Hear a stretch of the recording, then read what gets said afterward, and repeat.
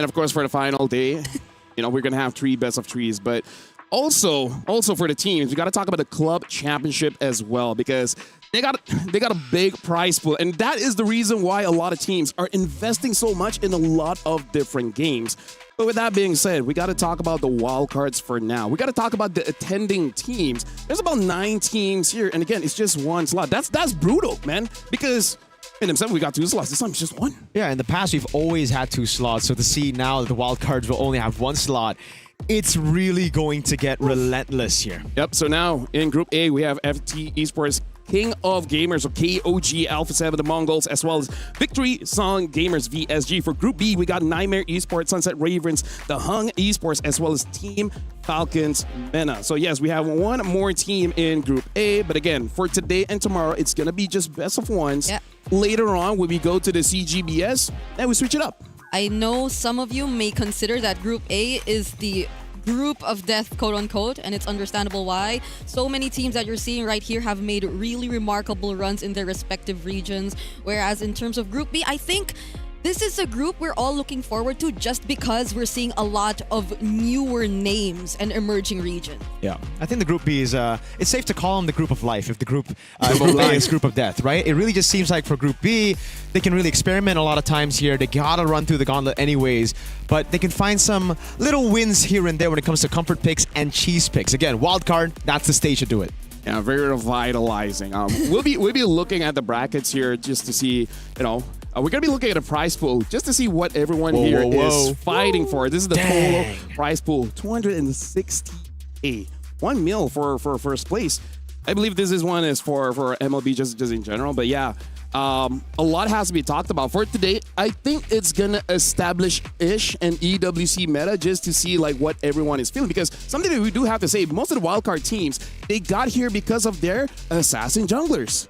Do they stick with that? Or they're like, okay, you know what? It's not good enough. We're going to be looking at the schedule just to roughly see who might still go with the assassin junglers, who might go for the tanks. Again, 8 best of 1. So we're going to be checking out the schedule very, very soon.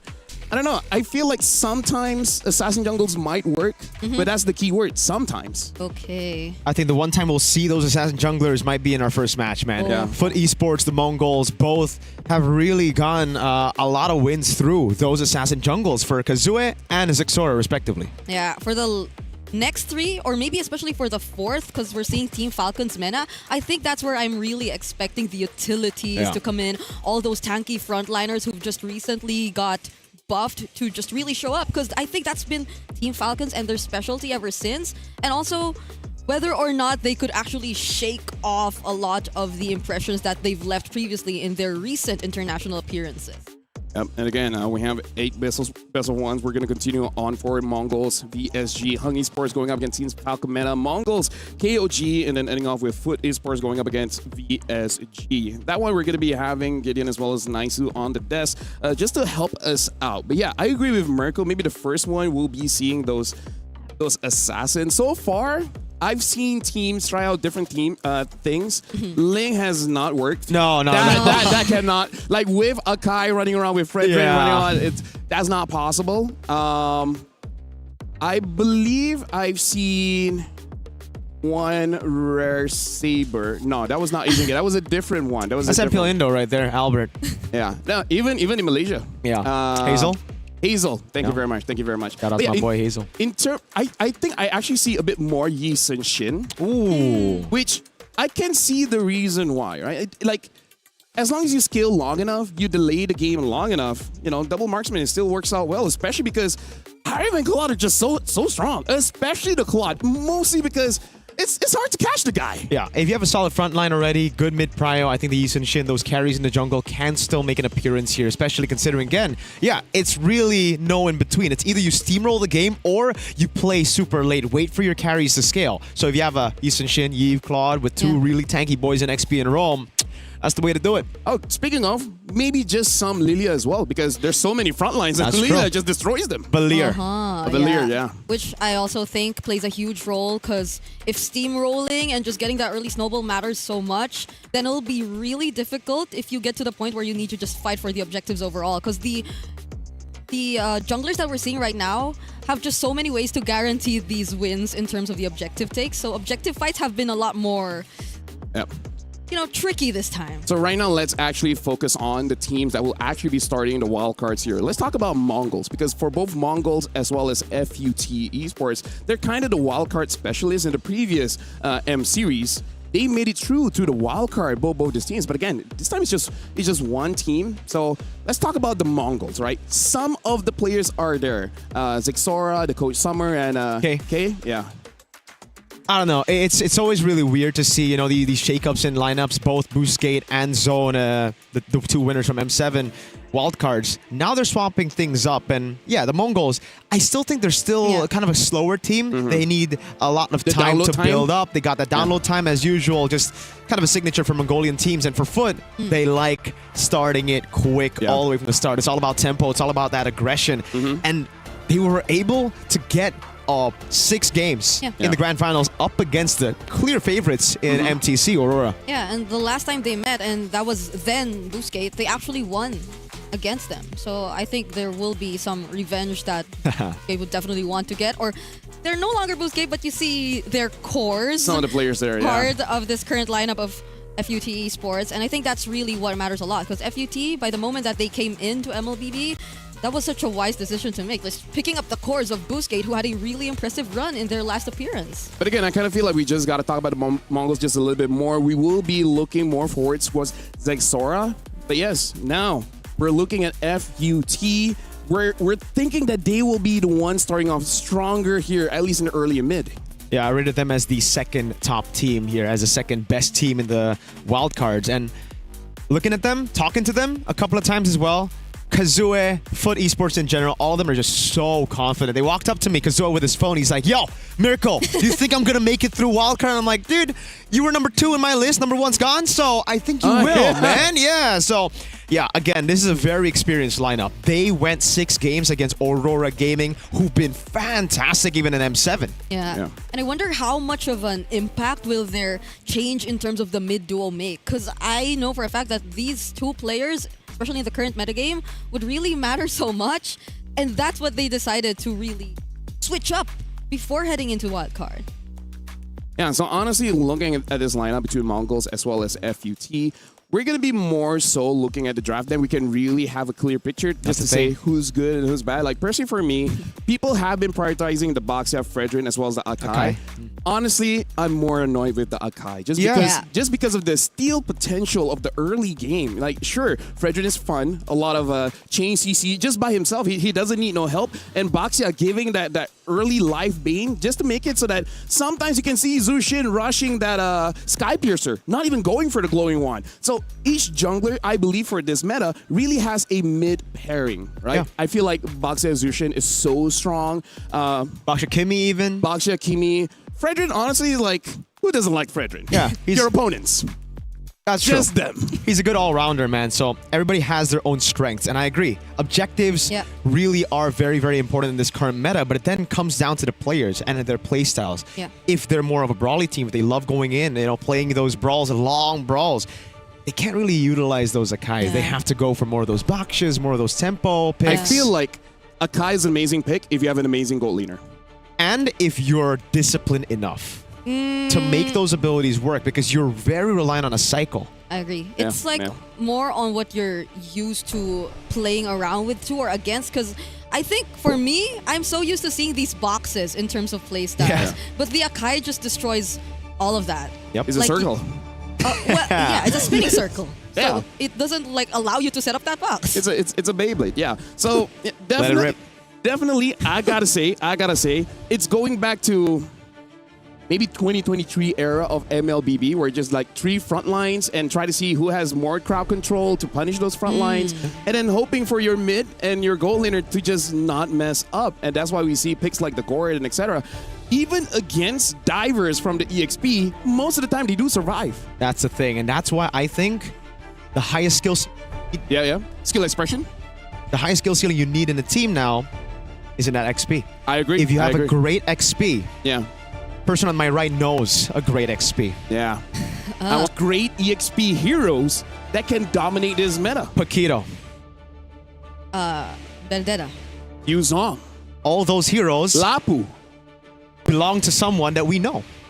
Alice is not damage E, but still very, very strong, right? As long as you can dive to the back line. But we see in the current meta, there's still a lot of Terizlas, a lot of Fovias. Blues but again, even. But here's sometimes. the thing. I feel like if you pick up a tank EXP, it's super unsafe with the Yuzong roaming around. Yeah. So gone are the days where we'll be considering a Uranus in the EXP. Like, at least not first pick. Like, if you know who you're going up against, then okay, sure.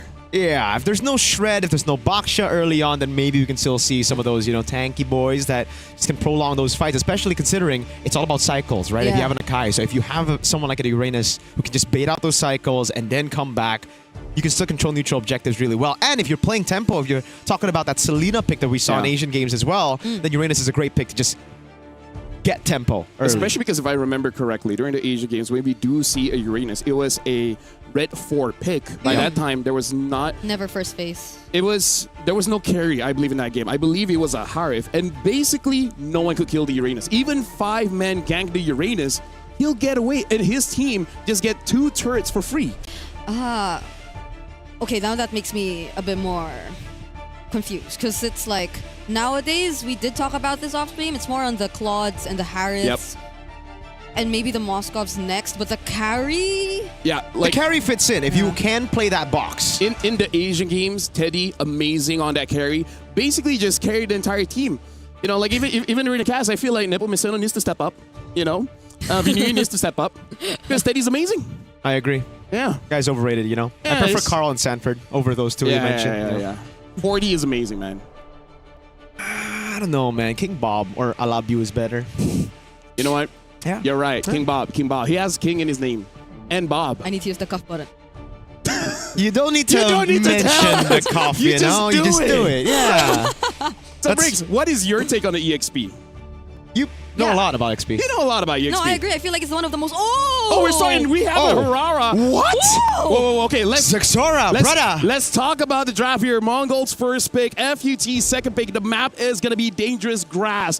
The Fovias, Kalia, and Valentina banned by Mongols. Freya, Matilda, as well as Baxia banned by FUT. Now go on. I love the fact that we were, teasing the fact that Mongols, they're the calculated boys. They don't want to go early on. They want to download their opponents. And Foot, on the other hand, they're aggressive. They're not too calculated. They want to go and, just shine on their mechanics, but it's the complete opposite if we see it in the drafts, right? It's Mongols with all the individual flair, even a Hirara in the first phase. Yeah. And Foot, this is what we expect the Mongols to go for. Objective heavy comp. Yeah, just like imagine how the interaction could potentially go. Like, I know the Hirara is just so flexible. He has the capability to keep herself immune, but that's already an Atlas and an Akai. Wait. Wow. Is this for real? Why did they ban the Novaria? There's already an Atlas. There's already a Zushin. I don't know if there's a misban or anything because you already have the mid and the roam. So where else would the Novaria go? Unless FUT just has some crazy strat like, I don't know, Novaria Gold? Wait, that's true, yeah. I mean, Tezet is known to have his, very out of the box interesting picks. Yeah, if you know, you know. This is the guy who brought up like a Kufra jungle back in the day as well for High when he was coaching Aura Season 8, Season 9. So you can expect a lot more crazy picks here from Foot. Well, Claude has been banned out. Bricks, the last ban here coming in from Mongols. Isn't it crazy to see that the Claude is banned all the way and the Marcel as well towards the end? When we were talking about it backstage, we were talking about Marcel Claude being first phase picks. I mean, like, look at Mongols pick. Paquito, the Gord, Hirara is the new one, but I still think the opener is pretty good for both teams. FUT a little bit less for me. I know we talked about like cheese strats and best of ones, but I never expected it to be this kind of... Maybe it's not a cheese. Maybe this is their perfect strat, because let's put this into context, right?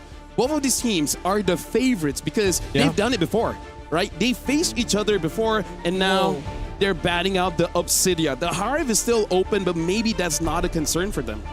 I guess not. The Moscov's a great pick. They need someone to just deal a lot of damage, but also not be reliant on just a cycle of skills. The Harv is a pretty good choice, but I think I like this a little bit better, Just constant DPS coming through. And then the XP later, I think is going to be a damage one. We've seen that matchup. It has to be. The Arlet fits. Yeah, 100%. I can't see if they really want to set up a box still with this kind of draft. Because they have very high mobility heroes, maybe apart from the Gord. Oh, wow. Even the Grok comes in here. What? Wait, was it a Grok? I mean, the Grok is... I guess the So Grok it's- just showed himself. If they want to go fast, Mongols, I do want to see if they have a very early roamer, like maybe even a Cho, so that you can evade. But again, going up against an Akai Zushin, kind of Also, not it's the a best Grok of idea. Ranger. Grok Ranger. Huh. A skill-based marksman hasn't been working that well unless you're a Harv. So very interesting to see how this Ranger is gonna play out. Yeah, it really just seems like Mongols have taken foot Esports' aggression, right? Because it's all about snowballing in the early game here. I would for like them. to use Zom, but I don't know if that's in their repertoire. So this is assuming the jungle and roam already, right? So it is the EXP that we're looking for, Yep, despite the Navaria ban. Maybe even Benedetta wouldn't be bad. Yeah. Yeah. A lot of damage EXP should work here. Like, you have a Zushin, Akai, and an Atlas. You kind of don't need any more defense. Yeah, it's not the best matchup against the Paquito unless your name is King Bob Vanuya, one of those guys. But Don't fight the Paquito. What's so hard about that? Exactly. I mean, a lot easier said than done. Oh, They go Sora. for just even more CC. They're just trying to overwhelm the Mongols with crowd control. Man, look at the amount of crowd control they got. I mean, like, Exactly. personally, my thoughts, in the first phase of that turtle, as long as no aggression happens in the first 2 minutes, I feel like FUT has got it, especially if the Sora just dives in with the lightning form. They should have enough damage and heal to secure that turtle. But with that being said, we're going to be throwing it over for Mirko and Brigida to cast this game, Mongols against FUT. You guys got this. Thank you so much, Lafel. We are now officially heading into the first best of one that we're having here in the wild cards of MSC 2026. A lot of surprises, especially as we came into the draft, approaching the second half already. Surprised to see the Hiraras, even the bans heading into the second phase were a lot of surprise for us, but man, how are we feeling about this? It's a lot of crowd control on the other side, and a team fight that could get just really messy on the other side. Yeah, I mean, if I'm looking on paper, I definitely got to side with Foot on the drafts, man. It just seems like this is the standard that what we've seen, the standard from what we've seen from our own leagues as well. But Mongols, again, they're coming into the best of one thinking comfort. We've seen a lot of that. We've heard a lot of that word recently in interviews as well. I'm so curious if Zixara already considers the Hirara as comfort, though. Like, for you to be confident enough to pull it out in your first series. Oh, speaking of, It looks pretty comfortable on it so far, but this is the problem without the Hirara early on. Once, well, where do you don't have cooldown? It's going to get really tough. XC burns out the flicker, tries to go in, but the Lantern Flare knocks Ox up. It's going to be Kazuma with the rotation as well. Ox, he's going to have to flicker out to safety. Psyche, no mana to take him down. what do we say about Mongols wanting to be the more disciplined or careful team? That's like a very brawly start to this game number one. Well, understandable. That's one of the more common rotations you're seeing, especially considering that they're still sticking with a quote-unquote assassin jungler. I think you would consider the Hirara an assassin still. But then Foot, they were so aggressive to fight back. That was a flicker burned by Exi early on. Yeah. They really wanted to get that kill early, man. They really wanted to stop the snowball from happening here for Zixora. Great start to the game for Foot, I'd say, man. Again, with the Hirara, you're just constantly going to have to take it in an early game. You're not going to have enough cooldowns to just spam your skills. But look at this rotation quickly into the bottom lane. They're playing that strong side, as we mentioned, Zixora. Zoning RX, Retri even going to go for it early. Survive that.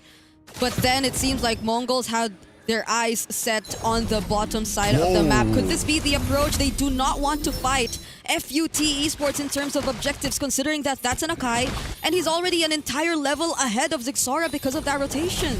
I love the approach, though, It's kind of like Mongols know that Foot will have the lead early on when it comes to neutral objective battles, so they try to go for the strong side, gold lane. K helping him out. A lot of damage plays down with the perfect match. It'll force out a flicker from K, but I think that should be it. Yeah.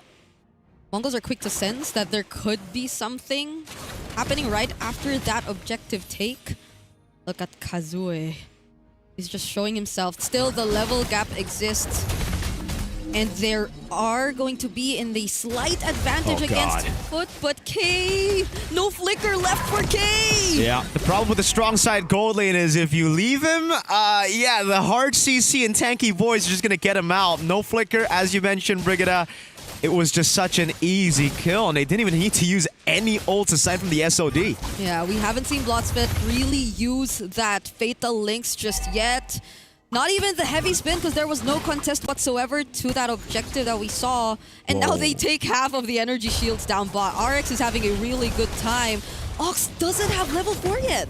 But look at Zexora. Again, something that we kind of know from him is that he is very sporadic. He knows how to think on the go, and he's already seen that rotation go straight up top, plays with the strong side that he has in XP to take the orange buff, and this means Kazue is going to be behind in XP despite getting Turtle 1. Oh, that was quick for Mongols to catch up, and now it's Foot who's just mostly staying down bottom. They get to find Ox isolated here, though. Lantern Flare. Oh, the perfect match. Even a body. Oh, wait a second. Kazue with the heavy spin. Straight up. The Spear of Misery kind of helped him there, too. Yeah, that was a bit of miscoordination. So I feel like this time we'll see the EXP laners actually be part of this upcoming fight. Let's see how it goes, because Mongols this time might actually contest. But we're seeing Zexora just starting to make his way.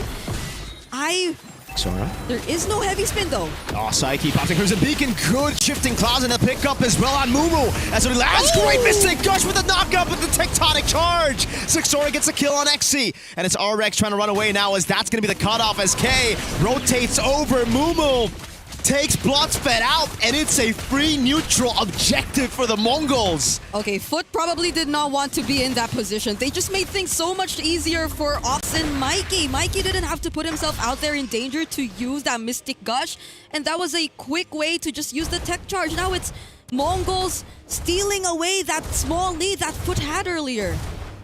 And Mongols are just using that aggression so well. They're forcing Foot to play those team fights. Foot, you got a composition to play neutral objectives. You can't be brawling early on, and a few of those abilities. Yeah, I think it's Mongols who is capable of finding those kinds of pickoffs in the mid before the objective rather than Foot. Foot might want to just really fight the objectives head on, and especially considering that earlier they did not have the heavy spin. We mentioned it, but they still decided to go for the fight. Those cycles are very important, especially for Foot, because if you don't have the shifting skies, oh god, wait, Makey. Good projectile, man. So much poke coming on. Psyche. Zexora steals a camp away from Kazue. Panda's walking up, though. He's very tanky. This is interesting, because I feel like Mongols, their lineup doesn't really require you to just go full commit. They're fighting it with range because of the Granger and the Gourd. And the ability of both the Paquito and the Hirara to just go in and out is helping them so much and just baiting out stuff from Foot Esports. Okay, gonna be safe. But going back, Foot, I feel like this time, they're the ones struggling to find their footing. Like, when are they going to come into a fight? And when are Mongols actually going to fight back? Or when are they just baiting them out? Because they are capable of doing that. I don't know. Right now, it just seems like Mongols have Foot's number. Again, they're going to use a Lantern Flare. Perfect match on Ox. If they can bait out the Tech Charge, that'll be big for them. And actually go for the heavy spin. The Tech Charge comes around. And a flicker out. Psyche! Crimson Beacon, the SOD lands. It's Psyche with a kill. Mumu into the mid. Okay. Oh, now that's a Fatal Link set up!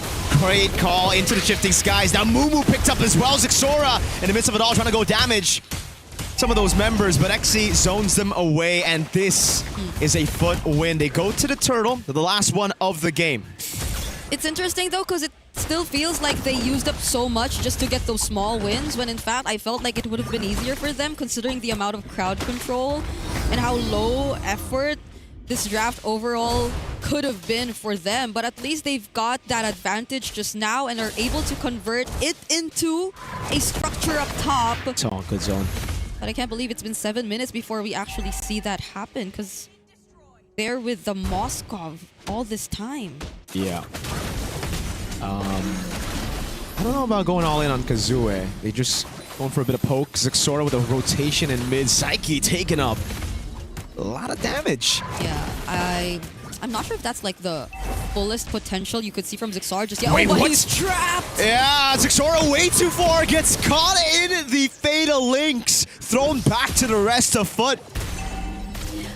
I think that's the second time we saw a favorable team fight just because of a mistake.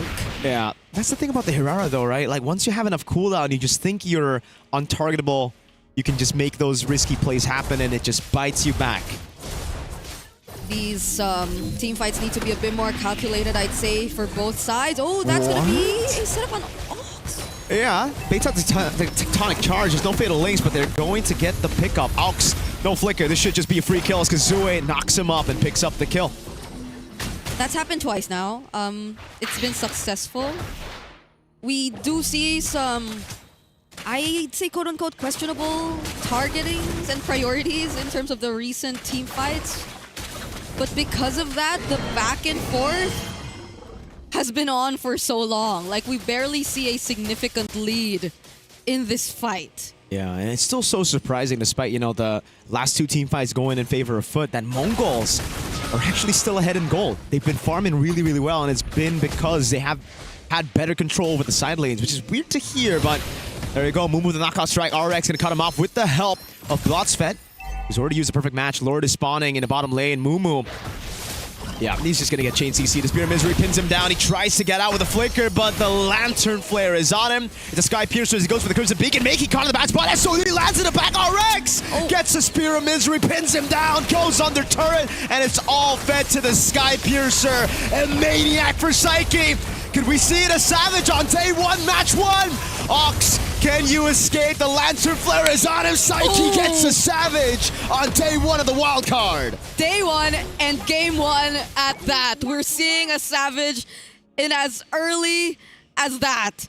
And can I just say, the ones who were the more aggressive in that team fight and the ones who put themselves up front were not Blotsfet nor Kazue. It was just really RX and Psyche. They knew that they were that much ahead. They knew that they were in that kind of advantage just with Mumu out of the picture. And now it's an immediate objective for FUT. It's interesting though. Okay, let's see that instant replay. Psyche, my god. I don't know, it was kind of also Mongols though. They did not need to back Mumu up all the way there. No one saw that. Don't point it out. No. Why you step back? No, man. No one saw that tech charge, all right? I can't even make Bigatron jokes anymore. This is why we are saying that there needs to be a bit more calculation from their part. It demands so much more just because of the kind of draft that they decided to go with. Now, Foot, this is where we expected them to be. This is exactly how they play this out. The amount of crowd control, actually in that recent team fight, they didn't even have to use much of it just because they were just going all in terms of the damage. I feel like that's another thing. You feel a lot more of the damage coming from this tanky lineup of Foot rather than of Mongols at this point. So they're really making sure that they're using it to their advantage. And at least for now, Mongols are defending and weirdly enough, still in the lead. Yeah. I think it's not that accurate. Blotsfet, though, goes in with perfect match. They're trying to go for the zone. Psyche, an absolute monster, brings Mumu back. And it's a flicker burn down. Ox. Again. Goes for the tech char. Oh no! You hate to see fatal links from Blotsfet! Gets him down, K! Oh no! Psyche gets another double! A disaster for the Mongols as they're gonna have to take 3 of their members out and about as just Sixora and Makey left to defend. This should be full stack Sky Piercer for Psyche, right? Oh yeah. So that just explains why you could barely get out alive once you're in that kind of position if you're the Mongols. This is very tough and risky if you're the Mongols. With very little crowd control and just mostly Ox, and by the way, it's always been Ox that they've been targeting first, I could barely see an opportunity for the Mongols to turn this around with a team fight win. Yeah, it's a composition that really relies on them winning out early game, you know, snowballing out control and then relying on their individual flair. Now, I'm not saying it can't happen, but we've seen 2 Brock ultimates go. Yeah, but that's the thing. They out always... Right? It's landed on. I thought you didn't see that. I didn't see the first one. Okay. But then the replay showed me. LaFell saw all of it. Yeah, I really want to know how LaFell feels about everything right now because it's just day one, game one. But he has a thumbs up. Is it a thumbs up? Yeah, if you've watched Project Hail Mary, that's a good thing, right? Like, we get to talk to him later, but for now we gotta really talk to the Mongols and Foot, maybe especially the Mongols and how they're really dealing with everything right now. Let's take a quick look at the items. Okay. Let's not. It's not. Let's just talk about the game. The Lord spawning. Okay. And that's not the new Lord, you know? The new Lord, like, it kind of gets players to go for the Lord. diva. Yeah. It's like, now as a player, I want to go for Lord. 13-3, now we see the actual goal lead. It is, oh, I don't know if this is comebackable. We've had that term, geekable. Do you think it's geekable? Well, I, at this point, could not see it coming for now. Like, even Ox, they've just been very aggressive. Psyche, this is where you really want to see your Juicin come to play. He's the one in charge of all the zoning right now. It's like Blotsfest will just go in for a late entry and surprise everyone, and that's the last thing you'd want to see if you're the Mongols. Yeah. Oh my god, all of their flickers are still intact. You could already imagine what kind of game-ending plays they could attempt to go for with this Lord Seed. Let's give it to the Mongols a bit. They do have clear. I don't want to say if it's good or bad. They got clear with the gourd. They have gourd. But then I look at the Granger and it's like, yeah, you're not that good at clearing. The Hirara is like, she's bad in, oh god, no damage to Exi as well. I'm looking for the damage too, but maybe you just look at different things when you look at the Hirara, you know. Exi trying to walk off. They're going to go for the mid lane siege here. Oh, RX is piercing through that turret onto Ox and K. And the base turret down below has already fallen. okay. Blotsfest looks like he wants to do something. But let's see. They still have to clear out the waves. Yeah, oh, he's already below half HP. Oh, Fatal Links on the back, both of the frontliners, and they get caught with the heavy spin. That's the pin down immobilization already. Zixora gets away, but Psyche's just tearing them apart. Zixora's trying to gap close now. He goes immobilized. Oh, but Psyche is unkillable. Picks the Hirara up. Zixora's walking up again, trying to go for the clear again, untargetable for a bit. But it's still Psyche just zoning all of them, and they've lost no members. Okay, they're still dealing with it. Sora and Kay still left to defend. Still have an entire wave to deal with, but Sora is down. Kay back in the fountain, but what can he do? It's just gonna be a game number one, or the only game in this best of one. Going over to Foot Esports. It's over for game one. Foot Esports getting the revenge that they've desperately been waiting for since that M7 wildcard where they lost to a Mongolian team. Team Zone, Kay, Zixora, they showed them how it's done, but today it seems like it's a Foot day. Want to introduce me in? Oh, I'm in. Hey! So first of all, let's just say congratulations to FUT for winning that one. But my TLDR, my summary of this game, the reason why Mongols win and lose is because of their mechanics. Because the only time that they won in the team fight was that incredible tech charge into the Mystic Gush. Yeah. But then after that, any kind of team fight, we've seen mistakes coming in from Zixora. We've seen mistakes coming in from, of course, the Grok from Alp. So I really feel like this might be one of those situations where you probably just need to warm up just a little bit, because there was a lot of unnecessary situations where I believe Mongols had the kit to outplay that, but that just didn't happen. But when we're talking about a draft, Ranger is not really one of those geekable heroes, because it's a hero that heavily relies on the Sky Piercer stacks. What if you get 40 Sky Piercer stacks in the last team fight? That's good enough. Yeah. That's good enough. But compared to basic attack heroes that just needs that Trinity, they're more reliable. So I would say in this game, it's all about execution from the Mongols. And the good thing that I can say is that you're not eliminated right now, right? As long as you make it to top 4, that's still fine. So, hey, maybe a warm-up after this, they might look better. Yeah, because there was a clear game plan from them anyway. Yeah. Like, you saw their first rotation, them just deliberately letting go of the objective and wanting to focus their resources onto one lane. But after that rotation, I feel like we no longer got to see the idea anymore, because we got to see like the team fights that feels were a bit accidental. autopilot-y, honestly. Yeah. It doesn't feel planned. It really didn't, man, because at the Granger with the Gourd as well, you get two very vulnerable backliners, but then there's no tank up forward, right? It's just Ox on the Grok. He's mainly an initiation tool, and then the Paquito is kind of there to deal damage, because if you look at the build, it was a Hunter Strike C Halberd. Yep. Usually, if you want to go for a bit of a tankier build, you go for maybe Fury Hammer straight into the Queen's Wings and then full tank, so that you can provide a bit more utility for your backliners, but okay. Let's talk about the Savage as well, right? Taiki. Game one at what, 9 minutes of the game, and we're starting to see something change here in terms of the items, because as a roamer, I haven't built Dominance Ice for a long time. If I build it, you know my team is bad. Let me just say that. Yeah. Right? And even in that game, they didn't build Glowing 1 early item because, again, the sustain isn't from healing. It's just nothing really, right? And, so they didn't have to cut anything in half. Yeah.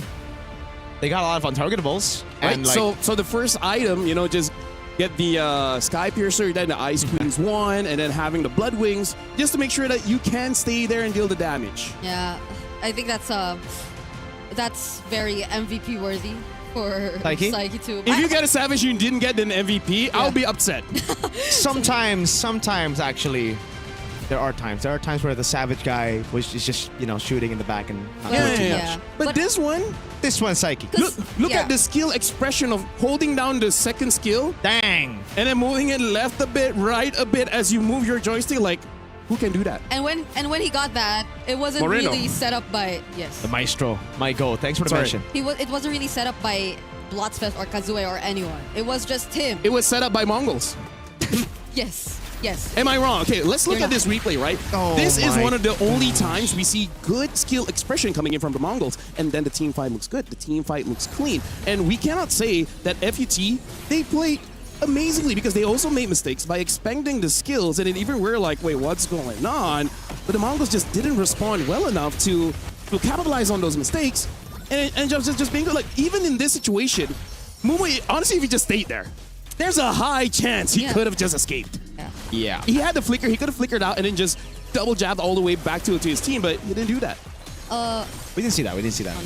Oh, I saw that plenty times. I'll see it in my dreams tonight. Okay.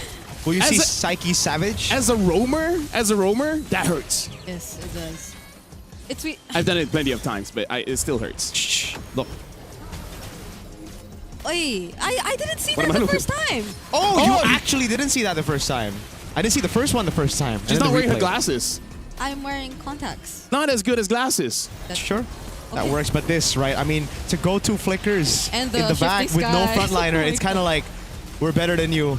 Yeah. That's literally what they thought, right? Like, you have to have that respect. You're up against a composition that is just full CC, dude. If you don't get caught by the Atlas, you're going to get caught by the Sora. If that doesn't happen, then the Panda's going to spin at you. And this is the lineup. If you don't get like 3,000 gold lead by the first 2 minutes, you're kind of done. Because Gort, once he's finished his skills, then what? Ranger, once he finishes skills, then what? Hirara is pretty fast to finish her skill and no damage. And then what? Yeah. Right? It's just a composition where you kind of want to blow everything instantly and hope it's enough. And, you know, newsflash, usually isn't. Because I think even the sides weren't able to accomplish much in that game. Like Mumu, not that he was held in lane by his counterpart, by Xe, but whenever he did try to go or catch up to the fights, it's a bit too late.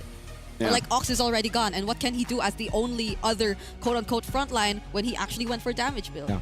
Well, so far we've seen Hirara in the game hasn't been performing so well so far. We got 7 more best of ones for today. So who knows? Maybe someone else wants to give it a shot.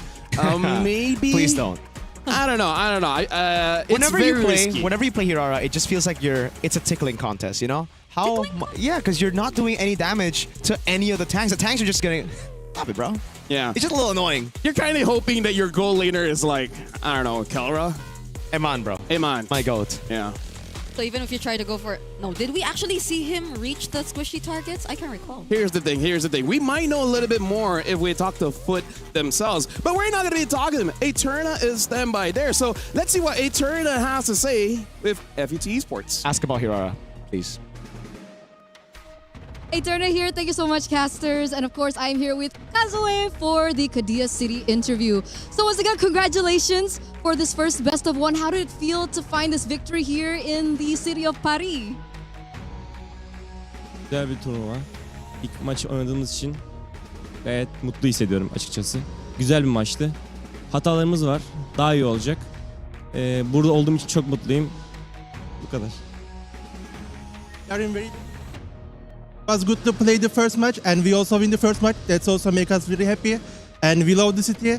and we want to go to the main stage. Okay. We did little mistakes, but we will fix them in the next matches. And we're excited to see your next few matches. Now, your first opening match here, it looked like a little bit of a revenge story because technically they were the ones to knock you out at M7 stages. How does it feel to find this win against them?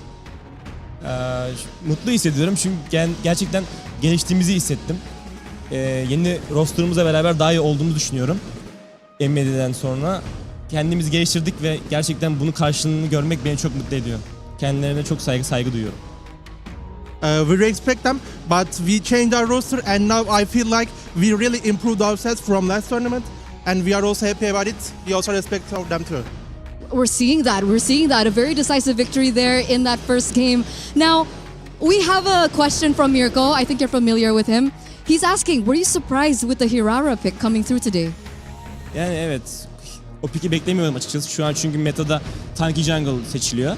Ve Hirara'nın turnuvalarda çok iş yapacağını düşünmüyorum. Çünkü bence güçlü ama ranked da güçlü. Turnuvalarda iş yapacağını düşünmüyorum şu an için. Çünkü meta biraz değişti ve Hirara çok slow dönüyor bence. Yavaş dönüyor ormanlara.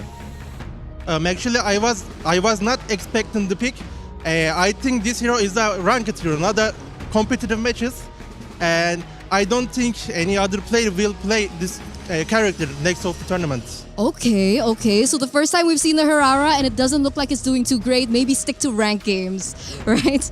All right, Kazue, final question. You are going to be up against VSG next. Do you have a message perhaps for that team? Biz onlarla aynı bölgede olduğumuz için onlarla çok fazla scrim atıyoruz. Bizim scrim partnerimiz. Onları seviyorum, saygı duyuyorum. Güzel rakip. İnşallah biz kazanırız. Because we are of the same region, we did a lot of scrims against them, and we love them, we respect them, we wish them luck, but I hope we will win today. Okay, we'll see if you guys are going to make the win. But once again, congratulations for your first victory. We'll see you later on. And we're going to throw it over back to our casters to maybe break down some of what Kazue said earlier. Let's go. Thank you very much, Eterna, as well as Kazui. So, yeah, Hirara, let's just keep it in rank. It's not competitive just yet. And, you know, I think he said this is a tanky meta. Don't know why he picked that up. I understood what he was saying, don't you? Yes, because of the translation. Look at Mirko. He's cringing slightly. Wait, let's wait for him to show on cam. There. There you go. There How do you you go. explain that face? Like, Yeah, it's kind of like... I agree I with told him. you so. No, I mean, I disagree with him. You know, it's something that you would expect in ranked games. Yeah. It's something you'd expect in some of the streamers' games. But like you saw how much it did against the Akai. It was kind of just dancing there. yeah, there was probably some bit of attempt to cheese. No, I think I have the same mindset as the Mongols. You know what my mindset always is? What? What's the worst that could happen?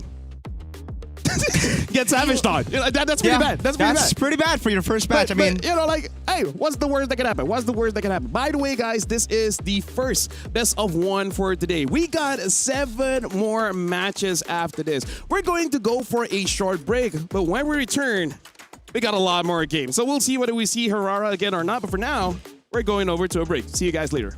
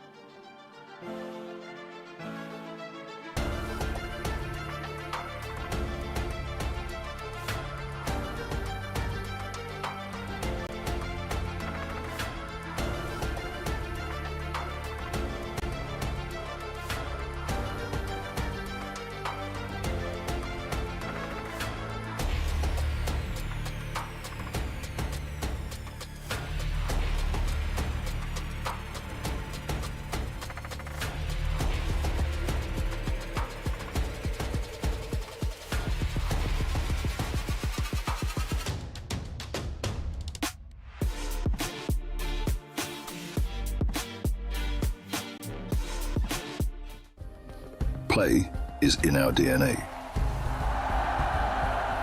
Whenever we let it out, it becomes our superpower. Now imagine an entire city being built to supercharge it. Kadir City, powered by play.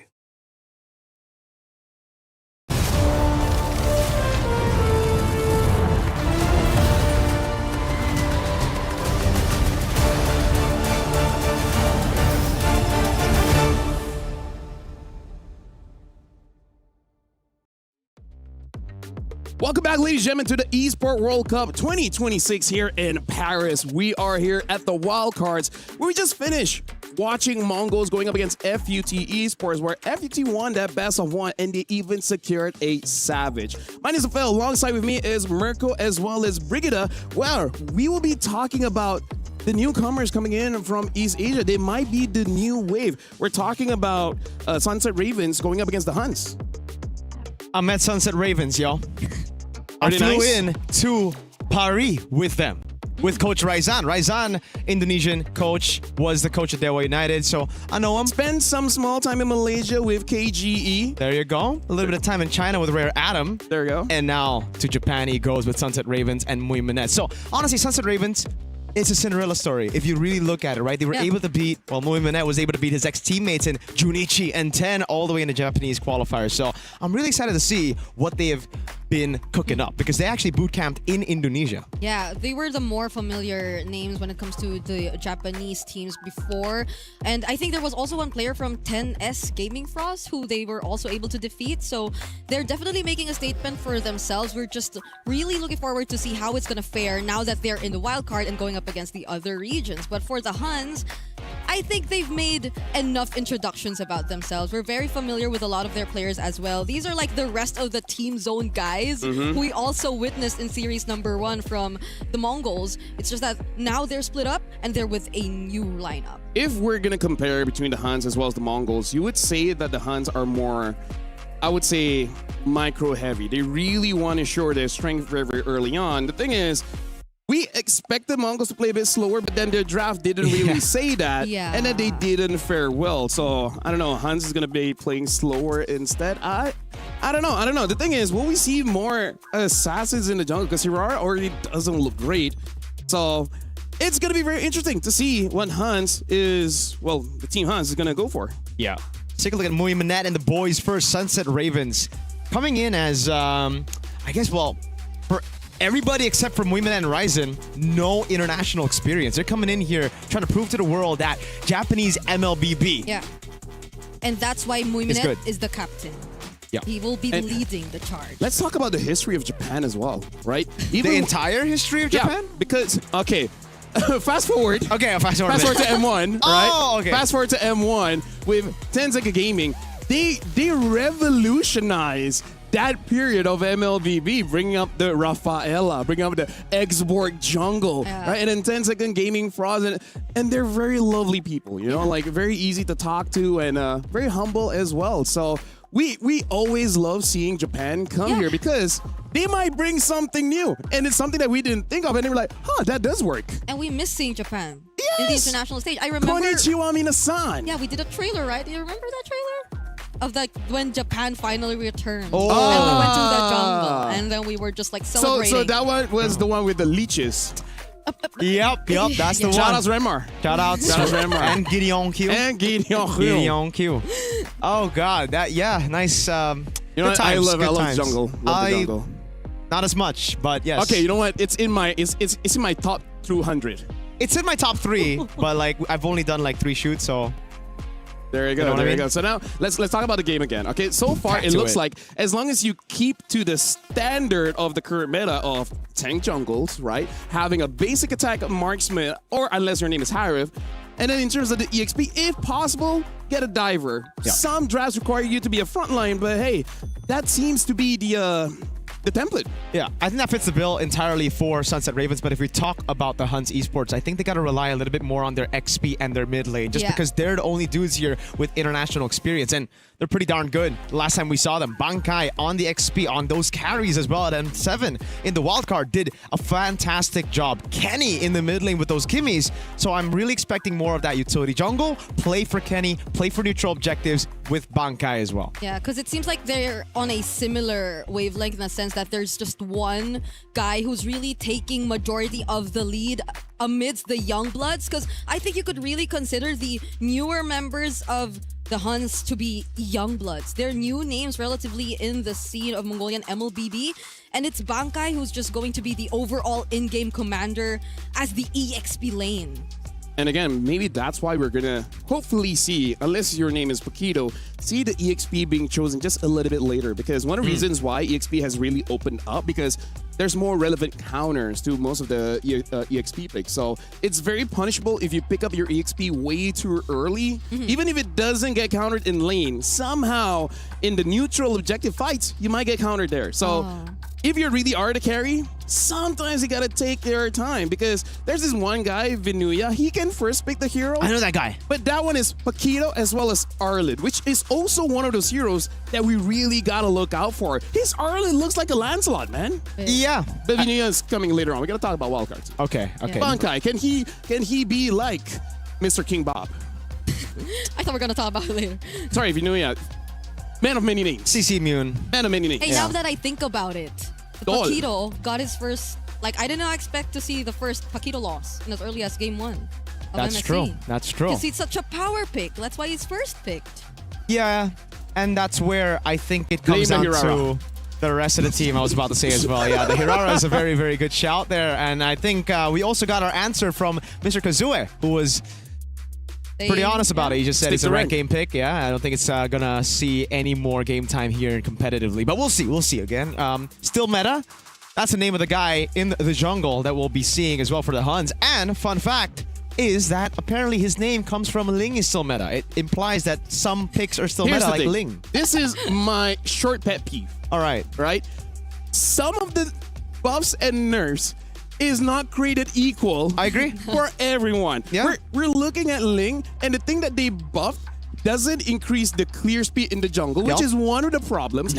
Doesn't help its survivability in a team fight, which was one of Ling's problems as well.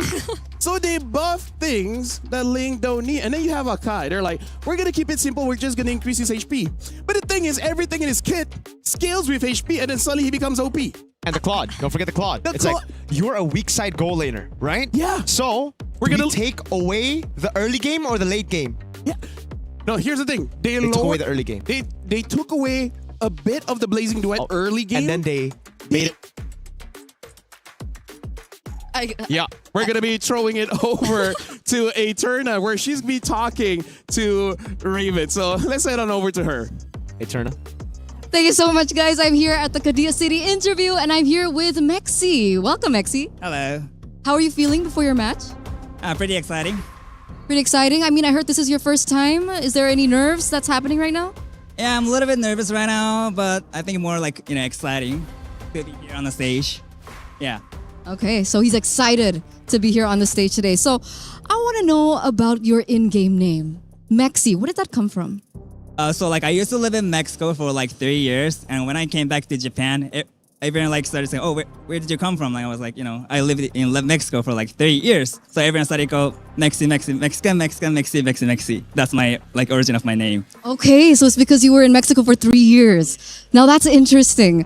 Now coming into this next game, obviously, Mexi, we're hearing that you're also a translator for your team because your head coach is Indonesian, Coach Ryzen. How challenging has that been for you?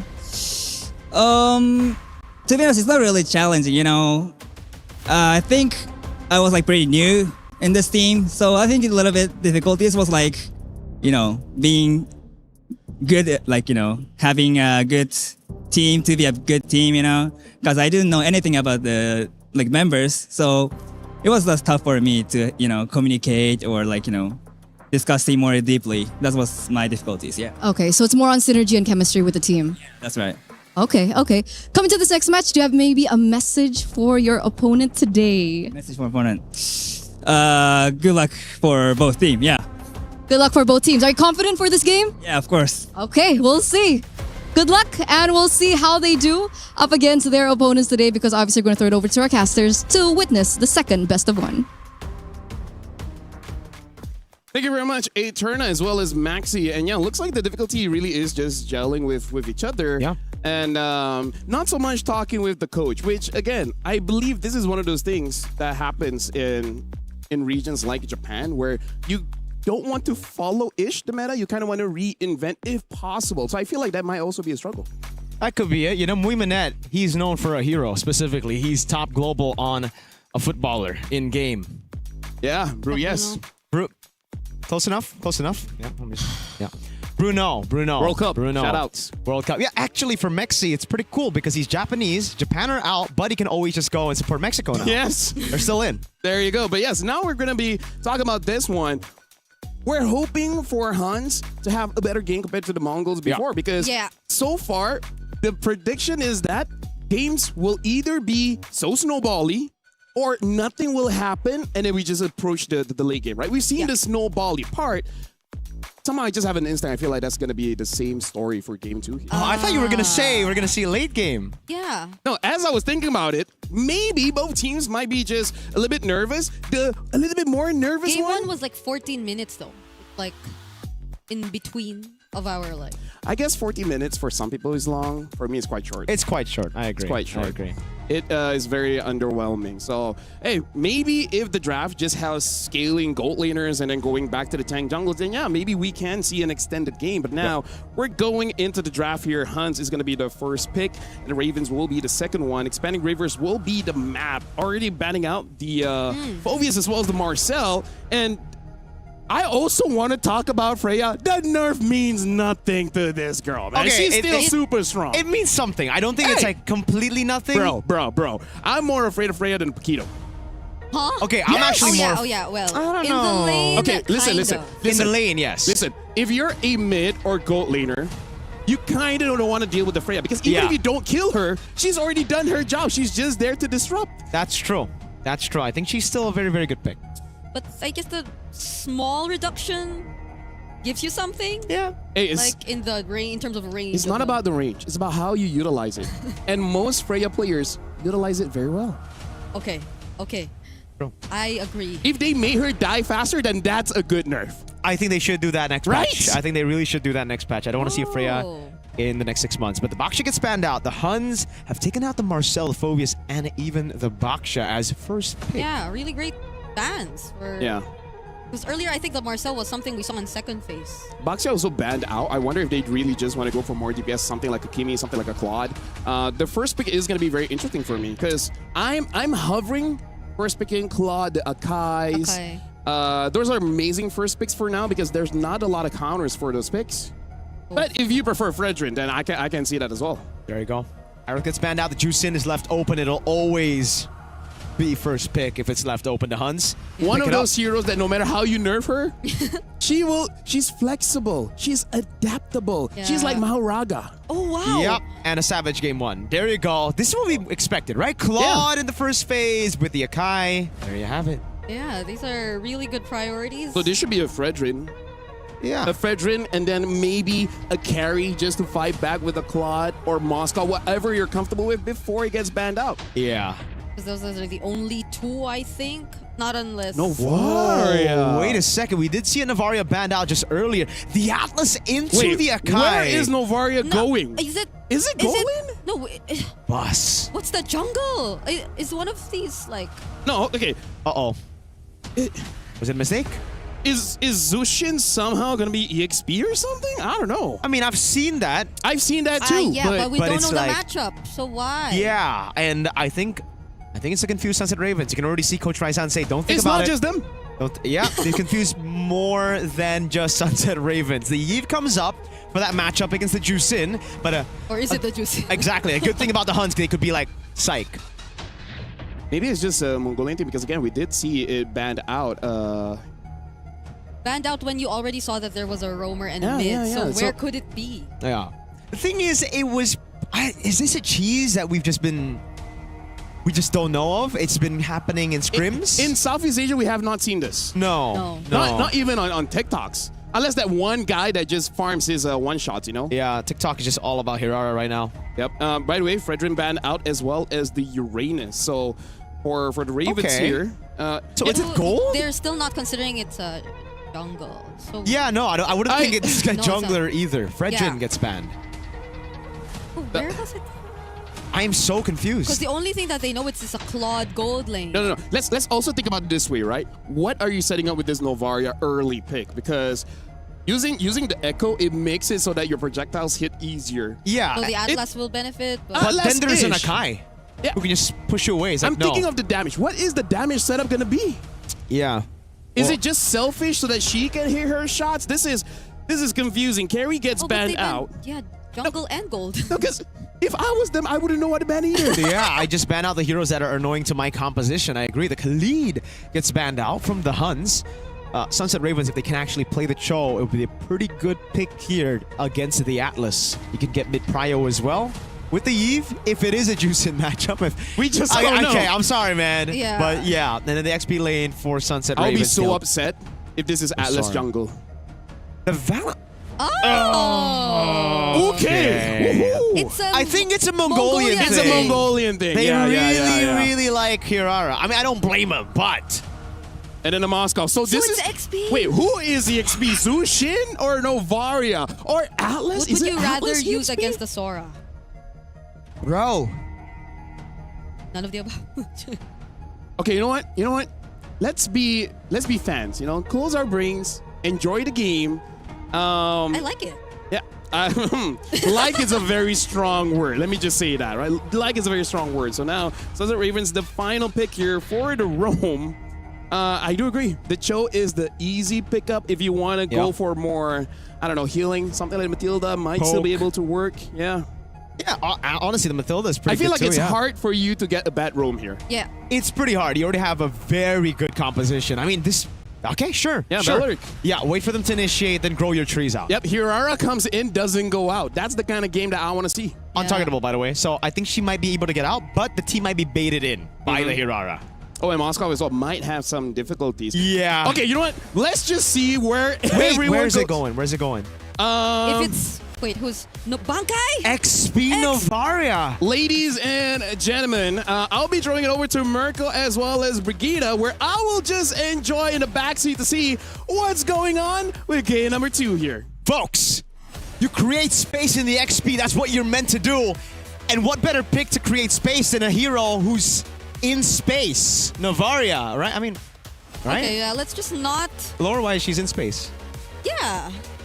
Eve's also in space. That's Eve's right. in space, but okay, that's true. That's true. There are all, I don't know. But like, you see what I'm going with it, you know, XP, getting space. You Yeah. know a lot about XP. Let us not talk about nor consider the matchups anymore. The 1v1s, none of it is going to matter, I guess. Wait, so it's not Navarro? Yo, ladies and gentlemen, welcome to game number 2. We're in the line of dawn. So Novaria is Arlet. I see the resemblance. Yeah. Sure, but yeah, okay. So that we were confused for no reason. I don't know. We should have just known. We should have known it was a different visual. You know? Okay. Maybe Novaria and Arlet are just different Siblings. in Paris. No. Okay. But hey, all right. So let's talk about the Arlet. Now that it's an Arlet, they can actually have some combos with the rest of the team, right? They can Yes. actually bait out some purifiers as well. They have layers upon the CC, not just the Atlas. It makes sense. It makes more sense. Yeah, Okay, and thank was goodness. it like if it, because I'm trying to recall like the sequence, then maybe it was also some sort of deny for the Atlas Arlot to just whoa. come together for Sunset Ravens. And somehow Bankai is really doing a great job so far. Oh, That's way too far away, the BMI. What? okay, he did not expect that, but if he did watch game number 1, he should have known that the Hirara is likely to go there. Yeah. Okay, let's take a look at the emblems real quick. Mexi's not having a good time. He's not. Okay. So I'm assuming these are the accurate emblems that we're seeing. Still the same for the Hirara as we saw in game number 1. I think it's except the Assassin. Yeah, it's Master Assassin coming down. The Bargain Hunter is something that we actually have been seeing quite a bit as well. Good zoning. Bankai is going to hit 4 before Mexi. Depends on the XP crab. They're going to have to fight for him. This is the thing about the two roamers. And Oyu, Oh, yeah. they're this not is going to have ultimates here for the first turtle. Hey, we could say his IGN by the time he uses Wrath of Dryad. That's true. Wait, good taunt. Okay, Mexi here Don't. will use the Shifting Skies, catches one, but Bankai responds with the final slash. That's actually an outplay that we get to see from the Huns, and they force out the heavy spin as well from Trap. Now he's trapped. Can he get out? Gets knocked up, and is picked off by the Huns yet again. They seemingly are going to get the clear advantage in this fight. Really well played by the Huns. Bankai again. Something that we mentioned in the pre-show as well is play around the XP. Get Bankai and Kenny good picks, a winning matchup, and you'll be able to get so much more of an advantage. Thank goodness it's not a Navaria. Okay, this is a better Hirara game, at least so far.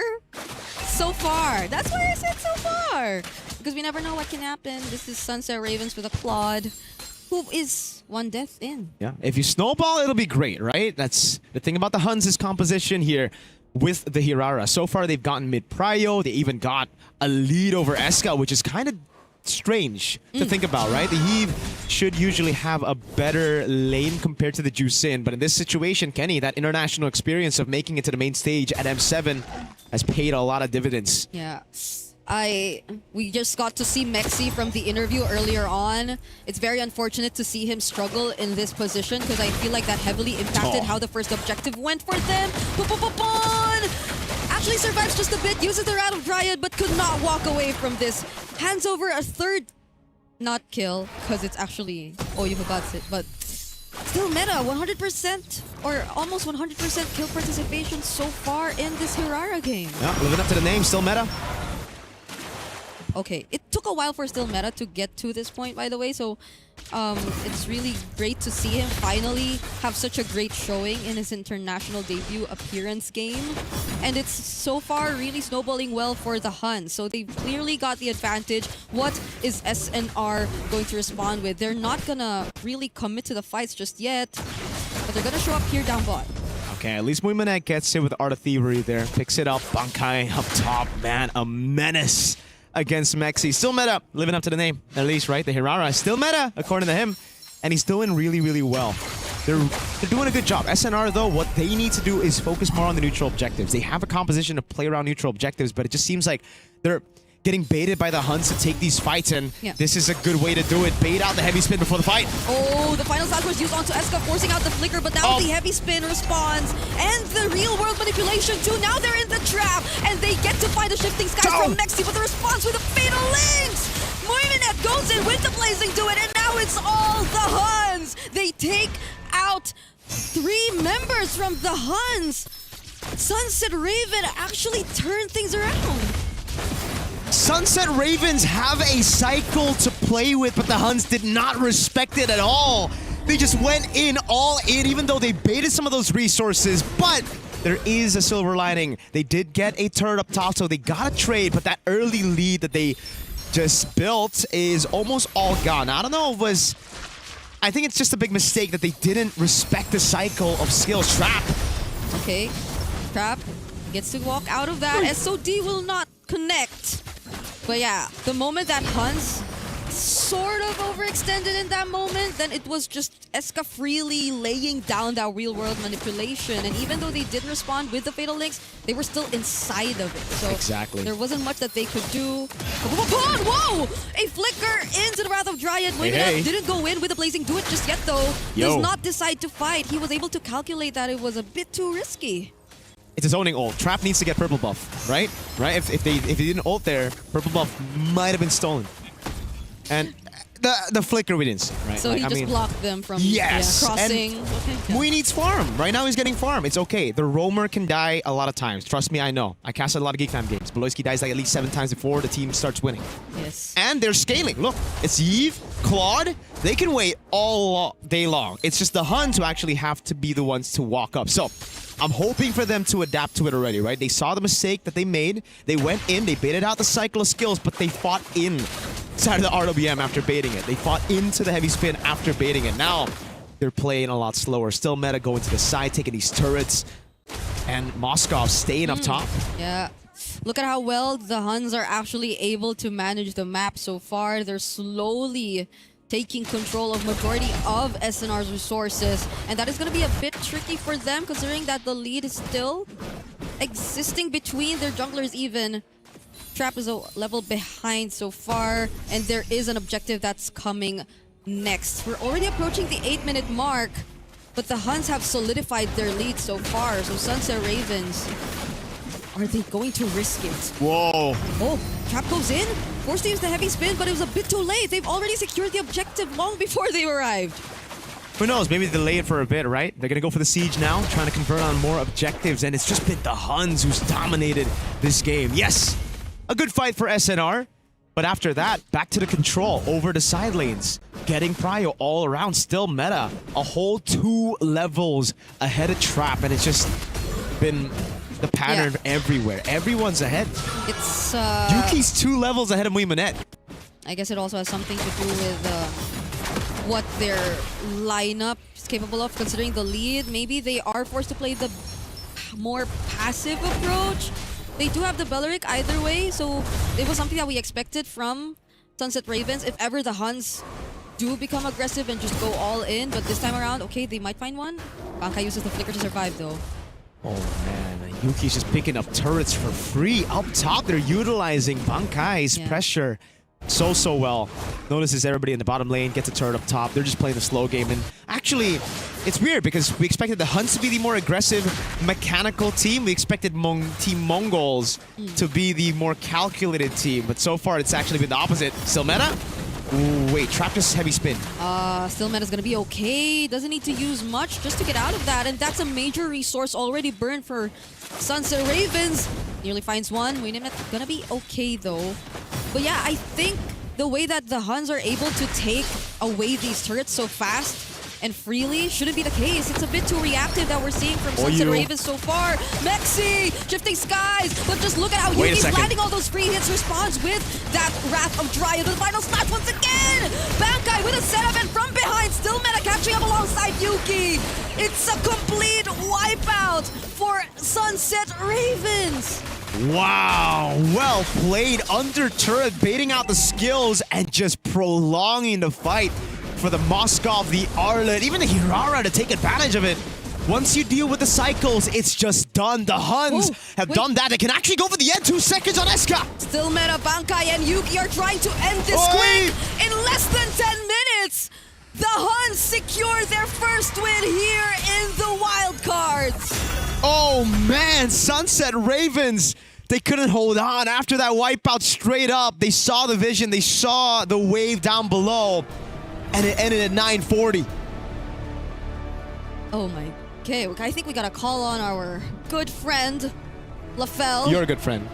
How do you feel about this? It's a less than 10-minute game.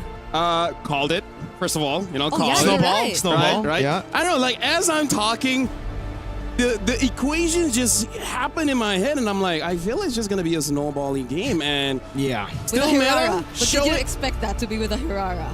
No, I did not. No, I expected it to be a Novaria too, so. Yeah, right? And again, Bankai was one of his top picks in previous international tournaments, which was the Arlet. So at least now we know Novaria, Arlet are the same people, right? It's just a cosmetic change. So it's a skin. It's a new skin. Is Novaria an Arlet skin or is an Arlet a Novaria skin? It's obviously Novaria is the skin for Arlet. You know why? Why? This is a wolf in sheep's clothing. Ooh. Yeah, you just don't know. And I feel like the biggest difference here, right, Briggs? This Aurora looks good because the side lanes were winning. Yeah, because like I would say every lane actually was winning. Yeah, the side lane was winning, the mid lane was winning, the prio is there. They know their win conditions better as well over Sunset Ravens. It really seems like Sunset Ravens were just a bit lost. I mean, like, let's look at the lanes, right? In the gold lane, try to freeze and make a difference in EXP up until 2 levels. But on the EXP lane, just go in and try to kill as fast as you can, just to make sure this Sora is a non-factor in any of the fights.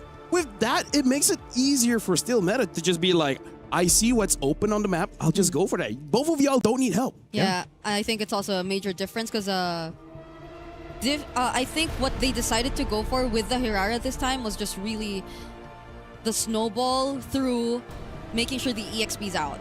Yeah. It's unlike what we saw from the Mongols earlier on, where they just tried to give up some of the more or the major resources and then get confused with what trades they would go after that. Yeah.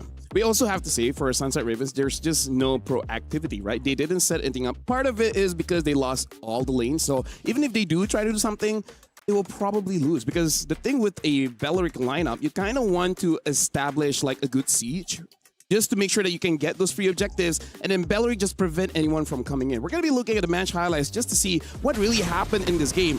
And we saw Still Meta goes to the gold lane first, eventually goes to the EXP, and then once those lanes have won, everything is easy for Huns. Yeah, I really just feel like it feels like there's an individual gap for sure, man, and the mechanics definitely shine through for the Huns here. So many times, Bankai getting those resets with the help of the Lantern Flare and the perfect match, and he just gets so much sustain, and they get a lot of this too. They bait out some of the crucial skills before a fight even happens, right? So, Breath of Giant gone. Heavy spin a couple of times baited out as well. RWM, this is the moment though, where I don't like it this. looked like it was great because Trap shoved them away, but Huns were like, nah, I'm gonna do my own thing.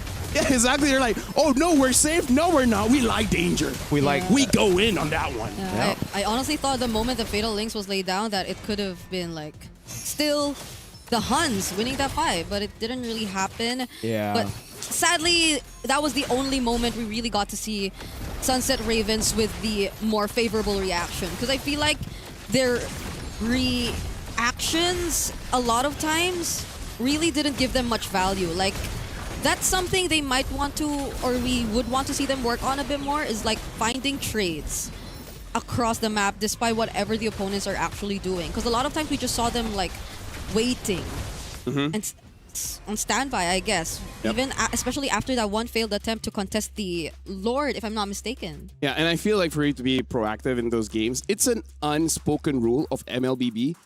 Don't lose the lane in the first 2 minutes. Because the moment you do lose the lane in one shape or form in the first 2 minutes, you're gonna cause problems for your team. Imagine your EXP laner being level 2 as the turtle spawns.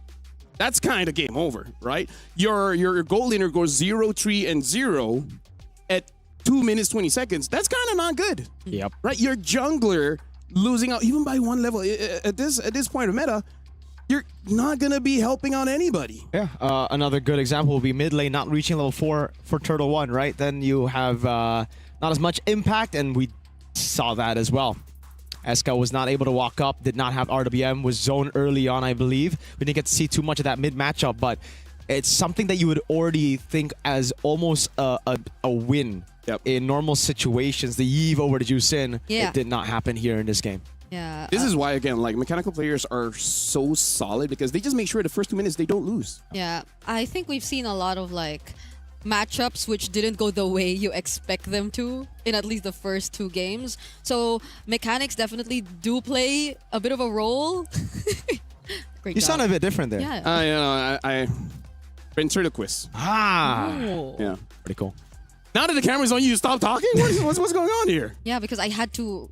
You had to keep the act. It's your so voice. It's your voice. Now I'm about to say something. So yeah, I agree because it feels like we could go to a break right now. Yeah. Really? Honestly, it was a pretty short one, but yes, we have more games for today. That's the second best of 1 true. We'll be jumping to the third one after this, but for now, we're going for a short break. Make sure you guys don't go anywhere because we'll be back in like what, 5-10 minutes? We'll see you guys then.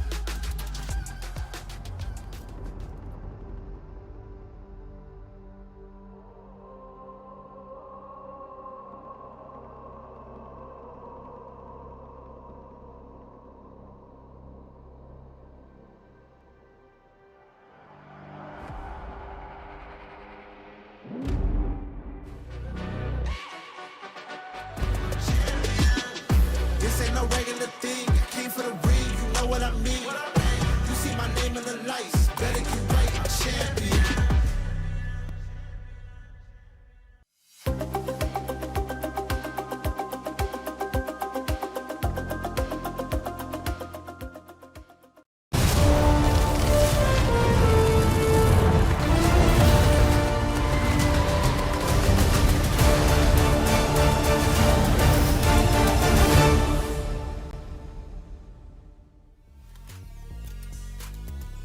Welcome back, ladies and gentlemen, to EWC 26. This is the MLBB wildcard, and we just saw another rather short game. About 8-9 minutes was ended. Sunset Ravens got defeat from the Han, so now Hirara has a 50% win rate. So that's kind of good. And we'll be watching this next match, KOG. Very impressive from MSL Thailand going up against VSG. My name is Phil. Alongside with me is Mirko as well as Brigida. So far, stomps in the first 2 games. Will this be one of them, Mirko? No, I think this is actually going to be one of the closer series or closer matches that we have here today. This is a good one. I really expect both teams to do really well. I cast it for MSL Thailand, so I know how good KOG can be. VSG, I've heard great things about them. And I also watched some of the VODs of their games, and they got, you know, my favorite player, one of my favorites, my GOAT, ex-VTR, by the way, JM. Yeah. Yeah, speaking of, both teams have Filipino DNAs, Brigida. Let's talk about that a little bit. What's up with that? Exactly. That's why I think it will be a much closer fight because they're able to bring much of what we're familiar to in terms of gameplay to the international stage. And this time around, I think it's almost the same in terms of numbers. Like there's 2.5 on KOG's, or no, on VSG side, 2.5 Filipinos, and then there's 3. Because even the coach for KOG, even the coach for KOG So has some Filipino DNA. Oh. Must be nice being you, huh? Why? I feel like Filipinos like good at MLBB or something. I feel like we talk about this every year, and it's just a stream like she's just talking about how great the Philippines is, and then we're like, you tossed me the question, so I just had to, you know. That's true. Yeah, but every year. It's every year, man. It's almost like Filipinos are good at MLBB. Yeah, or right. something. Anyways, yeah, we gotta talk about KOG because they were very, very impressive back in MSL Thailand. Ooh. And looking at 33rd or 33 or Sanju San, he is 30 years old. Damn. I don't know anyone that age. I don't know myself, so I'm Okay. Yeah, that's true. I don't know true. myself. He I think aside from that has been here very long enough. Which, by the way, I fought against him in SEA Games. He was the first SEA Games. I was the coach. He was the player. But we had an interaction there. Yeah. Dang, 2017. So that was some So you're history. batchmates. Yes. We're almost same age. Damn. Damn. By the way, right? Payan, amazing goal laner. I think the star of the day for me has to be Payan. Just seeing his Claude, specifically his Claude at MSL Thailand, I think this is something that VSG are going to have to take into account when they ban out some of those heroes. We saw the Claude just earlier, unfortunately not game number 1, but game number 2, respect the Claude, please, VSG. Yeah, which is exactly why we're all excited to see Carvey too and his resurgence here in the international scene because he's the one who's going to have to go up against Payan. So that's going to be an interesting matchup for sure. But more so, it's the guy on the screen. It's the EXP lane matchup too that I think needs a lot of attention when it comes to this game. I feel like it's just going to be the story of, I would say, this EWC, right? Anyone that, if there's any game that there's an EXP diff, I really feel like it's just going to be snowballing. Yeah. Right? If other lanes, you know, lose a little bit, I think it's still survivable. But if the EXP lane has a clear gap, I don't think it's going to be a long game. I think the game will end by the first Lord. That's how impactful the EXP laners are right now. Having a massive hero pool helps a lot because, again, a lot of things can be countered. So if you're saved all the way to the end, then you're going to be good. That's why, good XPs, they win you tournaments. And earlier, Bankai was able to show that, right? Yeah. Let's see who is the better XP here because 33, he's got the experience. JM, he's Filipino. Yeah, but unfair advantage. He is Filipino and he will be going up against a team who might be one of the closest to the PH macro though. So yeah, one thing about KOG that's really, really great is, like you said, the discipline, the macro, the way they play. They understand their win conditions so well. But it was all with assassin junglers. That's the big question now. Has Kaizen readapted to that utility jungle? Because he was known as utility jungle, but then he had to adapt to the assassins. Now, is he back? Yeah, something about those assassin tank conversations. junglers like using the assassins slightly, especially the gold lane. They like the tanks. Not just what was because- Zayn back then. Saber, I guess. Yeah, you know what? Yeah, Makes Saber, sense, yeah. Saber's You know good. what? Saber's good. Saber meta-ish in rank with the buffs, making him able to go in and out of the fights. But we're not going to be talking about that unless it has been brought out. But we're going to be talking about KOG here, which, again, we've seen a lot of them. They're looking pretty good. BSG, and here's the thing. You were saying that this might be a close game. Yes. And I do agree. But Yes. in the first 4 minutes, Oh. if I see a clear gap in the EXP, probably not going to be a long one. Okay. And I feel like it might, because 33 in during the time of MSL and I think a bit of Asian games, I think he tried to make the CC work. It worked for him. It didn't work out for the team. Yeah. CC did get buffed a bit, but I think it's not enough. I agree with that. I agree. I think it's also because in Asian games, he couldn't rely on his jungler maybe, or on his goal laner. So now that he has Kaizen and Pai, and he can go back to what we see more often in MSL Thailand for him, which was actually some crazy picks like the Esmeralda. So it's tanks in the XP just to enable the rest of the team. Yeah, I still like to think that this will be our first, like, longer game. Okay, let's establish what would be a longer game. For me, if it's above 16. I think just above 14, above match 1, I'm happy. Yeah. Around 15 plus. So you guys are comfortable with 14, I'm comfortable with 16? Above 14. Above 14, above 16 16. is above 14. There you go. Bang. Because, I don't know, I feel like, 15-ish minutes is still... it feels long if... 30-minute game. I've had a 33-minute game.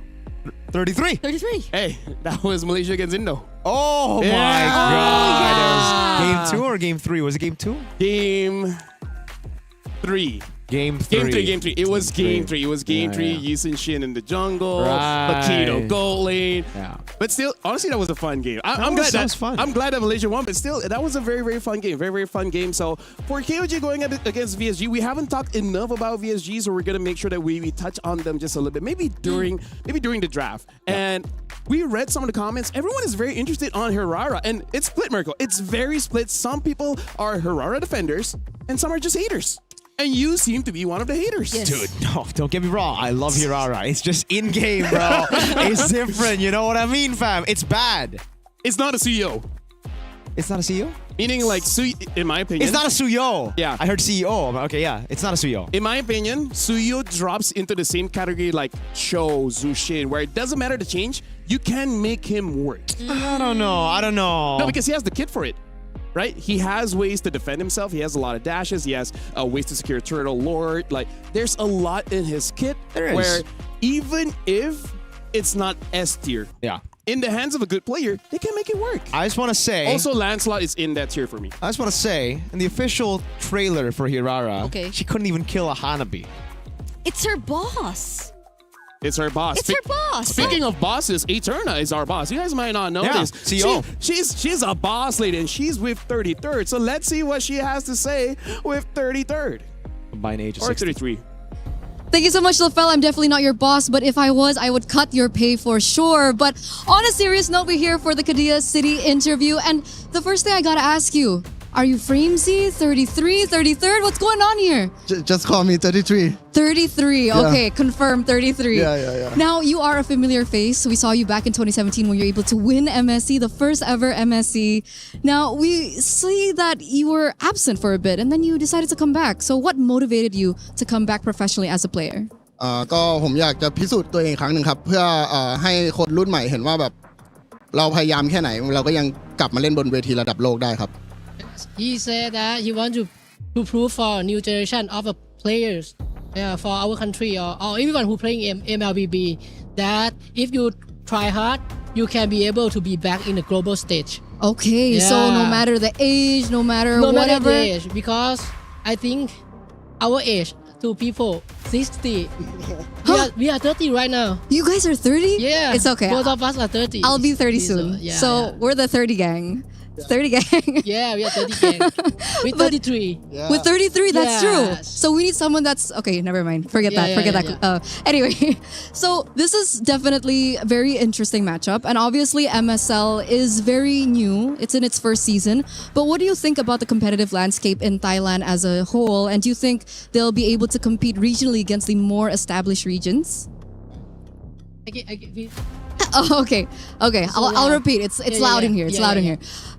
What do you think about MSL? Considering that MSL is very new, do you think that despite MSL being new, that they're still able to compete against the more established regions? โอเคก็คือตอนนี้ลีกของเราเป็นแบบลีกมาใหม่ใช่ปะเราจะแบบเฮ้ยเราจะซัดกับเขาไหวไหม ก็คิดว่าน่าจะสู้ได้ครับ เพราะว่าถ้าเราเตรียมความพร้อมมามากพอ คิดว่าสู้ได้อยู่แล้วครับ แล้วก็คิดว่าในรุ่นหลังๆมาแน่ Okay. He said that we are new right in MSL but we doing like we prepare so well so we able to fight with other regions for sure 100% and he said for the last that even now we can fight right but our younger generation we will be stronger than us so everyone should prepare for it. Okay, everyone should be prepared because even the younger generations are on the way. They're loading right now, right? These are the words from uncle. Oh, Yeah. okay. Very interesting. Now, in this matchup, obviously, we've been seeing such an interesting meta. Very interesting meta right now. Do you think that this meta right now favors KOG? If so, why? If no, why?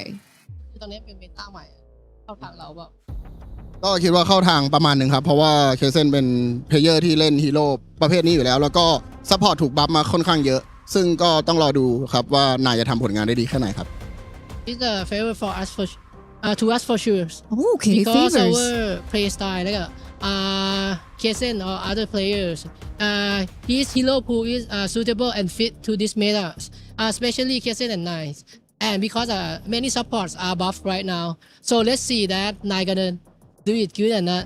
Oh, okay. So we might be seeing some supports coming into this next best of one. So I'm going to wish you guys good luck. Thank you so much, 33. Yeah. And of course, Hiko. And we're going to throw it over back to the panel. Thank you very much, 33. And Rachel Malati, let me just see. Number one, I have no shifts. I'm doing every game and I know where you live. Speaking of, combined age of 90 there, huh? Yeah.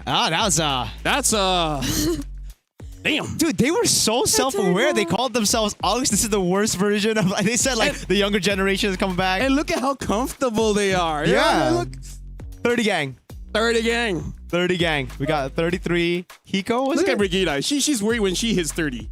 It's a new world. It's a new world. It's a new world. Like how so? You gotta explain it to us. Your joints don't work like they used to. Dang. Like, imagine, right? Imagine. Someone, not me, not gonna name any names. They just sit in the flight long enough. And I know that someone. I know that someone. And then their leg gets injured. Yeah, That just happens when you hit 30. That's an age thing. It's an age thing. You know, it happens a lot, I guess. Can't relate, though. Not yet. Yeah. At least I can say I injured my wrist when I was punching something, you know? Yeah, not when you were sitting. Because, like, sitting and getting injured, now that's something, yo. Yeah, but She's not wearing her IM, so she probably can't hear us. Yeah. So we'll talk about KOG going up against VSG. One of the things that we can talk about is that a lot of the supports got buffed. And if you want to use supports, it's mainly going to be the utility jungler. So it does sound like they're prepared for this, right? They don't mind using utility, but having that support, I'm really looking forward to see Matilda coming in. But hey, maybe they have something else. Yeah, because we've never seen like the utility support type of roamers today just yet. It's always been the It's Atlas, just Balearic. 3 games, yeah. Wait, is it? Yeah, it's only been 2 games. Been 2. This is the third one. 33 is also here. Everything's happening so fast. Oh, and now we're not seeing the Akai. Yeah, VSG might And Arlet, bro, they fixed it so fast. So is that Novaria? Or is have we fixed it or is that Novaria? I'm pretty sure that is an Arlet ban. Okay. VSG is going to be the first pick. KOG second. Expanding Reverse will be the map here. So winning those islands is going to be pretty crucial. And the Turtles, it's going to be pretty fun for one side of the map. Either ways, even though VSG is the first pick here, they are batting out that Zushin. So what will be the priority? That's interesting, yeah. On blue side, they banned it out. Could we see a Marcel this time? Or maybe they just want a damage mid. Right? It's like the mid laner is like, bro, Give me something like a Farsa. I think it might be a Claude pick up first, you know, so that it kind of forces KOG to respond to it in a difficult way, right? Because if you pick up Claude, you can't really go for the Eve. You get countered by it, and it can lead to VSG getting both Claude and Eve, and then they can just pick up whatever utility jungle is left. Baksha, Fredrin, both works with the composition. But Keto gets banned out. Another good shout as well. Could have been a first pick for VSG. Yeah, some teams are really just confident to pick up the Eve regardless though, but now that we're losing out on a lot of the really good backline Axis EXP laners, that might be really the way to go. Yeah. Like, they just might not consider it at all. The Freya's open too. Right. I'm afraid of Freya. And they banned out the Phoveus. That is one of the picks that you would actually take away when you want to go for the Freya in lane. In Malaysia, we call her Orang Gila. Oh no. She is Orang Gila. Orang Gila. And she gets banned. Yep, good. No Freya. So I don't want to see you. The Claude option's still there. All EXP banned, by the way. This might be the new red side meta. You just gotta ban out those EXPs. I mean, it's jam. That's my goal. XPTR, by the way. Like, I feel like Paquito and Freya are confirmed-ish. I feel like Freya confirmed 100%. Freya confirmed 100%. The Paquito, like, I think sometimes. Yeah. 90. Because it's kind of like you just have to let go so that you can get something back, you know? If we look at wildcard, it's not even a good pick. 0% win rate. Wait, was that Fredrin the- first pick, by the way. Fredrin. Huh. Yeah, Fredrin first pick. So will KOG later on pick up the Boxia just to go for utility going up against utility? Yeah. But that also means the Claude is open. They can go Eve Claude Claude, Eve. Yeah, Eve Claude. I agree. Yeah. Claude Eve straight up. The Baksha red 3. Pick it up. They can even just go and gotta flex the jungle a bit if they want, right? That's one thing that Kaizen has in his arsenal, the assassin. So Yeah. they technically still go for it. That was actually maybe this is one of the series where I might have considered to see an assassin come into play, maybe just because it's Mark TZ and Kaizen going up against each other. Oh, it's not gonna be the...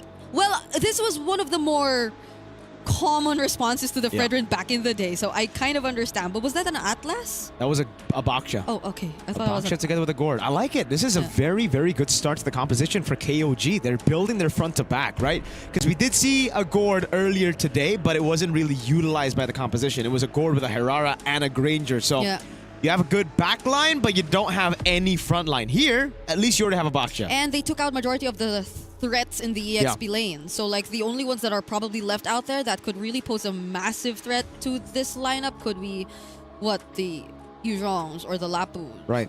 Or the Benedettas, if we actually come down to that. And they are still capable of doing that since they have a Fredrin, a utility jungler. So I think that'll enable them to consider a damage EXP. And what was that they went for? The Eve and the Atlas is what they went for. If they have a prior EXP, something like a Yuzong or something, I guess That's it why, is because good. they can afford to, if it's a Fredrin. Yeah. I feel like, honestly, thinking the Claude is going to be pretty good. A Claude +1. Able to deal with the Gord. Not so great going up against the Boxia. Or if they just prefer a Harith. I'm honestly a Claude fan. I'm more for Claude than Harith. Oh, there then you go. They go for Matilda or Atlas and Eve. Yeah. Matilda Baksha as well. So Oh, all right. You had some feelings about this. yeah, I did. I feel like, I mean, for the Baksha, you already have enough mobility. You just get mid-prio in mid, Maybe then you would rotate together with the Baksha. Maybe it's but for the Gord. oh, that could be it. That's true. You can go circling Eagle, guiding win the Gord, and you can follow through. Mystic Gush just turn things around. Yeah, but I don't know if you want to actually gap close against this kind of that's true. composition. It's just to get out. VSG. No, here's the thing. You can go for an EXP or a gold laner as well. Because sometimes they just bring carry forward and somehow the carry gets free and it's still good enough. Wow, is this going to be an all XP ban? It might, yeah. They're really respecting JM, and I agree right now. It's justified. It's justified, and KOG are going to try their best to leave the Claude open because they can still pick it up red 4. They can pick it away from VSG. And I think they've just done such a good job at denying some picks away from VSG, right? Like even the Gord pick here, it could have been a great combo with the Fredrin. The Lapu gets... Yo, how many... 1, 2, 3, 4, 5, 6, man. Yeah. What's left? Benedetta. JM, you ain't playing, man. Eventually, we'll just go to the tanks. The Alice. Terizla. And the Sora gets banned out. All right, JM. Okay. Say goodbye to your heroes, bro. Wait. 5 XP bans, bro. 5, 6, 7. Yeah. 6, 7. No, I was counting. But like 5 from KOG, VSG 2. What other XP is open right now? Alice can dive. Knowing 33 though. CC. Yep. And Esmeralda. It's still there. In MSL, I did play it. In terms of the dives, That's a lot of crowd control, though. hey, Gotta take that into account. hey, I mean, as long as your gold laner is super good, and it's Which we okay. don't know yet. Yeah, I think it'll be wise for Claude PSG is still to... open, by the way. For I was PSG gonna to- say it would be wise for them to ban Claude, man. Payan. No, I think this is an ego thing. It's like, oh, you trying to ban all EXP? Well, we can play your game. Yeah, Uranus gets banned out. Imagine if KOG doesn't pick up a Claude here. That'll be kind of crazy though, right? Because it is Payan's most picked Yeah. hero over at MSL Thailand, at least in the playoff stage, and he's done fantastic on it. You can go Purify to deal with the CC. You can just walk through the Eve. Everything fits. But there you go, the CC, yo. It's kind of like I know this guy or something from years ago. Holy moly, 33. Holy moly. He's had quite a long career. Journey. A journey. CC Mathilda. He's been through a lot of it. He's been through a lot of it. That is true. Yeah, so now in terms of VSG, dealing with the CC, not a lot of good picks yet. Still here. Jam, yeah, Jam can play the Benedetta, Yeah. I guess. All right. If you want to That's the carry. only damage left. Yeah. And 'Cause if not, then what? is there Terizla? a reason not to pick up the Claude here? Is that a Suyo? Oh! Suyo XP. Oh, God. Or JM. Or Frederick? Oh, yeah, probably. No, they're digging deep. This is a pick that we've actually heard Yeah, about yeah, a couple of times. Shout out to Kin from Dewa United who actually told me about it, and the carry pickup. That's why they don't care about the Claude. They want this good matchup anyways, and they're trying to build that box. So why, KOG just don't pick up the Claude? I feel like it should. They Still, it's like... still No, just ego challenge, no? Okay, Right? okay. If they don't want the Claude, then what's next? Obsidia. I think Moskov is a pretty Moskov, okay yeah. choice too. Suyo XP. Oof. Can you use Harv against this one? Going up against Not Eve against is the carry, gonna I be- don't think, man. Yeah. But then into the E, like Claude is just. Yeah. You should. If you're talking about just the Eve matchup, I agree with the Claude, but then you're going to have to lane against Carvey, an experienced Just be player better. who's done a good job on lane bullies, M5, remember? Harvey carry. Yeah. So I think it should still be the Claude, but it could be Shout outs. a Moscow. That was Coach Jeff. Coach Jeff, yeah. He was there when I was held by the police. Oh, he was. Yeah, he got caught by the police, huh? He laughed at you. Yeah, kind of. Either ways, yeah, Harv has been picked up. Quite an Whoa. interesting draft here. KOG looks like they're just going for their own comforts. Yeah. PSG with the Suyo EXP. Now, this is going to be interesting. So, ladies and gentlemen, I'm going to be throwing it over to Mirko as well as Brigida to cast this one. PSG going up against KOG. Let's jump in. They needed a damage XP on JM. 5 bans from KOG towards JM. 3 XP bans from VSG towards 33. And we have a CC and a Suyo. Yeah. That's glad. the result. I'm so glad we're still seeing him pick up an XP laner of his choice.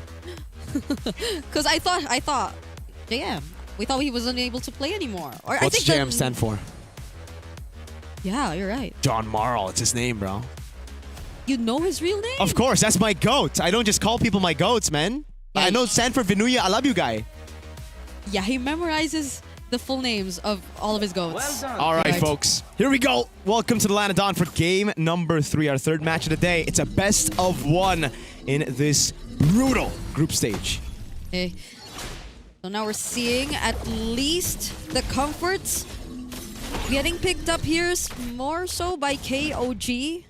And let's see how efficient they are going to be. Because considering the heroes that they've picked so far, it still looks very fast rotating. And I think this is a bit of what we were expecting. The Mathilda and the Gord sort of just really working together to make things happen in the early stages of the game. But I think we really want to pay attention to the sides as well. Who's going to win it out? And how big of a role is that going to play into how either of these two teams are going to snowball? They're talking up here. I got some Akazen early on, trying to go for that mid-prio, poking Boro down just a bit. Fun facts for you. Shoutouts to Kronos. So, JM has played a lot of Suyo games in MEC, in XP, and that was before the nerf. And now you can see it with Master Assassin as well. You get so much prio from your clear. And with the Master Assassin, you actually even win out against the CC. So far so good. Bargain hunters across the board, as we've been seeing on the mid laners. Yeah, I wonder if that's also like regardless of the matchup that you see. Because right now KOG They're going to meet here down bottom. Does Kaizen decide to go in though? Will actually bump into one, and that's going to be JM as the first casualty in this game. Not so good start for VSG, and Kaizen just gets out of there. A big weakness point of the Suyo is the fact that you are just so easy to kill against magic damage, and KOG's got that, enough of it.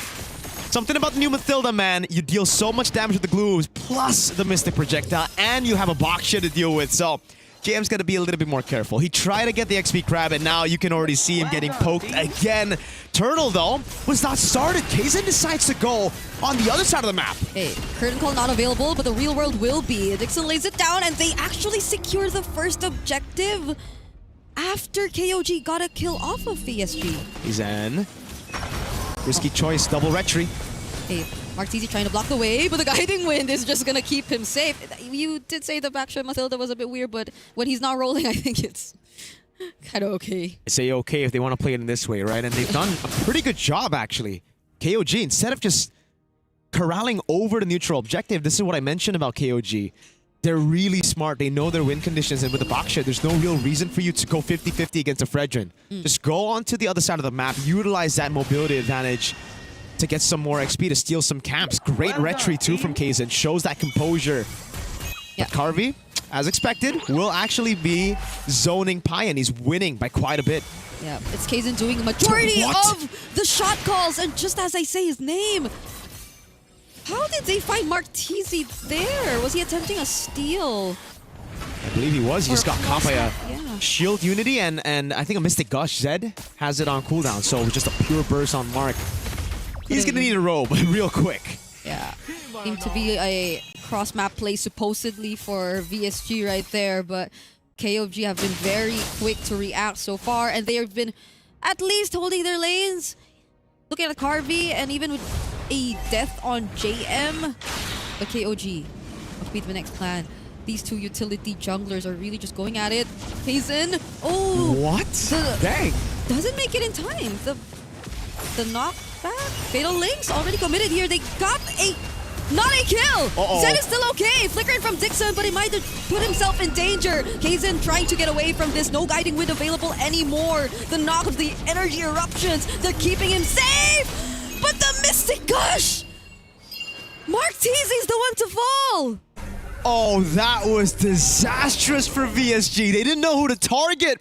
Everybody went for their own target, and they all got completely outbrawled. Kaizen got away with the Shield Unity. Great escape by Zed with the help of the Guiding Wind.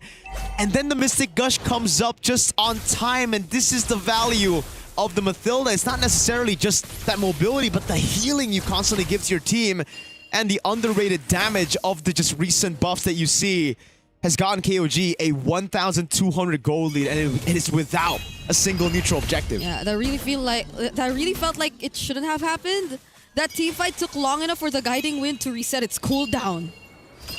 And he was able to survive. Kaizen with a 3-0 stat line in this game. All kills are in his hands. And now we're seeing a turtle fight coming up next. They focus on to Borrow. Circling Eagle. They bump into everyone. Martisi still secures the turtle nonetheless. But there's Payen with the Zaman Force. Forces VSG out. At least you still have complete control over neutral objective with the Fredrin and the Suyo. You skill 2, skill 1, and then you retry. But the fights are just going to KOG. They're so aggressive right now. They're not letting Martisi go. He could not even reshroom his jungling because he's put down very low. JM has to get out of this, but 33! One more hit, but he dashes to safety. Almost a solo kill there. JM gets away just in time, and the rest of the team, they're trying to find him. He's not there. He's left the premises. It is KOG with a 5-0 lead. Again, no neutral objectives, but they've just been faster than VFG. They've been taking the fights better than VSG as well. And now it's just reacting for VSG. Over, they catch Zed. Martisi, all alone here, will dash out of it. But yeah, I think that's one of the best ways to put it. How KOG has been playing faster compared to VSG, which is essentially what you really need to expect from them with this kind of lineup. But I think a lot of the miscalculations from VSG just accelerated the pace for KOG as well. The way that we kind of get confused with their targeting shouldn't really happen, considering that they have so much layers that could potentially come out of this lineup. Boro, will he find a setup here? That was already a resource burnt out. No Mystic Gush. They could actually try to take this fight, but yeah, Kaizen. Oh, no perfect pair available. They use the Fatal Links instead, but they counter-attack with the Guiding Wind and the Circling Eagle. Dixon is gonna be okay. Can 33 find him? No, gonna be blocked by Mark TZ right there. And again, it's just clean from KOG. They get a kill. They just technically use 2 battle spells there, a Retry and a Purify out, and this should be their first neutral objective. They've gone 4,000 gold over VSG. They've gotten turrets all without the neutral objective, and now with the turtle buff, it's going to be a heck of a lot easier for them to force out fights. The cleanest I've seen so far today, honestly. It's only been 7 minutes in. They're good. I'm not sure if we're hitting the 15-minute above mark if things stay this way for VSG. Yeah. Because majority of their scaling too is just gonna come from Carvey. They'll have Dixon as well, so technically clear should be good. The thing is, Siege is pretty solid for KOG as well, as they can actually just look to zone. It's in the base turrets that we're going to have to think about later on, right? Because that's where KOG's Siege will actually start falling off. Outside of it, the Baksha, the Mathilda should be able to zone them past these outer turrets. So right now, for VSG, it's all about turtling in their base. They're going to... Okay, you're just going to have to take it from Kaizen. Wow, it's Dixon who they actually find first. Nile picks up the kill. Mystic Gush committed as well, but that's just all to take this turret up top. While the only trade VSG could find is this tier 1 turret down bottom. That's the only thing they're able to take away from KOG at this point, who are already leading by 6k. Mark TZ dashes away from that. Payan still has the Purify, but there goes the Holy Shield. Oh my goodness. Dang, that's the only thing they could do on Suyo. You usually see it in the jungle, just going to the side lanes, clearing it up, going for trades, but yeah, getting a Holy Shield before the Lord even spawns in the game is a massive advantage. I don't know how much of an advantage it will be. It depends on where the Lord spawns, the second one later, right? But if they get far late over this first Lord, it'll be crazy. Equipment check real quick. It is the photo for Nile. He's really been able to do such a good job healing. Kaizen hasn't died a single time thanks to the healing, and the Holy Crystals built up for Payan. That's the massive power spike we're waiting for. Yeah. It actually skips the Feather of Heaven. Straight into Burst he goes. And for VSG, we're still looking at that Swift Trinity for Carvey before they can actually do anything. Okay, Kaizen finds another target. Honestly, the way Kaizen has been playing this Baksha just really keeps you on your toes. You're not really sure if he's going to bump into you or not. Majority of the times, he's just doing it last minute when you already think that they're actually going to disengage or not commit. Now they might just see Lord JM far away. They're not going to do anything. This is a free Lord over to KOG. VSG. How fast can you recall though? This is... Wait, they're chasing. They're chasing. No, okay. Okay, they won't catch up. Good decision by JM. It's a tier 2 in the bottom lane. They know they can't fight. There's no way they can fight right now. Radiant Armor for Mark TZ, that should help a bit, but right now, I think KOG have scaled past the Radiant Armor. They're going to have to wait for Carvey and Dixon to start doing damage. And they're going to have to hope for JM and Mark TZ to just hold their own up front. That's the thing about the Suyo. You don't do that. You're not someone that can actually tank up all this magic damage. Yeah.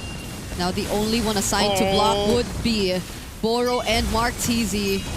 That's a flicker burn for JM too. How often do you see the flicker Suyo? But it's here. And he no longer has it before this Lord Siege. Imagine that. Payan also burning the Zaman Force, and he's able to drop Mark TZ's HP down to half. A good rotation by JM. He clears it out in the mid lane. Circling Eagle. Okay, now he might not have a way out of this. Kaizen is gonna run! But JM still survives. It's Boro instead who gets taken down. And look at the Lord. It's up top. The Holy Shield has already been dealt with. Can they defend? Payan has the Zaman Force once again, but they're saving it for when they actually make it into the base. There you go. Zaman Force already committed. Mark TZ couldn't hold the damage. Real World coming in from Dixon. It actually pushes them out of the base, and it keeps them alive for now. Good news for VSG is that KOG did not get the far lane, but still, it's still bad. It's still really, really bad. The base turret fell with Lord 1, and VSG just seemed to have no response to it. Even with the Harith walking up, Carvey just has so many people to target that he cannot get just a single shot onto these tanky boys. Kaizen constantly moving back and forth. Yeah. And now even the mid lane, Payan looking to siege it down. They're gonna force at least another base turret. do VSG have enough resources to actually go for a setup? I think not. They really just have to play it safe for now. This is an almost 8k gold lead we're talking about. They barely or have 0 kills yet on the board. Massive goal difference. You can already see it here right in front of you. Even the level difference is quite massive, man. 2-level lead on Nile against Boro. Boro is a squishy Atlas, and those two words, you don't want to hear them together, bro. He got the Irradiant item first, but not even that is able to deal with Nile and Zed and their early capabilities. Dash already used by Mark TZ, but they might just be okay. They see Boro, and they're gonna play it safe 20 seconds before the next objective. I think, yeah, I agree. Like, so much of this has been because of how Nile and Zed manage the early game. A lot of damage! JM did not expect that! KOG just waited for the perfect opportunity, and now they take out one right before the objective. Now what's the call? That was pretty Kumar of my go. JM just walked up. That was so naive of him, dude. And this is a free lord. I think it would have been a free lord anyways, but VSG could have had some more of a say with the Suyo still up right now to clear out some of the waves, to stagger some of those waves. But now KOG, they can just walk up straight up to Boro. And they do that literally just now against Boro. 1 HP left! And he's gonna survive. Okay, so that's why you see, who do you really assign? If you're VSG, who do you assign to walk up to those? Just like that. Or maybe you just don't. No, you don't? Okay. Oh, that's the fatal links already committed. Whoa! But it's gonna be a pickoff on Zed. JM actually finds one, but then the response from KOG. They take out Boro too. Dixon looking to be next, but at least they walk to safety. But these are 2 waves coming in the base. JM only gets to cut the one in mid, but that's still enough to force a reaction out of VSG. Pretty solid, but the whole team wants to commit onto the base with the Lord. Now they're back. The Lord is still up, but VSG are also here to defend. They're holding on to their last base turret, and they successfully keep it for themselves. They finally find an angle to take Zed out, and it was through Boro. Disregarding the front line, going straight for Zed and bringing him into the real world manipulation. Item check, JM. He's gone for full damage. This is his greedy build, but that was what allowed him to go for the kill on Zed. He jumped in, popped in skill 2, got the kill, and then he bounced with the Queller. So now, has VSG scaled enough? Yeah. Carvey has a Swift Trinity. He's building towards the Melfic gun. Once he gets that, that'll be some trouble for KOG to deal with right now, because the Baksha won't be able to just handle straight up the pure damage coming in from the carry when he ults. So KOG are going to have to play it smart. They're going to have to try to bait out the ultimates from VSG, bait out these cycles, the RWM, and the spinning light wheels. Once that's down, then they can try to walk up. But VSG, they've survived for enough time to actually scale up. Yeah, I feel like it's something VSG might find a way around though. Okay, Carvey though, not with Carvey going down. Carvey survives. Thankfully, VSG still has some hope, but Mark TZ and Boro will not. JM? And that is not looking good for them. There are 2 minions approaching the base. JM will still be okay, but these are 5 members of KOG trying to potentially put an end to this game. Waves coming down. Pioneer gonna walk up. Zamanforce placed down JM. Oh, Dixon, what are you going to do? It's only JM and Carvey left, and KOG end this game in 15 minutes. It's over 14, but it was not close. It was still a stomp. Signs of life here and there by VSG. But in the end of the day, it was just some of those smart decision-making. Kaizen with a killer instinct, even on a utility jungle. To see that, to see both backliners in the bottom lane, Dixon, Carvey, they weren't ready for that initiation. Yeah, I think we gotta ask our good friend LaFell's thoughts on this game as well. Good friend, man. How do you feel about this game? What do you think, good friend, man? It was like more than 14, as you mentioned. That's why. And he felt that it would still be. Am I right? Yeah, and again, like I said, I wanted something above 16, so that was not established. And in terms of what happened in this game, I really feel like VSG, they were not ready with that speed. They really weren't, because looking at how they've been pathing in the game, they expected for the timing to be different, right? They expected for them to be at this push at this time, but all of a sudden, they're already much ahead. So in this game, it really is about that tempo that could not be stopped. right? Especially because we got to talk about the early game and the changes in the jungle. What really happened is, I would say for KOG, instead of playing for the team, they just made it so that the jungler VSG just couldn't play, right? Yeah. In their first 2 turtles, they're like, let them get the turtle, let all 5 people be there with the jungle completely unguarded, take everything, and then by the time it's done, it's like, well, what do I do? Yeah. Right? What do I do? Especially because the jungler, the first 5 minutes, you're not going to get much from the minions, so you can't even recover from there. So honestly, very smart play just to deny all of the jungle. Yeah. And that is where the desperation we saw. Fredrin tries to take a camp away, gets punished. Yeah. I feel like VSG also really tried to play the macro, but it's just that their lineup was so much slower than what we saw from KOG. Because again, you mentioned it, there's so much killer instinct. You really don't know when they want to fight or not, but KOG just always kept the ball rolling, and that's a major difference because I feel like VSG, they needed to take their time if they did want to start a fight because it's always KOG. Yeah, and again, they're always first to the scene. Even if they're not, they always have an angle to go target anyone. And let me just say just a little bit on the change of meta. We're starting to see a lot of mystery shop in the mid lane just because there's a lot of protection. Before this, you just want more movement speed, but now you don't need it, right? You don't need that. You just need to make sure that you're strong early. And then looking at Harif, it has become a meta where he can just go for the swift crossbow first. That gives a lot of attack speed, and that's gonna be enough. Getting the Holy Crystal first, making it so that his Synchro Vision is strong, and that was... I almost don't want to blame him, but I don't know, man. That's just a difficult spot to be. Yeah. Definitely is. This is the one moment that they were able to actually, get a win. The only moment, and it's not even a big win. It's just they got Zed, I guess. The thing is, there's just no shutdowns, and that's what's great about KOG's playstyle that we mentioned in the pre-show. They're so good at just understanding their win conditions, building leads on objectives, and it just takes away from that comeback potential of any composition. Even VSG, with a late game composition that scaled up at minute 14, who had their items, they couldn't do much. I mean, having a roamer that does a lot of damage is kind of unfair. Right? You do a lot of damage, and you heal your team, and you give a shield. Yeah. And here's the thing about true damage. You get the true damage when you hit the HP, not when you hit the shields. So as long as Matilda is there, the damage of the carry will not go through that early, right? Yeah. So that makes it so that burst coming in is going to come very, very late. I feel like that's one of the worst games for an Atlas roam. Aside from the fact that you eventually get called a squishy Atlas, because you have to like walk around the Matilda and the gourds. Combination of words you don't want to hear, right? Squishy Atlas and transaction declined. That happened both times here. That happened both times. They weren't given gold. They were taking everything from VSG's jungle. Yeah, it really is just like you're hoping that you want to go home and then dinner is done and you came by and it's like, oh no, you got to go out again and get food. Yeah. And then when you go try to get food, the shop is closed. Dang. And then you just got nothing. That's the experience VSG got. Feels You were bad. trying to hunt for a bargain, but instead... I don't know.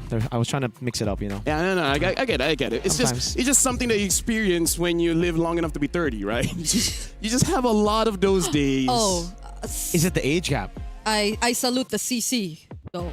Like 33? JM, he nearly got solo kill there. Yeah.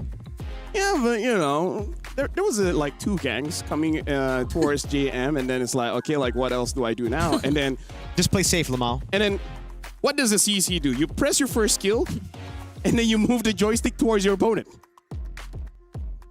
I love yo-yos, man. Very high skill expression hero, Just a little bit higher than Hylos. Oh, dude. Hylos is up there, man. He's so hard. My Hylos mechanics, it's something you won't believe. It's something you won't believe. Speaking of, can't believe it. We've already gone through 3 games. Yeah. We're about to go to the 4th one, which is going to be your final game. Afterward, it is going to be Gideon Q as well as Naisu Gideon Q jumping in. And looks like Stompy Stomps. Like, this is just the meta. Like, I call this since the Asian games where it's going to be very rare for us to see very long games. But when we do reach those long games, it feels like it will never end. Yeah. Yeah. We've been through so much last Asian games. I've been wanting to see one here in Wildcard. I don't know if we're getting it before our shift end, but... What? You want to see it? What if we see it in the next game? That's Sunset Ravens versus Team Falcons meta. What hero? What hero? Oh, what do you want to see? The 30-minute game. Oh! I don't think we're gonna see it, honestly. What's next? Sunset Ravens Falcons? Okay. I don't think so. Yeah, you know what? One thing about Falcons, trying to- Mena. Every Be time you think it's going to optimistic, be you a know? long game, Yeah. doesn't happen. Just don't think. Just do. yeah. It's honestly part of my motto in life. Yeah. The more you think, the less you do. The more you think, yes. It's called analysis paralysis. Analysis paralysis. Happens to me a lot, so I stopped doing it. Speaking of, we will be going for a break, a pretty short break, for us to get ready for the 4th game of the day. If you guys are here enjoying wildcards, thank you very much. We're going for a break. We'll see you guys right after this. Yeehaw.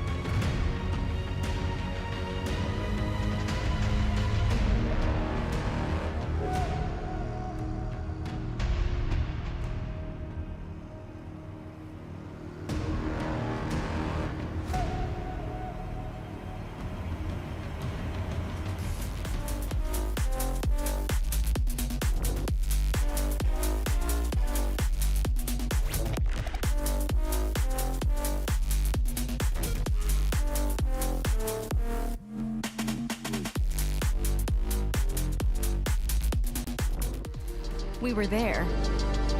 For every click, every clutch, every respawn. We were there for the years of grind. And we're here. Now. The proud founding partner of EWC. Powering the biggest event in gaming. Shoulder to shoulder with the world's best. Making history. Greatness deserves a stage. Lenovo Legion. Reach your impossible.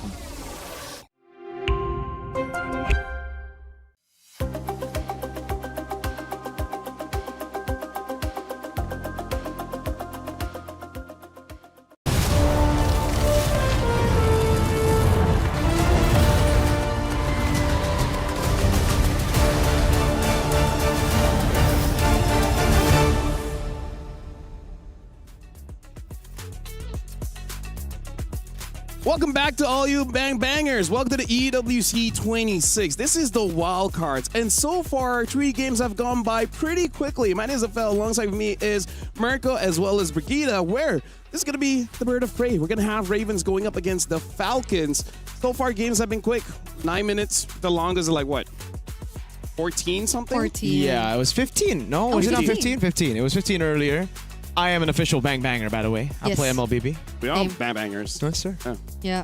And we are welcoming some new bang bangers in the sense that they're doing their first series today. No, not Sunset Ravens. Not but Sunset Ravens. Falcons. Yeah. Speaking of, we saw their game earlier. They were unable to be productive because every lane was losing, right? EXP, gold, mid. So, and here's the thing. I don't even think it's 100% of the drive. It really is just on this experience to deal with a lot of these international players. And Falcons, they are known to be very strong in the early game. So, we might have another fast one. Yeah, that's the thing right now, right? If we just look at the track records of both the teams, Sunset Ravens, we already saw what they were able to show, and I think they had their best shot at getting a win against the Huns because Falcons, man, best of ones. Yeah. They're kind of like the kings of it, dude. They've only lost 1 out of 6 best of ones. 5 out of 6 games they've won best of ones throughout M6, throughout M7. But they kind of have a wild card curse going on for them. I'm hoping to see improvements, though. Like, if there were any first game jitters, I'm hoping that they were able to shake it off already heading into their second series of the day. Because Team Falcons, man, I agree. They have this connotation that they tend to be inconsistent whenever they do appear in the wild cards. And it's mainly because ever since they did appear here, it hasn't been too good for them. Like, their runs haven't been that great. They haven't really been able to make it back to the main stage. But that's the thing. They've been doing this long enough, and we're hoping that this time is finally going to be their breakthrough year. Because together with Boya, this lineup, they've been sticking together for so long. And if Sunset Ravens have admitted that it's chemistry that's the problem, that's something that shouldn't be a problem at all if you're looking at Team Falcons meta. So Brig as well as Mirko, if we're looking at the drafts here for this meta, we have to add another layer when it comes to the drafts. Because usually we look at crowd control, we look at damage. Now we got to look at rotation speed, right? Because I really feel like the roam jungle combination, if we do see Matilda plus a tanky jungler, the momentum is just going to shift so fast, and there might be nothing that opponents can do. So we got to look at the drafts right now, seeing as who can move faster, right? Who can actually go to the side lanes and actually influence it. Yeah. I think that last game we saw with the Matilda 2, or the utility approach in the draft, was the cleanest we've seen ever today. And I think it's mostly because of the meta. It's just really working out for these teams, especially if they really know how to make it work. But now we're back in the draft. Marcel is going to be the first ban for Sunset Ravens. Yeah. So, I mean, they've got a really good read into the drafts, I feel, Sunset Ravens. It's just their execution hasn't been on par. They actually banned out the Matilda as well. Something that we did see from Falcons way back when it was meta. They did play that game quite a bit. But the Paquito gets banned out by Falcons. They're still going to respect that XP threat. Maybe Powie Burn got a little bit of a tip from KOG. Just ban out 5 XP. Hey! They're doing it. They're doing it. Hey, just one more, and that's going to be the Arlet. Because if not, maybe... I'm actually okay if they want to ban on the Jushin. Okay. Nice. Sunset Ravens are the ones that ban out. Yeah, they banned it themselves. Interesting. Good to be right, just not the one that I thought it would be. Good to be right on the other side. So it's I think the Akai is still there. I like to ban the Akai. Yeah. Bovius, Arlet are both open. Yeah, because I've watched one Kung Fu Panda, and that's enough to convince me that the Dragon Warrior is the real deal. he can pinch your finger and all of a sudden the city is gone. Are they gonna let it through though? I think they will. The Dragon Warrior. You're thinking about it. I love Toy Story, man. Dude, like, seriously, man, SpongeBob is amazing. Yeah. We actually have him in game. Yeah. With the Darth Vader skin. Wow. It's been a while. Valentina. Interesting. Are they going to try to go for a Sora early? Yeah. Or an Akai. Akai, yeah. It's about Baksha first pick, Sunset Ravens, bro. This is an Akai and a Sora straight up. No. Okay. Or a Claude. Follow me for this one. Where are you I'll going? follow you. Are you familiar with tier list? I'm familiar with tier list, yo. S, A, B, C, D, Yes, correct. yes. Akai starts with A. B. Baksha starts with B.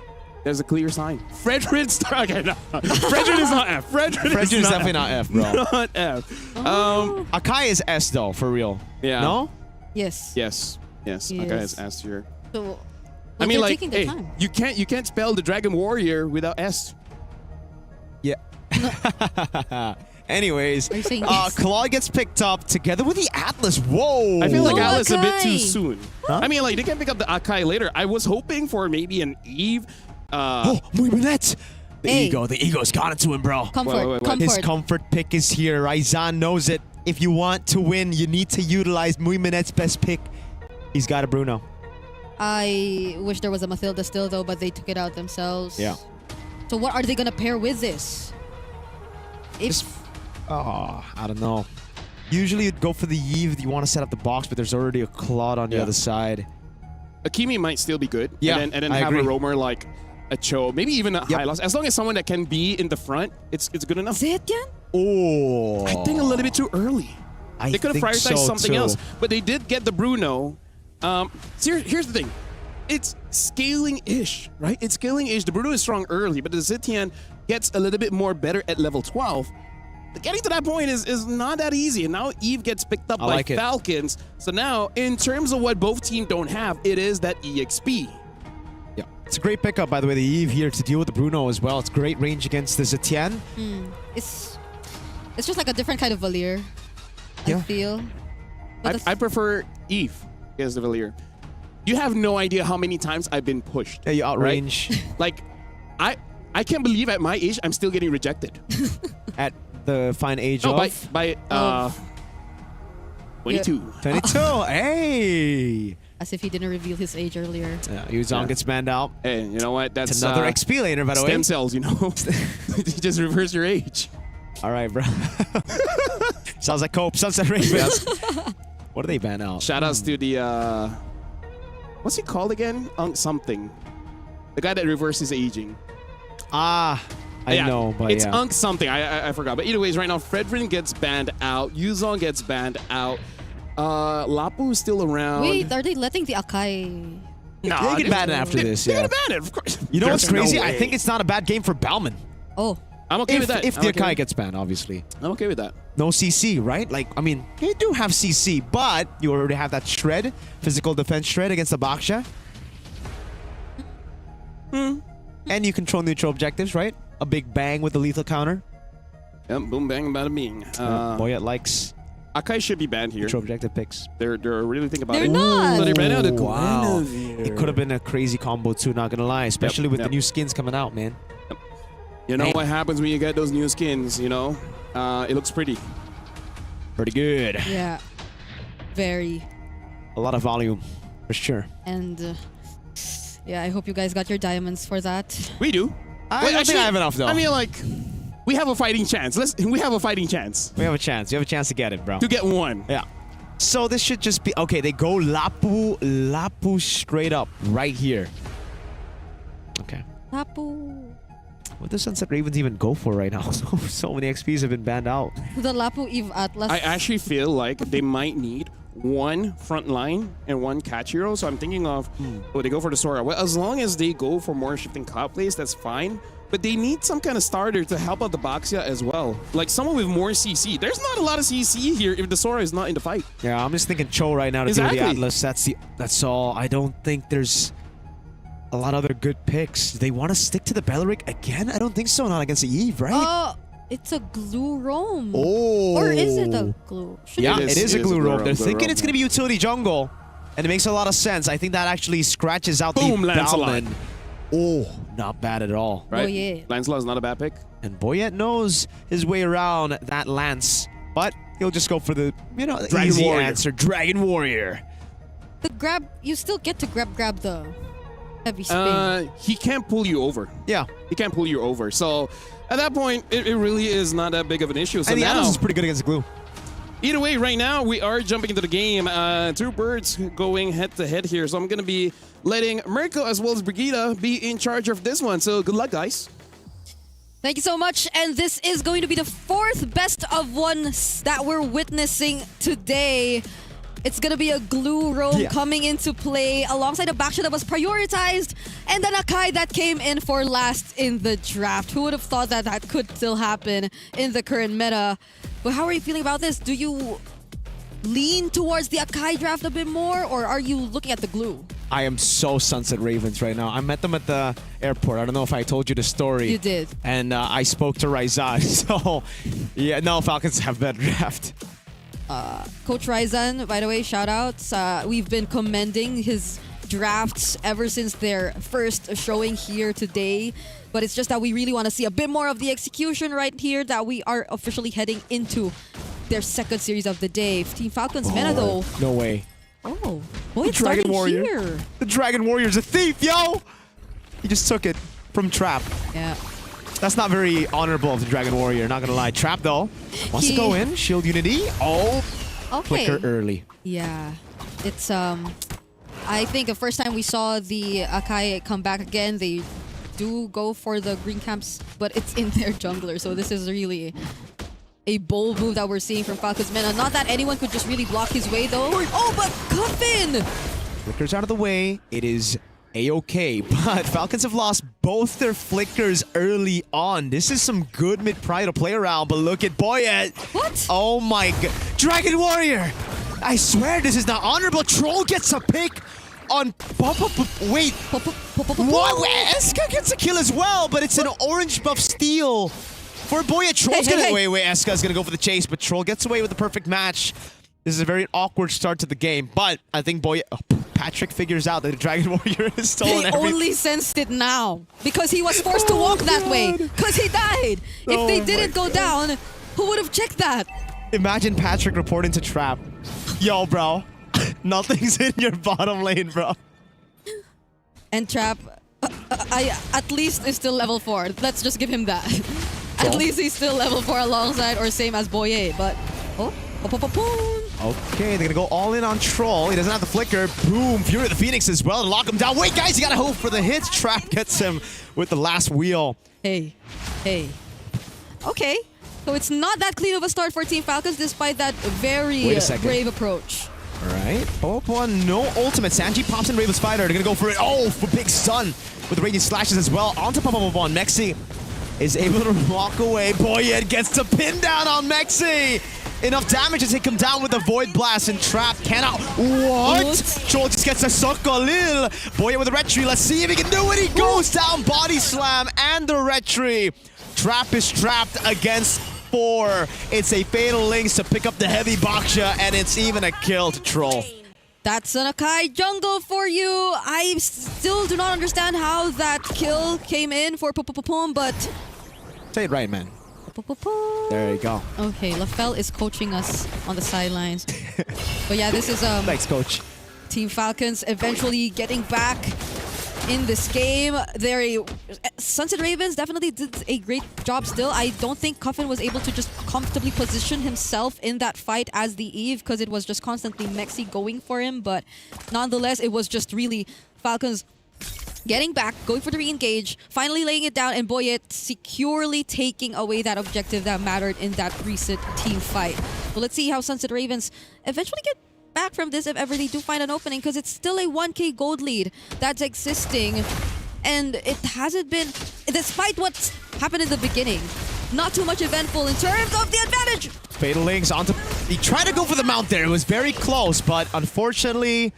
Yeah, he's still gonna have to take that L. This is what we've been talking about in the pre-match. The Atlas is pretty good against the glue. But the egoist is scaling. Muiminette is on his Bruno. Popopopon is not having a great time. No, not at all. It, No. I don't think we can say it like that based on this. Like, it's not Popopopon. We gotta go down. It's Popopopon. It's Popopopon so far based on what's happening so far in the early game. But again, I agree. Muiminette, Pretty good at handling that. yeah, he's okay. Like, a lot of help coming his way. And it's not like you need to really pay much attention to the other sides. Trap Dude, can really handle himself. Trap's 2 levels down. Okay, I take it back. He can handle himself, but he cannot catch up, you know? Like, even if he's a backshow. I mean, do they even want to contest this neutral objective? Troll! Oh, the flicker around the fatal links onto Popopopon. And they bait out the Fury of the Phoenix. Almost a Sokolil up top. Sano getting gapped by the Egoist. Hold on. Sanji goes in. Bravest Fighter, cancel that with the Shield Unity. He's just going to go for the zone, and Trap gets chain CC'd. Popopopon walks up again. Mexi with the walk up. That's a mount, but it's only onto Troll. Shifting skies and a flicker out. Oh no! Patrick. Oh, it's. Wait. I swear it was Patrick earlier. Oh. What is happening to all the skins? Let's go. Oh, no flicker. Gets caught, thrown back again. Popopopon, no! He's gonna get thrown back all the way. Boya takes him out, gets the retry in as well. It's 7-2, and 2 turtles to 0. Yeah, I saw the burger. So yes, it was Patrick. It just got the Krabby Patty. It just turned back into blue for some reason. The crab. Okay, I apologize. It's not a burger. It's the Krabby Patty. Krabby Patty, the secret recipe. Okay, Sano, at least now, though, we'll get a bit. Oh. Hey, that's pretty good, you know. Sano's gonna get caught with the Shield Unity, Blazing Duet. And now it's a flicker out. Troll comes around, but the rest of the team, Muiminette, has got the balls to zone Troll. Okay, Sano will be able to recall. Troll now all alone here alongside Boyet. Still goes for the Fatal Links. Under turret, Boyet's gonna try to go for the combo with a heavy spin, I believe. Trap is trapped. And there's no heavy spin. It's okay. It's Troll. Man, you gotta stop taking these kills, bro. It's 4 times now. Troll is 4-1-2. Okay, I'm cuffing because it's not going to Coffin. I don't know. It's Coffin because it don't go I'm to Coffin? cuffing because the kills are not going to Coffin. Ah. Can Coffin use the cough button is the question, though. Coffin? Yeah. But he's playing. He's not. Yeah, okay. Okay. It's okay, it's okay, it's okay, you know? 4 kills on Troll. Now, is that Troll? LaFell's like so stressed right now. He's trying to drink water and we just can't, we just keep on cracking up jokes here. I don't know. What do Sunset Ravens even do right now? Yeah. Because I'm trying to think of like what are the best hero synergies to work around with if you want like a major turnaround play, but I don't think even a team fight would be like the major option if you're Sunset Ravens at this point, because Falcons are just clearly outscaling you. So it's play from Muiminette. It seems like that's the... Yeah. Muiminette has to be the only way for now. Uh-oh. Mexi. I don't think he's ever experienced this. He spent 3 years in Mexico, but a panda and a Filipino hero comes at you. Oh. Fatal Links onto Popopopon. Flicker out, but he goes slam and a pass over to Coffin. He's gonna get some free Void Blasts, and that's all good. Muiminette is scaling, man. Yeah, they're doing exactly what we mentioned, playing around Muiminette, but it's just that they're losing a lot on the process. Oh, Trap's getting trapped again. Boyet. Oh, that. Hey, yo, a pin down onto Popopopon. Sanji with a walk up. Now the bravest fighter. Ooh. Into the back, goes onto Muiminette, a purify out, and he's able. Oh, Coffin with a flicker. But it's okay. Muiminette is saved. He's off cam. He is going to be safe. Like I don't know though. I don't know if he's gonna be safe. If we didn't. Okay, yes. He's safe because of the Yeah. It's more delayed than safe. But Coffin doesn't have the flicker anyway. So like, wait. That's true. That's true. What? No, I mean they were trying to chase for him, and now they burned majority of their resources. So I don't know if they're still able to cross that wall because none of their heroes can cross walls. Because that's a thick wall. I think the Akai was even adjusted. The Atlas. Was even adjusted to not be able to. We're just like putting out so many theories right now. Fun facts. Because like it's so hard to think of how Sunset Ravens could actually get out of this situation. Fun facts. I believe the Falcons are above in the food chain compared to Ravens. Ravens are good for sending messages though. Falcons are one of the fastest. We heard that fun fact from LaFell, especially when they dive. Is that an eagle or is that a falcon? Falcon. Okay. So Falcons are at the top? Or the top, like, okay. Let me just do some research. Yeah, we gotta double check on that. Maybe. We gotta buy some time for the pause. Because as of Okay, now... I got an NFL game instead of... Apparently those are two teams. My bad. Okay. Because so far, I think, yeah, this game hasn't also been like the cleanest we've seen. It's been so pretty far clean for the Falcons. Yeah. Just... LaFell doesn't seem to agree. He's giving me a face right now.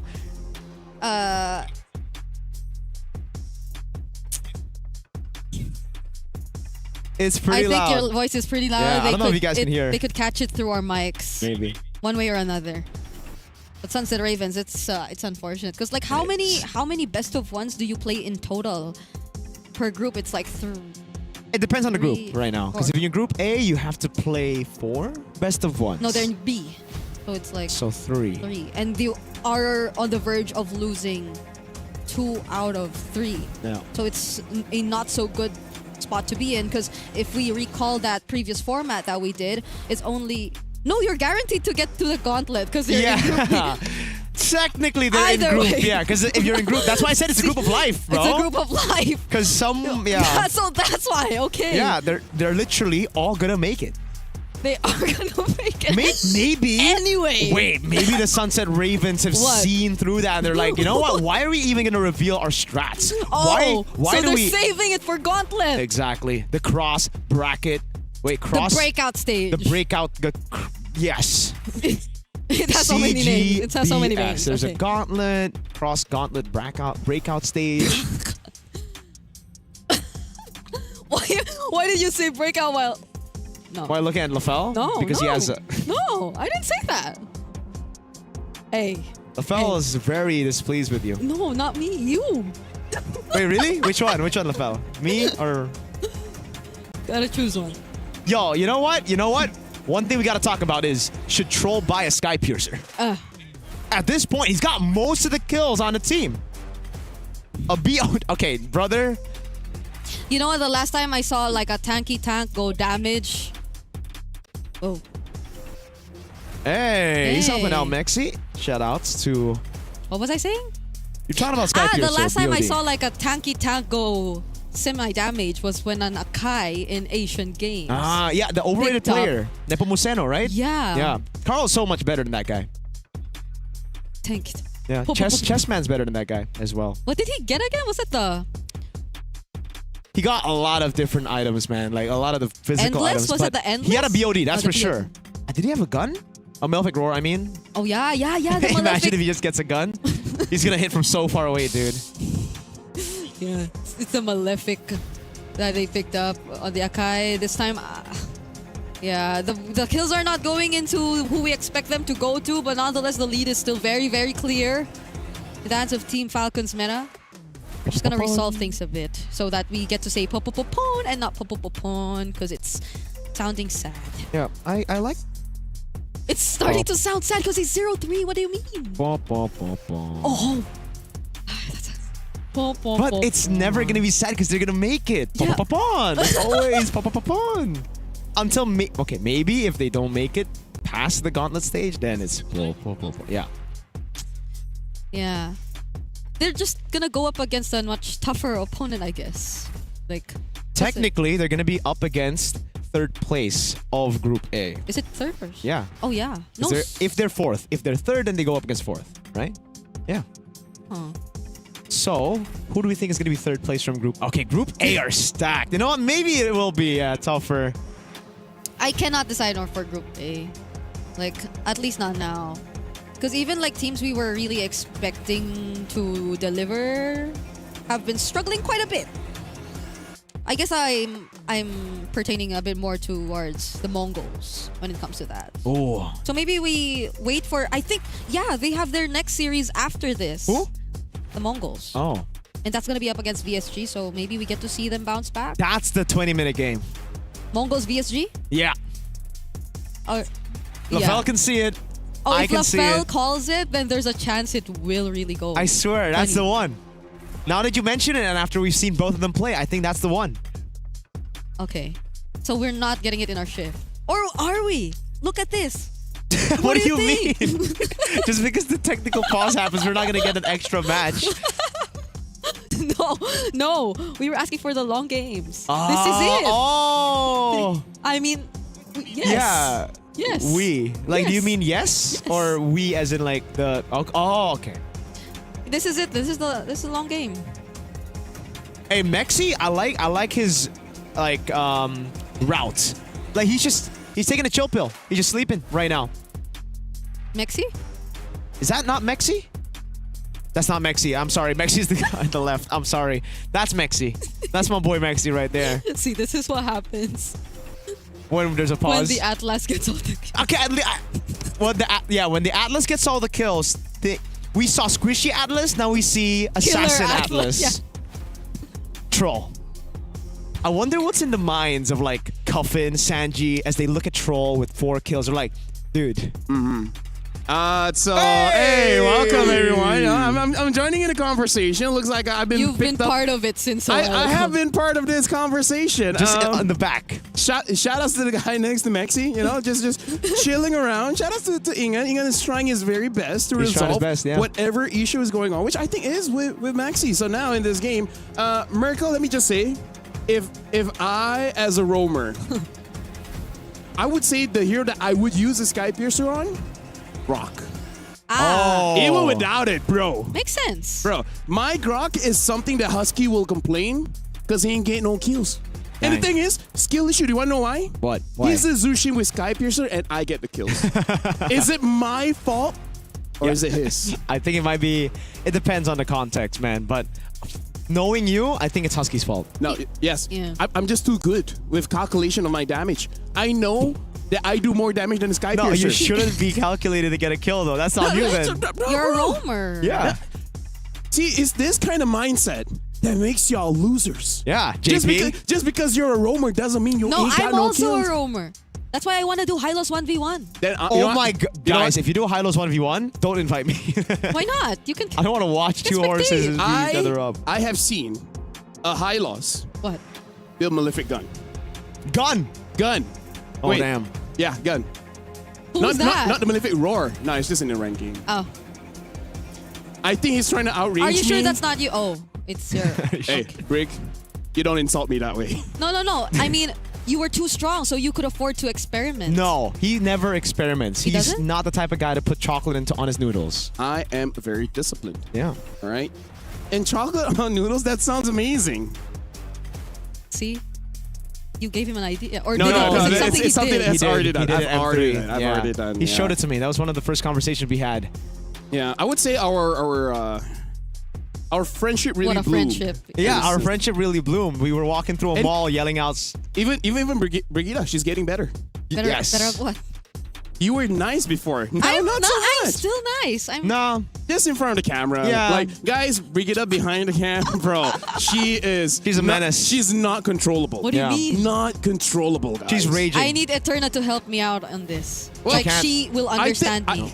She, of all people, will understand me. Here's the thing. Let me just tell you, Eterna, she don't listen. She don't listen. She don't To want to you? listen to us. No, she doesn't even have her IEM in, so she doesn't want to listen. She literally don't know what we're talking about. She literally don't know what we're talking about. Wait, where is she? Probably in the rooms Yeah. with Naisu and Gideon having lunch. Gideon. Gideon. Having lunch. Which Gideon you guys too. will be having later on. Yep. How about you? What about me? I still have work to do. And then apparently Eterna wants to cut my pay.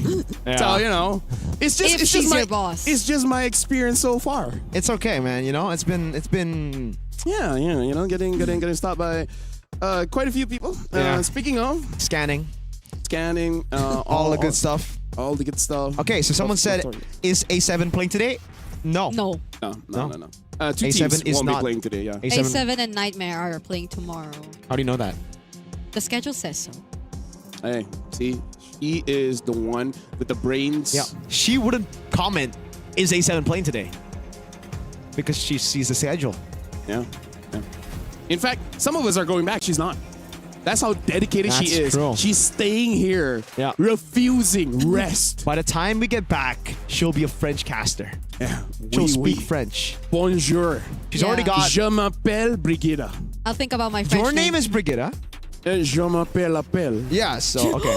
Oh, Je m'appelle? that sounds so Native? Accurate, yeah. compatible. Je I'm m'appelle appelle. 0.1. I'm 0.1% French. I told this to Eterna. She laughed. Why'd she laugh? She said it's insignificant. What? 0.1%. Bro, It's insignificant. everything counts, man. Yeah, Exactly. 0.1% is still a percent. Do we read chat or what? I mean, you can reach out. I'm okay with that. Yeah, someone said, Miracle, you're my... What? You're his life. You Dang. are his life. Shout outs to him, man. Are you a roamer? No. Maybe I'm Group B. Which, by the way, isn't it wild What? that in JJK, top 3 healers, Sukuna is there? Top 3 healers? Yeah. How is he a healer? He healed Megumi. Enough for him to stay alive. Yeah, that's true. Yeah. And he can... I'm not up to date. No. Don't spoil me. Oh. No, listen. He has the reverse curse technique that is so good that he does it on himself and other people. See, he's a healer. Yeah. Gojo does it to himself only. Yeah, Yuta can heal too. And then here's the thing. When he's cut in half, he doesn't use it. Not good enough. Why did someone say I'm crazy? What did I say? What haven't you said? Okay, that's fair. Oh. That's fair. I should have pressed the cuff button. No, sometimes you just don't know when it's coming. That's what she said, yeah. Oh. Falcons. Speaking of Falcons, Boyette, Akai, Dragon Warrior. He's not so Dragon Warrior-like, man. I thought the Dragon Warrior was supposed to be honorable, supposed to be good. He's been stealing jungle camps. That's the second part of his training, right? He needs to know to save the world, right? There's a teaching in the ninja world. Okay, what is it? If you want to protect the ones you love, Yeah. you gotta stab your enemies in the back. Huh? What? Yeah. Why not in the front? No, meaning to say, if you really want to protect something, then you gotta do everything that you can to protect it. Meaning, like, during that time, you don't think about honor, you don't think about pride. You're just like, okay, you know what? You could kill everyone, so I'm gonna kill you first, and then that's it. Problem's done. Someone's asking him to do a Hirara cosplay. What do you think? Who? Mirko. I would pay not to see that. I'd pay not to see that too, but unfortunately, I think it's gonna happen. Huh? Because I made a bet saying if Bigachon win MPL, yeah, it's not fun. Hey. Hey, Okay, Ingan is showing thumbs up. Oh, is that a... Shout out to Ingan, you know? Yeah, he went bald for like best of 5 or something, right? So he's made bad bets before. Well, No, he's not anymore. his hair grows fast. It was, I think, a year ago, so I think it's... I think If your hair I feel grows- like mine will take some time. Oh, Because really? I age. thought men had like, or their hair grows faster. It depends on the protein. Yeah. Hey! Here we go! Muy Minute survived, you're right. Thank you, LaFell, for the facts. Yep, now respectfully. Respectfully. You coughed after. All right, folks. Steel leg plates coming down. All right, Queen's Wings. No damage whatsoever from MSC, just pure tank. Okay, I wonder if this is going to somehow slow things a bit for Suns and Ravens to actually find back their footing, because the way that it seems right now... Oh my god. Yeah, he was forced to retreat. No, Trap got it. It's okay. Yeah. Still using the retreat, but Muy Minute is still untouchable. That's one thing we're, I guess, looking at for this game. Oh, speaking whoa, of- whoa. That's a lot of damage.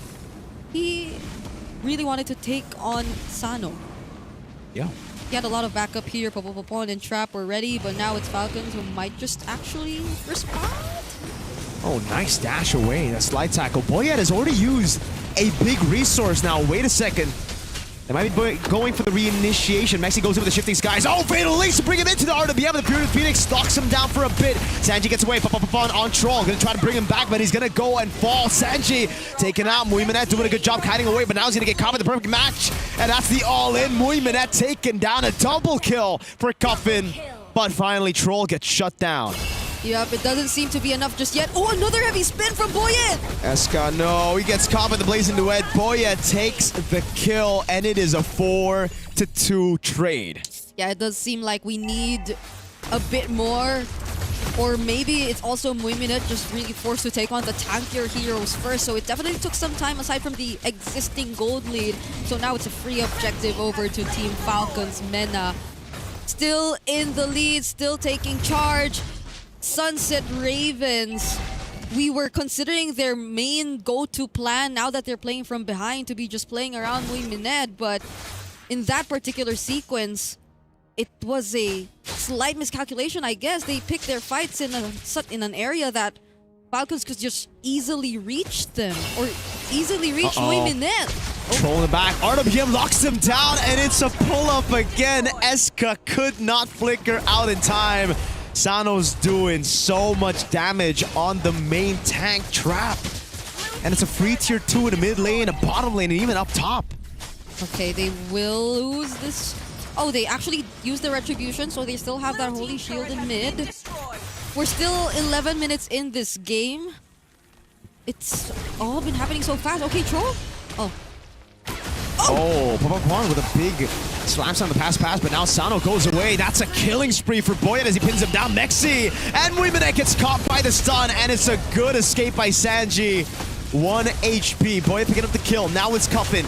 Straight up Troll into it. Sano with the flicker in the blaze and went into the back line, but he gets taken out. But Eska. Okay, he actually is still able to get a kill. In the end, it's Muy Mined for Sano and a base turret with the First Lord. Forced to use the Purify. I don't think even if he timed it well enough, it could have been enough to save him in that situation. He was being chased by 3, even right under their base. And now Team Falcons have found their way. That once untouchable Bruno doesn't seem to be such a problem for Team Falcons Mena anymore. They're just waiting a few more seconds before they actually get another opportunity to go for the siege. But as of this moment, Sunset Ravens, looking at their lineup, you definitely want to think that they just go all in on the team fight. But how could you just go in for the fights if you're this behind? Oh no. Yeah. Oh, dude, they're gonna try to stagger the timers as well. Bang, giving a kill over to Cuffin. It's a free kill, and Mexi. Okay. At least he'll get a trade. It's still 40 seconds for the Lord, so Trap technically will still be up. Yeah. In time. Quite an expensive or Hey. no-choice sacrifice. Is dead. Oh, It's a very sad Popopopon. 0-8. Oh no. See, that's why I told you. Even if it's the group of life, you can't help but feel sad. Beloyski technically needs 10 deaths to come back. Who's to say that Popopopon can't do it? Okay. Beloyski, I don't know if that's going to apply to this, because Falcon men are just really rushing this enhance. No. We're 12 minutes, right? It's the Enhanced Lord. Yeah. It's always Enhanced Lord nowadays. And then there's an Evolved Lord later on. Trap. Oh god, he tried to go for the purple buff. Troll in the back, all in. Muy Mined gets caught by the Raging Slashes. Troll with the flicker with the late Fatal Links. He gets no! That's his 9th death. Mexi gets away. They're really trying. They're really trying to get him on 10 deaths. It's because you mentioned it. But it was very unfortunate that Muy Mined had to go down with him. Yeah, the main carry, the egoist. Yeah, conceal play from Falcons Mena. They get to take down this base turret in mid first before anything, but Troll! We're gonna go for the end. That's gonna be the heavy spin, pinning him down into the blazing duet. Sanji picks up the kill. Trap is gonna get melted down by the frontliners. At least we won't see an O10 power spike. Won't be able to respawn in time, but it is Falcons Mena getting the job done. A solid win. And another best of 1 win to continue their impeccable run. Okay. Seems like Team Falcons Mena in best of 1s are still terrifying as ever as they take this win up against the Sunset Ravens. Now it's time we call back Lafell once again. This ended in what? How many minutes was it? 14 something. 14 something. So we still need to break the record. Hey, maybe Sunset Ravens just haven't hit that power spike, because here Sunset comes at 10 p.m. Yeah. So he needed 10. They needed a different schedule, you know? But again, we'll see, because in this game, it was clean-ish by Falcons. By the way, good job on the cover. You didn't press the button. You got it. I did. Oh, you did? You did. Very impressive. Very impressive. I'm very proud of you. Thank you so much. Okay. So I'm my pride towards you gone down a bit, but it's still on the positive. It's still on the positive. In this game, it really is just Falcon showing up that, hey, this is something that we're used to, and we're just gonna keep on piling a lot of problems onto you guys. Because here's the thing, I don't think Falcons can really use this rotation in every single game where you see the Akai take the green camp while the opposing jungler is also taking his buff, which, by the way, taking the buff early is something we don't do too much anymore. But either ways, I don't think they can do that against all the teams. Let me just say that. Yeah, he didn't start with the buff right though. He went for the golem. The golem. Oh yeah. Yeah. Stole the golem. Sorry, I was drinking water. It's okay. It's no, okay. but it's technically the same because he went to the the litho and then the orange buff right after. But they still ended up at level 4 the same Oh wait, no, time. that's right, because the orange buff was stolen anyways. by Boyet. Yeah. Which, if that happens again, Falcon just has a very strong pathing for the Akai jungle, which, by the way, deserves a ban in my opinion. Deserves a ban. Deserves a ban. It is S tier. S tier, yeah. Again, you can't spell the Dragon Warrior without S. Yes. Can I you learned that spell from the you. Dragon Just say Warrior yes. without S? Just say we. We. We. We, Lafel. We, Lafel. See, they're happy we say we. We. Yeah. In this game, I appreciate it as you guys were talking about innovations and everything. It's like, oh wait, no, they're all going through. So let's take this as a learning experience as we're looking back at the highlights of this game. It really is where It's a troll highlight. It's pretty troll. It's troll highlights. the frontliners of Sunset Ravens, of Trap as well as Popopopon, you just have to understand the amount of damage you can and cannot take. And let me just say, as a roamer, and if I'm playing a tank jungle, I would really only play a tank jungle if I know my mid laner can kill the enemies faster, so that I can survive. I kind of don't like Zetian if they're going to be this far forward, because what's Zetian going to do? Yeah. Right? If Zetian can kill them fast enough, then you can't play this aggressive. That's the simple formula. The stronger your mid is, the more in front you can be. If they're at a pick, or the laning phase really didn't work out well, the frontliners, you guys can't give free kills. You can't do that. Yeah. You're gonna let the Atlas get the kills. Yeah. By the way, someone said in the chat, one more loss and Sunset Ravens go home. I know they are going through either way because there's only 4 teams in Group B. Yes, they're in the group of life. They're in the group of life. And Trap, man, the name is really backfired. He's gotten Trap a couple of times here. We have a Malaysian player called Trap as well. Oh no. Does he get trapped a lot? He's not in the league anymore. Oh god. Yeah, he's in MAL, so... Is he trapped there? He is good, but... sometimes he does get trapped a bit. He does get trapped a bit. Either ways, congratulations for Falcons. Looking good so far. Right? It's just that somehow they have a good start and then they're just not finishing up that well. We got replay. We're going to be looking at some of the frustrations. It's a loop. It was looped 3 times. I think it's like triple the frustration. Valid crash out, bro. Valid crash out. By the way, let me just say, thank you very much to Mirko as well as Brigida. You guys did an excellent job in the first 4 games. Thank you. Of you. the day. You too. It really Thank looked you, like sir. there was no problem at all for you guys except for the long pause. But let's blame that one on Inga. And the missed cough buttons. And the cuff buttons, Hey, yeah. it's about redemption, right? all about You redemption. make the mistake, but then you get stronger. You get wiser. Your reaction speed gets is this faster. guy? You'll be like, "Poof." In Naisu's words, tomorrow I will be having athletic fingers for the cuff button. Oh, was it flickers? Flickers? What? Athletic flickers, yeah, not fingers. I've never heard Nisu say that. He says that a lot. Athletic flickers? In MPL? Yeah. I swear, I don't know. No, here's the thing. Let's ask him. We just have very different conversations. With Nisu, yeah. With us, it's all about protein. It's all about protein. It's all about bro. protein, bro. It's all about how much do you lift, bro? Right, it's like, this is 30 grams, this is 50 grams, which, by the way, that is the 4th match of the day. Thank you very much to our casters. We'll be calling in Naisu as well as Gideon Q for the next 4 games. We're going to go for a break, but when we come back, more MLBB wildcard action. Catch you guys later.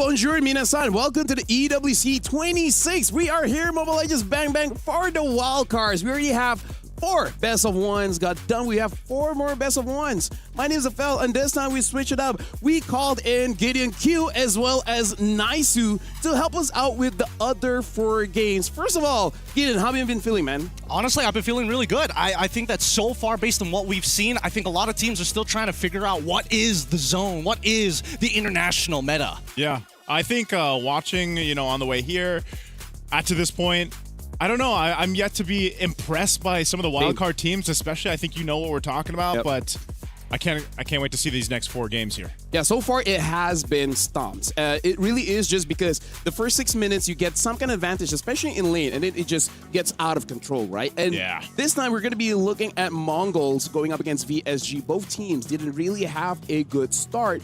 Mongols bringing in the Hirara, but again, their draft is just all about skills, and when the skills are done, they just don't have enough damage. And then VSG, JM got like what, 8 total EXP bans, and then using the Suyo and the EXP, it really didn't work out well. So now they're going up against each other. Hopefully after the experience, they're like, okay, you know what? We're working up. Now we should be good. We have a rough idea of the meta, and maybe that's gonna be good. Which, by the way, getting thoughts from you guys, because discussing with Mirko as well as Bukita, we need one more criteria when it comes to the drive, which is how fast are the mid trio, right? How fast the rotation? Like Baxia is gonna be pretty good. The Matilda makes it so that you go to the gold lane so much faster, EXP so much faster, because you just need one win on that side lane and it's over. I don't think he's there entirely wrong here, Naisu. Personally, I think that, yes, the rotational speed of that mid-trio makes a lot of sense, but at the same time, there's a lot of outside factors. Number one, we have to start talking about the lineup and how these guys want to rotate in the first place, especially since we are hoping that this team that we see before us is going to make the difference. Too slow in their first game. We need to see them accelerate. Yeah, the speed of the games have kind of spoken for themselves in a way, just how fast they've gone. I know we've had a little bit of a wait, but leading into this, I think one thing that sticks out is, how fast can teams rotate? Of course, you guys just briefly talked about this before you closed to the break, where you're talking about, the jungle, right? The choice of camps and your rotation and the early on where you want to go, what you want to do. And we've seen teams kind of adjust from that ever since that patch came out. And teams have kind of opted of, do they highlight that jungler route and lead into their first big team fight being that turtle, or do they go a different path? And I think that's why, too, the Baksha has been such a mainstay pick in the jungle, because we already know he rotates around the map like a madman, right? He literally rolls around, but also just that tankiness is really valuable right now. I think right now, the only thing that's really going to shape how the meta is going to go, especially for teams who are more macro-centric, I want to play for the late game. I want to go back to the old meta where it takes 15 minutes before I actually come online. Well, 11 minutes if you're really, really good. But generally speaking, I think that we don't have a mid laner that's independent. You always have to call in your support. You always have to call in your jungler. Where are the standalone mids? Speaking of, 50 minutes is the longest game so far. And 15? Yeah, 15 is the longest. That's a long game right now.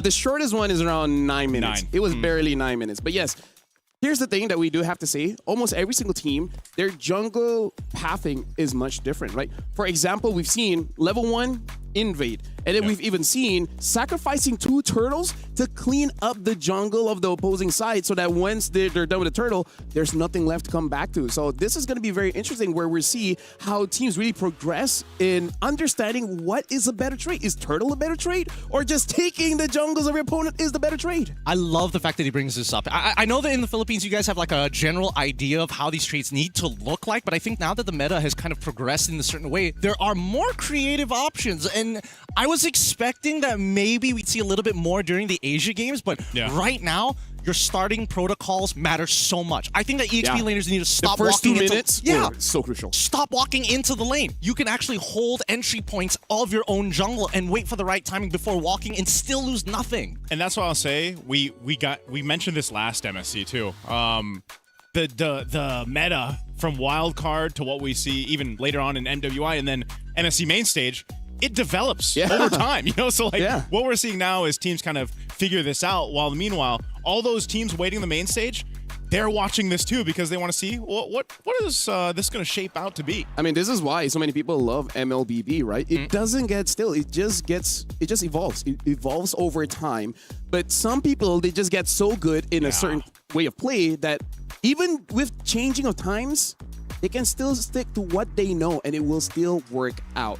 Now, let's talk about Mongols sticking to what they know. Usually, they play a slower pace of game, but game number 1 today, they tried to go for the Harara. It really didn't work out, especially when we see their counterpart, Hans. It looks like they use the Hirara just a little bit better because they are able to control that mid game, and it helps that their side lanes all won the individual lane. Right? So I guess the question here, Hirara, yay or nay? I want it to be a yay. You want it to be a yay, right? I want the Harara to work for many reasons. Yes, yes, of course. I get it. Right? I do, man, but I don't know. We actually had a discussion about this on the way here. Yes. Like how... Yes, being the first hero that has basically 2 abilities, the way that she's kind of maneuvering through these team fights and everything. I mean, we already saw a sample size of it, and there's still something lacking with Harara's kit in her. I feel like damage. the damage, the valuableness that she can bring to a team composition. I think that's the only way that they can balance her. Because if they gave her that early game damage, I don't think there's any other jungler that can deal with her at level 2. Like, that's just impossible. I think right now, Hirara's in an interesting spot. But you need a composition that can bring your opponents down to that 20% threshold. And that's when Hirara could say, all right, now 100 to 0ing you, not that bad. Yeah, I feel like part of it is understanding the build, because some people in TikTok has experimented. They say when there's an endless battle, it does a lot of damage, but at the same time, it might be a little bit awkward just juggling your basic attack in between the skills. But yeah, either way, I kind of feel like if the damage comes later, just at the scaling, so that by level 12, you already have much better damage. But for now, we will be throwing it over to Eterna, where she's going to talk to someone from VSG just to see how they feel as we going into the match between VSG as well as Mongols. Let's throw it over to Eterna. Thank you so much, Lafel. We're here now for the Kadia City interview. And of course, right now we are with the roamer of VSG. We have Boro. Welcome, Boro. Thank you. Nice to be here. It's finally nice to talk to you as well here up on stage. And we got to ask you, after your first few matches, how are you feeling right now coming into your next? Of course, we lost the first game, so not ideal. But we have a saying with VSG, the first game is always warm-up, so expect more in the next game. Okay, we're going to be waiting for that for sure. Now, Boro, you seem like a familiar face, and I think a lot of people understand that you've been to MPL MENA, we've seen you at MCC as well. So could you talk to us a little bit more about your journey, your background, and how finally you ended up with VSG? It's been a long journey, I started in MENA, like you said. Got an offer, took it obviously because I want to play eSport and MLBB. And there was no place for eSport in Europe, like where I'm from in Germany, Western EU. So yeah, I went to MENA, then I kind of made a name for myself. I went to MCC in the ECA region, also made a name for myself. And now finally, with Europe having the first spot, I instantly joined the European team, obviously, and made it to the world stage. So yeah, I'm very happy about it. And we're so proud of you. I think everyone out there is very proud of you, Boro. And I like that you mentioned that you are from the Western European Union right now, because technically this is the first time that we have a representative officially from WEU. Can we talk about that landscape just a little bit further? What do you think about the region as a whole? Europe, Western EU, it's a big region with a lot of potential. Sadly, it took a little while for us to finally be recognized, but I think with the years to come, it will only improve and show way more talent, because right now there are already talents internationally like Kid Bomba or Pagu, So yeah, it can only get better from here, I think. Okay, it's the start of something new for sure. So once again, thank you so much for being here. And of course, good luck for your next match. Do you have final words to say? Thank you for all the supporters. And I think in the next game, we're going to do a lot better. Thank you. Okay, we're excited once again. Thank you so much. And we're going to throw it over back to our casters. Thank you very much, Eterna. And yes, quite a nice journey starting from MENA and then finally getting here with VSG. And they have a saying, first game, it's a warm-up, which it's real. I can see that. I can see that because I really feel like they were just caught off guard by how fast Boxia Matilda is. And by the way, Matilda does way too much damage. does appropriate amount of damage. I don't want it to be She does just more now, kind of technically, right? Yeah, I mean, like, I love using Matilda, so I think she's perfectly balanced. No, she's so under the radar. Yeah, you know, dude. Like, undertone. so weak. Oh man, they need to shorten the cooldown of the guiding winds. Of course, that's it, and also increase the scaling of her ult as well. I might as well, right? Just give her Add it more on. damage. Of course, of course. Make her first kill when she hits. She heals her team. Like that. Globally. That will make it. That will make it more fair. Speaking of, yeah, he said that. Yeah, first game is gonna be a warm up going up against the Mongols, which I feel like both are kind of in the same mindset. Yeah. Like we didn't start the way we wanted. So how is that gonna affect them? Can I say something though? Like with the best of one format in the wildcards, like we did last year, you know, it was just one of those things where we kind of expect these teams to have this kind of warm up period. You just don't want that to carry over in your second match, you know, because it's like get your one game in, get warmed up, but because of the nature of wildcards and how kind of brutal it is, you don't want it to warm up too long. And I think so now for either one of these teams is really going to have to get that win and get things started because, you know, just after one day of wildcard being done here, eventually after we get these 4 matches, stakes are already in play. Oh yeah, no, especially after like the start of the show, we saw what the format already looks like, right? Only one team is going to be able to make it to the main event, and I think that having a good day number 1 really sets you up for success. So ideally, if they walk away 1-1, that is the best possible solution for either one of these teams. Yeah, I feel like you got to build on that momentum and you got to adapt fast. You got to learn fast because you're bound to make some kind of mistake, right? Either letting your opponent have a power pick or your rotation just doesn't really look that clean. Either ways, first day, the threat isn't super high. But like you guys said, as the week goes on, it gets real because one chance, there's just one chance for you to get that golden key for you to get to the main stage, to fight for that prize pool and try to beat some of the other teams that are there. Yeah, I mean, I can totally agree with this. Yeah, I mean, like, you can fight against those. They're like okay at best. Yeah, they're going to make a mistake at some point. They can fight against Vamos. You know what? Hey, they can fight against Team Liquid Philippines. That's another big team that people are going to be looking out for. Let him say that.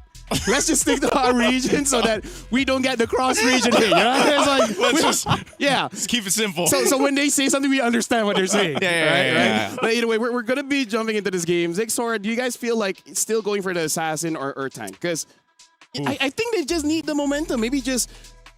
Which, by the way, Hirara seems like a Mongolia thing because both teams pick up the Hirara. I feel like they have a rough idea what to do with it. It's just the supporting pieces that I feel like is very different. I'm not gonna lie. I feel like right now, especially looking at these two teams, the junglers have very separate ideas of what they want to do with the rest of the team. And I think that kind of hurts the draft in certain areas. But you can tell they are actively trying to play make. They are actively trying to put their opponents behind. And that's why I think Baxia is by far the most all-in-all. You're an assassin player, you're a tank player. He is that in-between of like, oh, I'm fast enough and I deal just enough damage to be threatening. Can I just say, this is the kind of meta that I like. It's not enough for me to win. I just want you to lose. You don't miss the Harley at all? I kind of miss the Harley. The Harley Suyo jungle matchup. Let me just tell you, as a roamer, I don't care. But if you ask a gold laner, they might be like, you know what? I'm glad that Harley is not here. You know, like as a roamer, I'm just like, I don't care about Harley. But you know, I don't know. Like, are people rejoicing to see the likes of the utility jungle? No. I think that's why also some teams are trying to force the Hirara, man. I agree that they're trying to... I refuse to change. They're standing on that hill and they're willing to die for it, right? And I'm down for it. I'm always down, but there needs to be a little bit more support and polish. Yeah. Right now, I'm looking at the EXP because this is one of the few times that we actually have a pretty open meta of what the EXP needs to do and also a very clear direction. Hey, you're going for backline, you know exactly where you're going. If you want to deal with frontline, you have your options as well. I feel like I've had this. Well, you guys talked about this. How we talk about everything. There's some XP laners out there that are really, really prominent. It has multiple names out there. They're like above average. You know? And I think a good depiction of that is when, like you mentioned, with JM, everything was banned towards him because right now the XP lane sits in this place in the meta where it is even more impactful than it has been before. We've talked about this in our own regions and even in other international tournaments where the value of an XP laner is so apparent for a lot of teams. Well, even more so now, I feel like, and maybe that is something where we see develop over the course of MSC entirely, where it's like, we might see teams really hone in on the XP lane bans. Yeah. Especially if you're on red side. I feel like on red side, you really got to be careful on letting some EXP goes because I really feel like Freya can change the game. Makito can change the game. I'm of the opinion that Freya is a bigger threat, but hey, that's subjective. No, so now we might be jumping into the draft anytime soon here.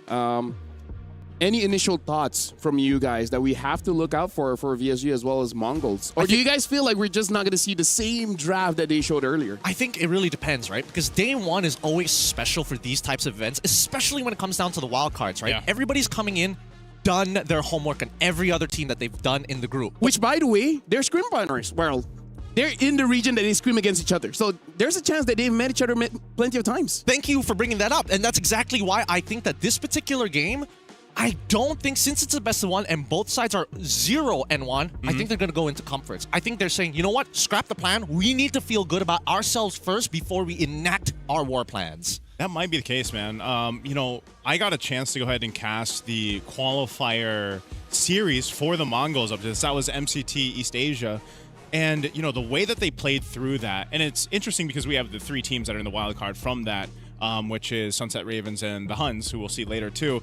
And the way that they kind of played it then seems to be already kind of different from what we've seen in a glimpse of today. And I'm wondering if that adjustment period for them from the time of qualifying now to the wild card has either honed in on some skills they weren't able to show in that qualifier, because I felt like it was a little chaotic, man. Honestly, when I was casting it, I was like, bro, what is going on in some of these games? Yeah. And it just felt so quick, messy, but like they pulled through. And I'm wondering again, now that you're in this position in the wild card, that's not going to cut it, man. Even if you survive the wild card, you can't hope to get to the main stage and play that way. So that's why it's crucial that for both these teams who have a very different type of experience in their own regions and their own competition level, can they pull it together here? I feel like, just to summarize, it feels like quite a lot of teams, they're still desperate for that. They don't have that calmness to go through the storm, which is why we see forcing plays, sometimes make a mistake, but eventually just works out. I do feel like the meta is kind of encouraging it. Like, oh yeah, I agree. you're I agree. behind by 1 point. You gotta fight to get that 1 point back. I agree. And that kind of sucks, but at the same time, we also have to look at the supporting staff, right? The coaches. Because in this particular case, we're coming in, the Mongols, I want to see what they want to do with this current meta game, because after watching MCT, there are certain elements that are still there, but it feels like they've kind of pivoted away to try and broaden their scopes. On the opposite side, I think making sure that you already have like an experienced coach on your side naturally is going to lead you to be more macro-centric. And I want to see the mechanics. I need to see the winning 1v1s. Can I just say, gentlemen, honestly, throughout the day, in terms of highlights, it's mostly jungle and a bit of roam. Because when it comes to the side laners, it's just the laning phase. After that, not much interaction. The mids also hasn't really been able to contribute much. So There was a Savage Day. That's about, you know, on the Jushin. That's but about it for mids. It's given, you know? Yeah. It wasn't super. let me just say that, right? Yeah, but it really is just because, like, if the jungle has a good enough time, and the roamer has a good enough time to be that front line, and then everyone just kind of tap a few buttons, and then things will work out. That's the thing. I feel like right now the meta, in terms of like what the big problem with the meta is there's a lot of heroes with overly inflated base damages in the early game. Which is like kind of unfair for certain heroes. Like obviously some are supposed to be good in the early game, some are supposed to be bad, but then you have these tanks who are like, oh, even if you are good at the early game, it kind of doesn't matter when I'm around. Yeah.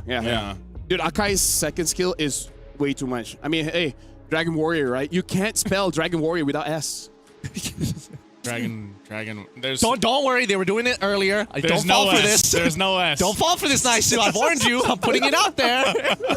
There's a bear trap. It's gonna happen. It's like you know, like what they always say, right? What do they say? You can't spell team without I. Yeah. There's no I in team as well. No. Yeah. There is an I in team. Teach a man to spell, and you'll never be dyslexic for his life. I've been through this. TIM. Tim. I hate this. I hate this so much. All right, so Mongols, our first pick, VSG, our second pick. Dangerous Grass will be the map that we'll be playing. Phobias as well as Boxia banned by Mongols. And now for VSG, banning out the Paquito. And interesting enough, we haven't seen this much, but the Atlas early ban. Which does kind of, at least for VSG, they're going to be like, okay, the last time we've seen this Atlas kind of ruin team fights, even when we have a lead. So we want to get rid of the tempo breakers out of here. I'm loving the Mongols getting rid of both the Boxia alongside with the Matilda. Setting up for the first pick as Zushin gets banned out. And good Freya call. Instantly gets picked. By the way, shout out to Kronos. He is saying Boro is the German Panzer, which is apparently like a shield or armor, something like that. So I'm looking forward to see him performing well, because so far there's no S tier roam in wildcards just yet. Just yet. Just yet. Just yet. And I think, starting off by taking out what I feel like is an S-tier roam, that Atlas that has snuck up in the ranks over the course of, weeks and months in our own regions. He's been part of the highlight reel that LaFell just mentioned, where these roams are getting these highlights because someone like the Atlas is so threatening with the Fatal Links. You take it out of the picture. Matilda, like we talked about, who needs more buffs, will be banned out here. But the answer right now for VSG, they'll go ahead and lock in the Claude and the Eve. These two heroes we've seen picked up in combination so much throughout. So much good damage profile already in the first two picks, in the magic and the physical damage. And we'll see how they decide to complement it against going against the Freya and whatever else the Mongols decide to pick up in the first phase here. So far, based on what we're seeing, at least for the Claude and as well as Eve, it really goes to show that jungle is such a high priority, right? They don't want to get the counter pick because carry is still available. There's so many things to worry about, and they want to make sure they cover their bases. Decent Shin gets picked up by the Mongols. Haven't chosen the second character yet, but looks like Zixora, he just wants to go like one of his comforts back in M7 wildcards, going for the Eastern Shin. He also played it in MCT East Asia. One of his more successful heroes, I'd say. Comfort, and they'll build around it. Gord, as the Gord guy, I'm still happy. We make it to the MSC He could use a few more buffs. He could. Maybe make his board useful. Maybe actually be able to get some mobility with it. Give him a dash that goes through, just fly slowly like the new Kaja. No, they need to change the Mystic Gush to be like Hunt of Bone, so you get attached to the guy and just beam the one dude the entire way. Your board is hovering. Yeah, your board is hovering, and you can do 360s, and there we have it. You know what? Yeah, if you hit your first kill, you're just locked in. Yep.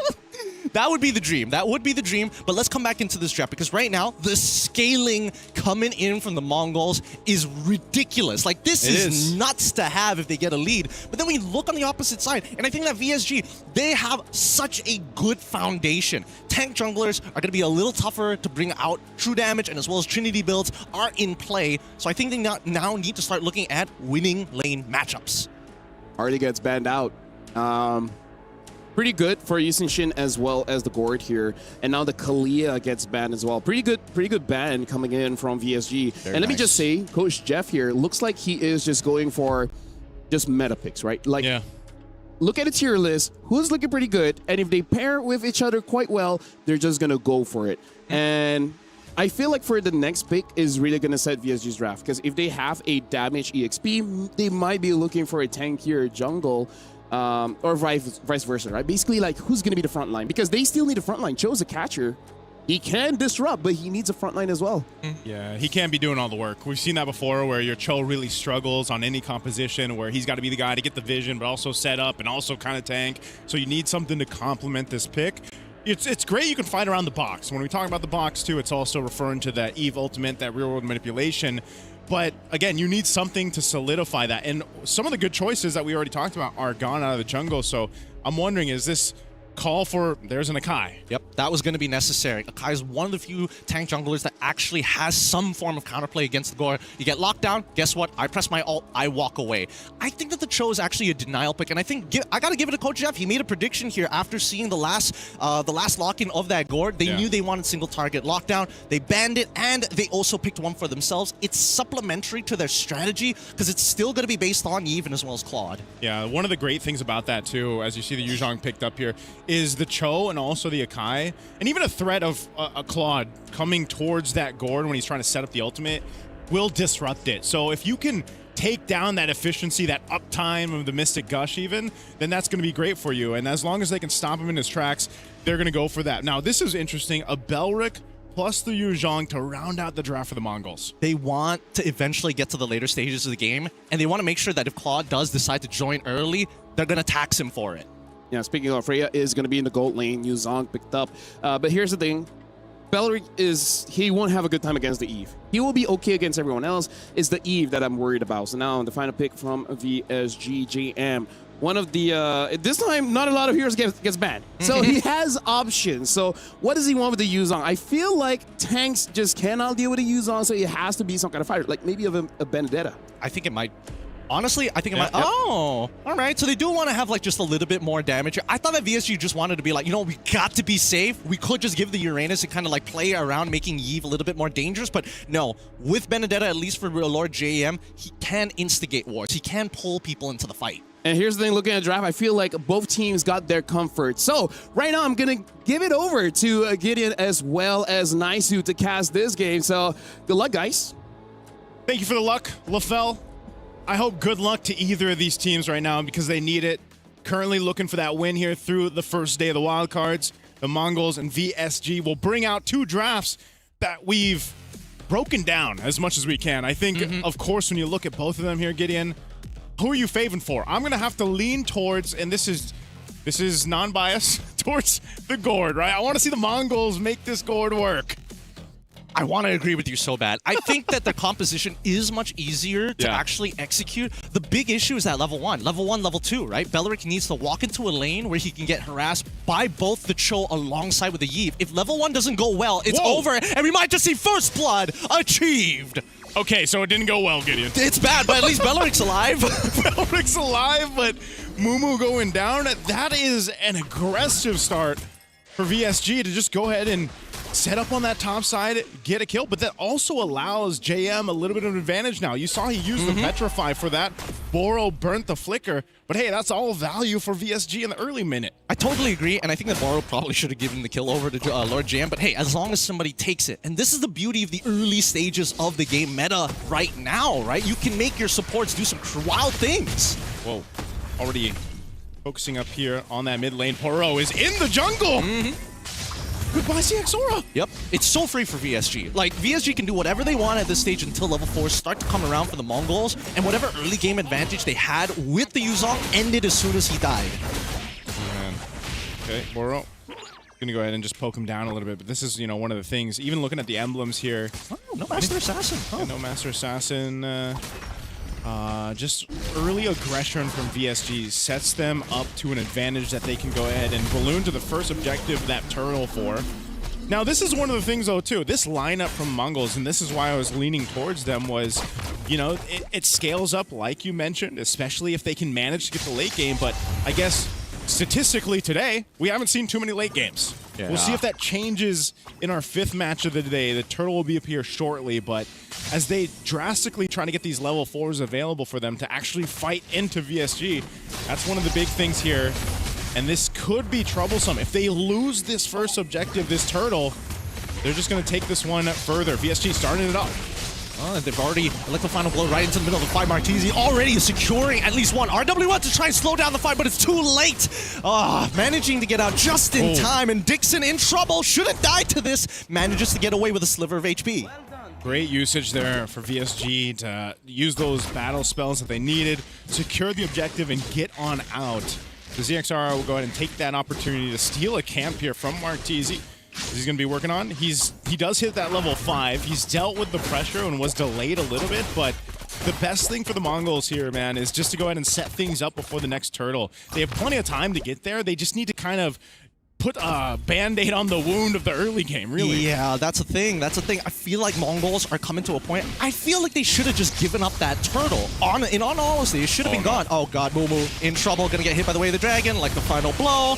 And Ox is just like, hey, enjoy the death screen. Just gonna head back down to the mid lane. Oh man, this is one of the things why we were wondering, you know, with the Belric pick specifically. You know, he's not level 4 just yet. They're gonna try to make a play.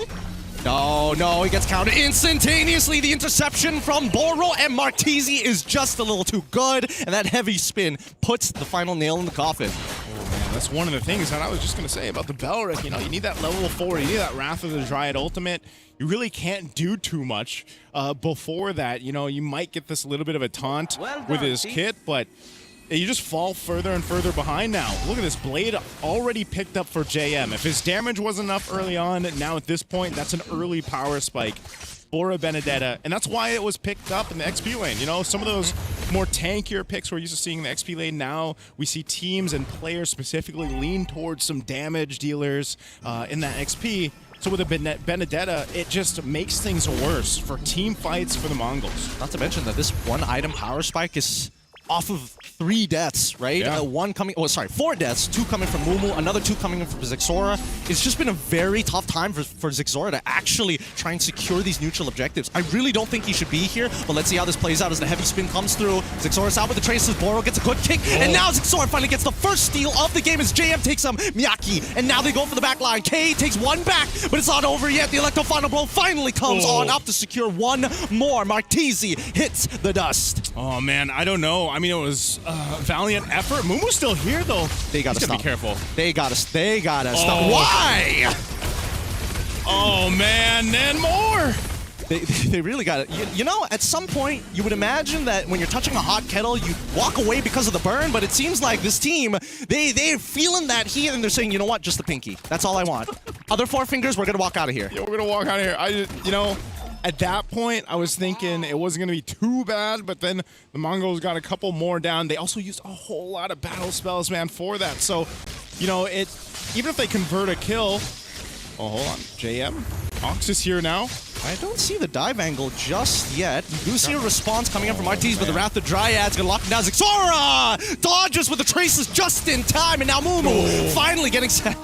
Ox finally getting some revenge. Yep, that was clean. Good micro there from Zixora. I thought he was going to go down. Good usage of the ultimate there from Ox. I didn't think he'd actually be able to make something happen without the flicker, but then JM just came back for the fight. Ends up going down, so that is a sliver that Mongols needed to start the steps in the right direction to turn this game completely over, but okay. Oh no. All right, he's got the Valkyrie. Ox is here now, but no ultimate. So there's no fight that they're going to be looking for. They just want to set up 20 seconds from this turtle to come up. And I like the way that VSG is playing right now. They understand we don't necessarily have to get the kills. Yeah. We just need to make sure we get your resources out. Because when we come to the turtle, so far Mongols have continuously said, yes, we will contest you, even at a disadvantage. And that's perfect, because now VSG can really fine-tune the planning to intercept them or get the battle spells early. Yeah, this might be what they're going for. Again, Boro could go for a pick before the fight even breaks out. Turtle is up now. Jigsaw are going to go ahead and grab down this bottom camp, but it's just going to be over to VSG, man. Not even giving the Mongols a chance to contest that last turtle, but they want to fight. Wrath of Dryads is out to slow them down, and unfortunately, Lord JM might be the first. He gets out with the eye for an eye, and now 2 locked down with a heavy spin, gets on with RWM, now chunking them through. K explodes under the damage of Lord JM, but the gush is going to make sure 1 more comes down. Martezi gone. The rest of VSG looking to turn this fight around. The Mongols losing 4 members for a single jungler. Zixora gets out in the nick of time. 4 down for the Mongols, a tier 1 turret in the mid. VSG just got everything that they wanted and more. The rest of the team is going to come up here, but man, VSG is controlling the map. Talk about JM, the way he maneuvered around that, stayed alive, came back, got a kill, and allowed his team to fight. Oh, Mongols, they're angry. They want to fight. Dixon's in trouble. He's got no more mobility left. If he gets hit by any CC, he's in trouble. But luckily, he's got the rest of his team to actually go for the peel. We don't see any counter flickers on the opposite side. It's just not worth it for 1 man. Yeah, this is very disciplined of VSG, the way they've been playing this game in comparison to what we saw in their first match of the day here in day 1 of the wild card. So it's Mongols still, it's nothing drastic. Like when you're looking at in terms of gold, can they get back in this game? Surely they can. And it starts with setting things up into this first Lord once it comes up in about 40 seconds. If they can knock down maybe another turret, get some space to work with, and get in position that they need to fight for the objective. That's one of the main things, though. We haven't seen a big objective setup from the Mongols. Uh-oh. They're trying. RWM here. Dixon now in trouble as Mumu finally gets on top of him, and now with the shot, Ashura has already cut him down. He's found 1, and now they back away from this. 16 seconds left on the clock, and unfortunately, losing a jungler here is bad. Petrify comes through with the Electro final blow as JM gets one more and Mumu is a trade. K looking to get Carvey, takes the BMI backwards, jumps forward to the fall of Valkyries, and now Boro, he's trying to get him out of here, but he's not sure how else he can do it. Third hit of the G Kundo, blocks just enough, and Carvey manages to get out. If only there was enough range from Makey on that Mystic projectile to get the stun out, maybe they could have gone and gotten a kill, then rotated to this Lord, but meanwhile, BSG will be able to go ahead and get this reset going. JM put enough pressure on this bottom side, which opens things up for VSG and the rest of the squad to secure this Lord. The Mongols now at the 9-minute mark are not ready to really fight for an objective. So Lord secured here for VSG. Let's see if they can hold things off here. They've really got to stop this pressure, this push from VSG. Now, okay, going for JM. You can try, but honestly, it's never going to be easy for any EXP laner to win a 1v1, especially when there's the extra help of the minions for that spell vamp. Either ways, now we still have that Lord actually coming through, and Carvey, now completing the Trinity build on his side, is in a very powerful position. Okay, he's going to get closed down. Okay, he's got to burn the flicker, so that's out. What? Why do you need to... I guess he just, you know, he saw the threat of JM there. He doesn't have that now, so I'm worried on this pace defense. Oh, whoa, Boro. Oh, he finds a great kick as the RWM comes through. We do see that Mumu is in the back trying to make sure that Dixon can't actually play the game, but the RWM's done its job. Boro gets on out of there, and now they take 2 for nothing, and the Lord is here to crack open the holy shieldings. Man, what was he called? The Panzer? The Panzer of VSG? He is doing it in this game. The 3-0-9 right now in this Cho. This is a hero that you don't see work too often for certain teams. You know, you really have to be precise on this, and so far, it started off from the early seconds of the game, man. The early pick-off against Mumu has essentially made Mumu just sort of this vision in the sky. He hasn't been able to do too much other than provide that, and it all started off from the beginning with Boro scaling now up, and the rest of the team for VSG has gotten what they've needed. So a shield goes down in mid, they hold on to the top and bottom, but it's looking a little grim already for Mongols to even get close to contesting into the next Lord. They might be in the situation, Gideon, where they're just like, you know what? We've got to defend in the base. Is their composition good for that? I mean, maybe the Gord, he can clear some waves. I think... Ooh, it's tough to say. I think they are almost guaranteed to at least lose one inhibitor just because they have access to the RWM. But the secondary problem is going to be that heavy spin. No matter how bad a situation is going to get, Mark Teasy can just say, "Nope, I don't want this to happen now. nah, not today." Like every jungler in your RGs. Nah, I'm out of here. Yeah, every 5-year-old who doesn't want to eat baby food is like, nah, I'm good. I don't want this applesauce anymore. But so far, if you look at the overall progress, right? Down by 500, you can tell, jungler, 3 items done. 3 items done on either side, yet it still feels that Marquise is in full control. Oh man, Black Dragon Form used up 20 seconds for this Lord, resulting into nothing. So I don't know, man. Mongols might just give it up, trying to make a play somewhere else, but you see JM is controlling that top side of the map. Ox will take some shots here, trying to just kind of scout things out, but there's a fight up top. It's not going to look very good here. K actually has the advantage here with the endless battle, but now that Marchese has come into play, that's a heavy spin. That was the big ult we were talking about. Yeah. Now it's just the RWM. They just have the real-world manipulation to go through, but also things can be either delayed or started up with Boro, as we've seen throughout this game. Holding on to that ultimate, that way of the dragon. Carvey has had a hell of a time too, man. I like to call this the gold lane experience. He's had it on the Claude. He's been doing his thing.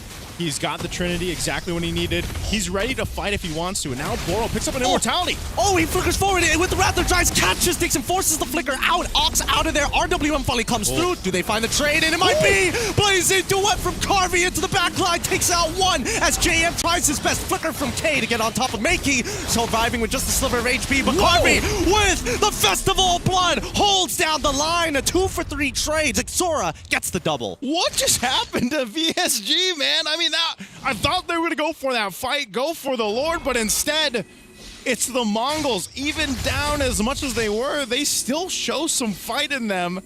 And that just was not a clean fight that they wanted to take, but Makey picking up a Divine Glaive now. We saw the preview of how much damage a Mystic Gush can pump out. He even flickered to try to capitalize on the kill, But still, it's something to be said that the Mongols stay in this game, stay competitive. Now, the rest of the team's going to be up here.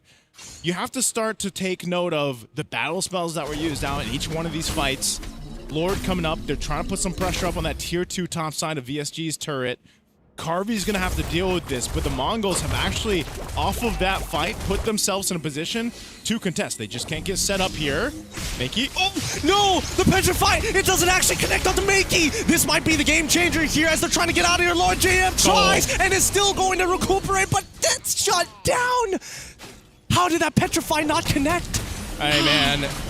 The Gord knew, Makey knew where to be, what to happen. They used the conceal to initiate and counter punch VSG. You're gonna have to fight for this Lord though. Whoa. Okay, he gets brought down to a quarter of the health. Lord's gonna go for a reset. Oh no, okay, he's gonna get pinned down as Carvy's going for the backline, the RWM as well. Oh my god, he's gone! But he manages to take down Makey, which is extremely important, but there's no Mystic Gutch. K next to fall here. Good response from VSG. VSG, so good at managing the shape of their fights. Oh man, I'm so surprised Carvey survived there too. He picks up a winner crown. They brought themselves, oh, ZXO up! Yep, he scaled 100 to 0. Carvey. I mean, I guess we gotta look back on who we're deciding on the MVP is gonna be, because goodness, I can't tell. So that was ZXR saying, yes, he would like that applesauce. Ah, thank you. Sorry, one applesauce for me, sir, please. Extra mashed, thank you very much. And Carvey picked up the winner crown, by the way, but I don't think he was expecting to get blown up like that. Well, to be fair, he didn't have his have his Purify, so he got stunned, and now Lord GM attempting round number 2 this time, making sure that the Petrify connects as they take down Zixora, shutting him down, and now the counterattack coming in from the side of the Mongols. They try their best. The Wrath of Dryads is only so good for so long as 2 are down. We see the Mongols are desperately chasing balls, flickering forward, taking him down, shut down for K. Man, maybe now they're going to go and secure this Lord. They've gone from fight after fight after fight, and the Mongols get themselves an advantage to work with. They have pretty much dissipated that, 3,000, 4,000 gold lead that VSG had minutes ago. That's great work from the Mongols, and now still, they don't want to put too much pressure on the Lord just yet. JM is still a threat on this Benedetta, whether he's pushing on offside of the map or he's trying to find an off angle to enter these fights. But they've definitely given themselves this opportunity now to either choose, do we push, do we put pressure against VSG on the off end of the map? Do we actually fight for the objective? It seems the better thing has been just to go ahead and go for fights. It seems like that chaos style of gameplay right now the Mongols showed in MCT East Asia is working for them here, at least in this matchup against VSG. I think right now, the game is about desperation. Whoever's more desperate is going to lose this, and VSG just need to stay calm. As much as Mongols have now truly enough damage to win these fights if they can just wombo combo together. I think that VSG, Carvey has been showing some really good blazing duets. Yeah. He just needs to walk alongside Lord JM. Their interception, their initiation, if they can get that down, I think this game is done. All right, there's a long wave up top pushing here. We'll see what VSG does. That's why this time is being dragged out for this Lord too. It should be able to manage. Oh no, JM? Half health on this. Ox is up on the front side. Sound Shocker up there available. Ox holding it down as long as he can here. Oh, he drops the Wrath of Dryad. Heavy spin already coming through. Black Dragon form just trying to disrupt, trying his absolute best, but now the backline getting attacked as K takes out JM. He's gonna give his life up to Carvey, but somebody needs to get this turtle. Sorry, get the Lord. They secure it, and his Sora is out. Man, that was really messy. But really difficult to tell who truly was actually getting an advantage. Both sides, you could tell. They both wanted the Lord, and then they both decided to fight, and then they realized, you know what, let's go back to the Lord. Wait, hold on, maybe we go back to the... Wait, hold on, here we go. You know, it's like one of those moments where it's like... But I will say, amidst the chaos, where I feel like the Mongols really thrive. Oh, Dixon? Does he have traces? No! Oh, he flickers forward for it, and he gets him. That's going to be another hit onto Dixon. Man, the death timers are getting long. Yes, sir, and that's a tier 1 falling down mid. Tier 2's most likely going to be next year for VSG. Desperately trying to hold on to these base turrets. They've controlled the pace of this game. We've entered the longest game so far for MSC wildcard day 1. Approaching that 18-minute mark. They've got a Lord coming up top. They're ready to knock down on some of these base turrets of VSG. But it's, again, the Mongols thriving on this chaos that they like to bring to the table. Why? Mystic Gus just kind of thrown out there, just saying, hey, I am a threat. He'll have it back up here in a bit, but the Lord is going to go ahead and punch into this turret.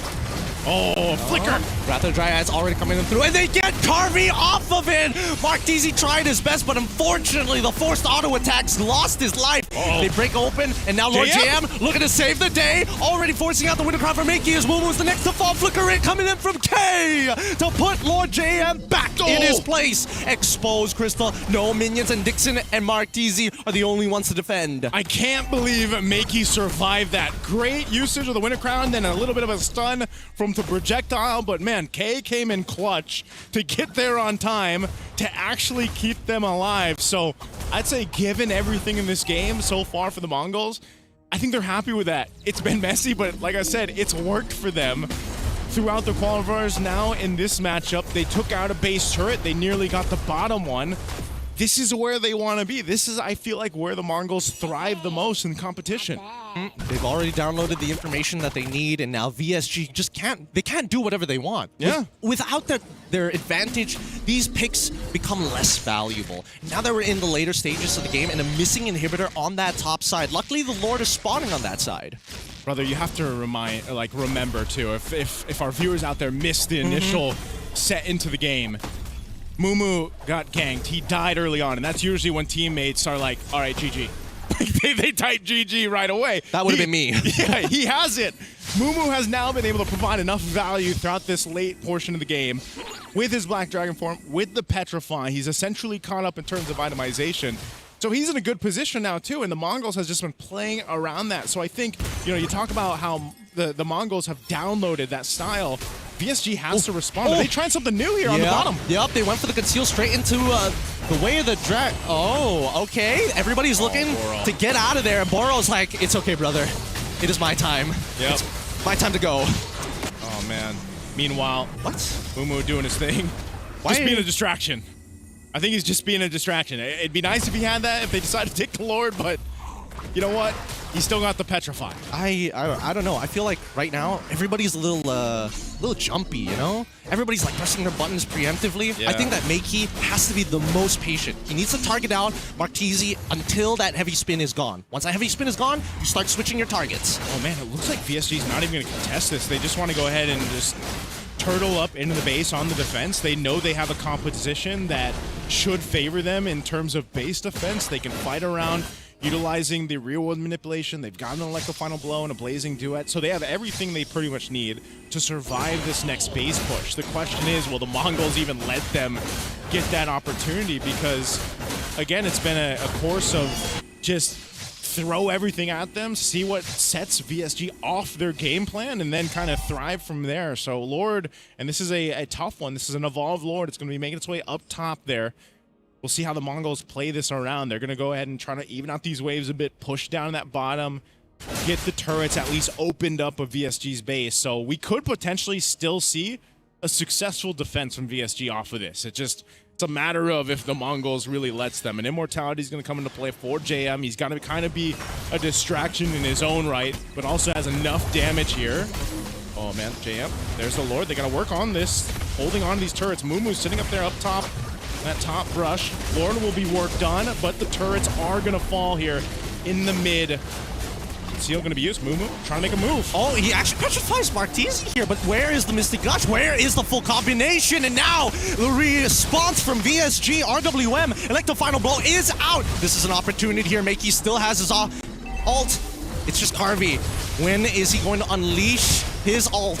When is he going to get into this fight? They can't seem to get the angle down. They're focusing all on that wave clear, and finally they find one into Moomoo. Oh, VSG is going to be able to successfully defend, though.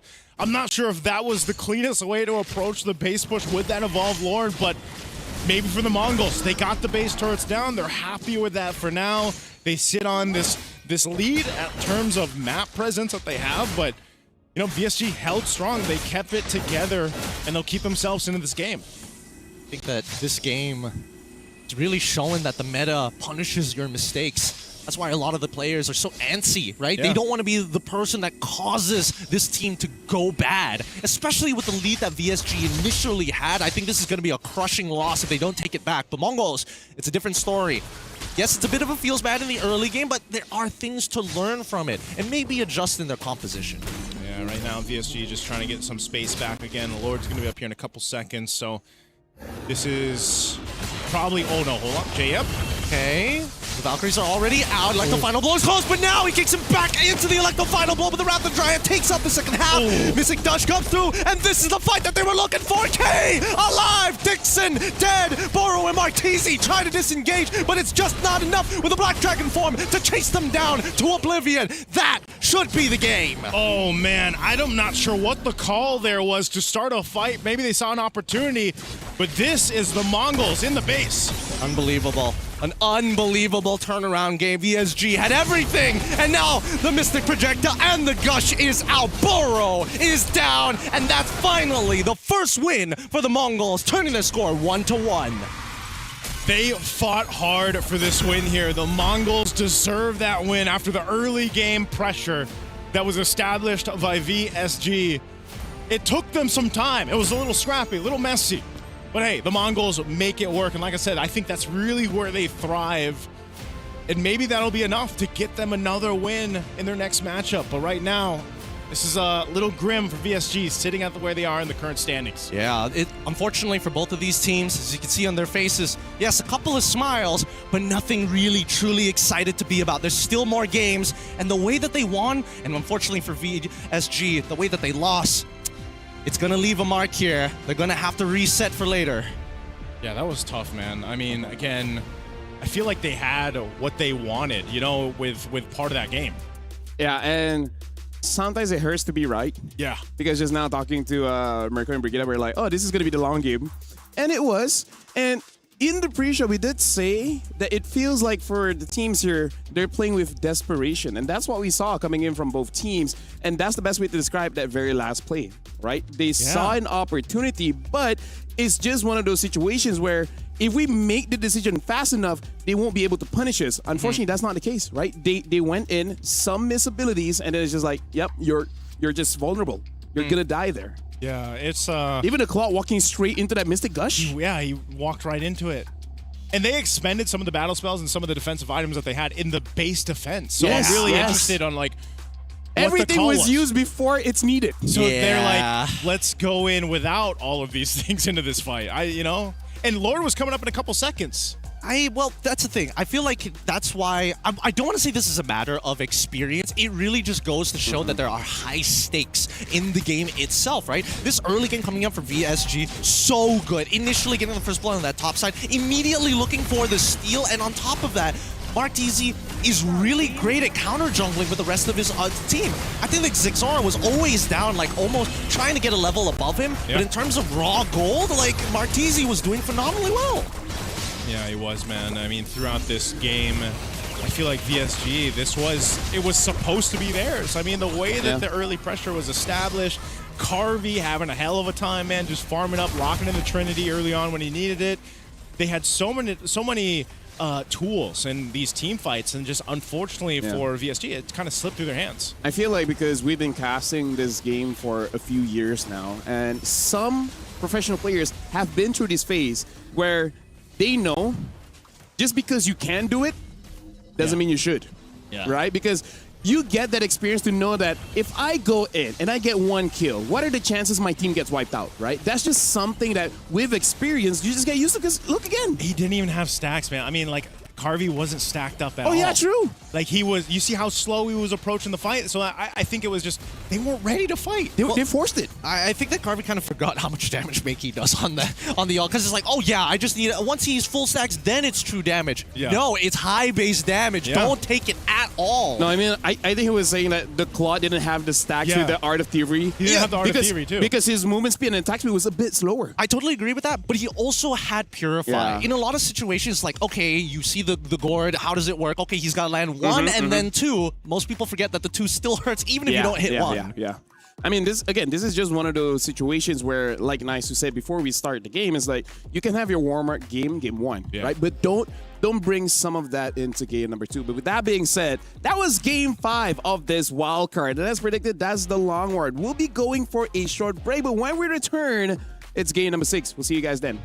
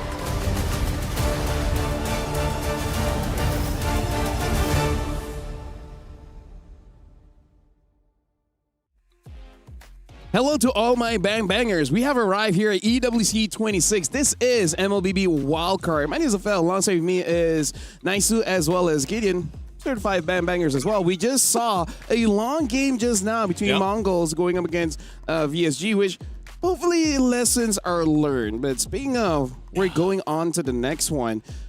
What are chances Hans against Falcons that goes for a long time as well? What are the chances? Well, I think honestly the chances are a little bit lower. At least we know from the Falcons side. Like, this team has been to wildcards before. They've done this run. I don't think they're going to be looking as desperate. But keep in mind, both of these teams currently with a score of 1-0, they're looking to be maybe the favorites to actually move on to the next stage. Yep, this is an important game for both of them. I think I'm going to have to go and say too, as we get a good look at still meta here from the Huns, there's something that can be said about Mongolian gameplay like we just saw.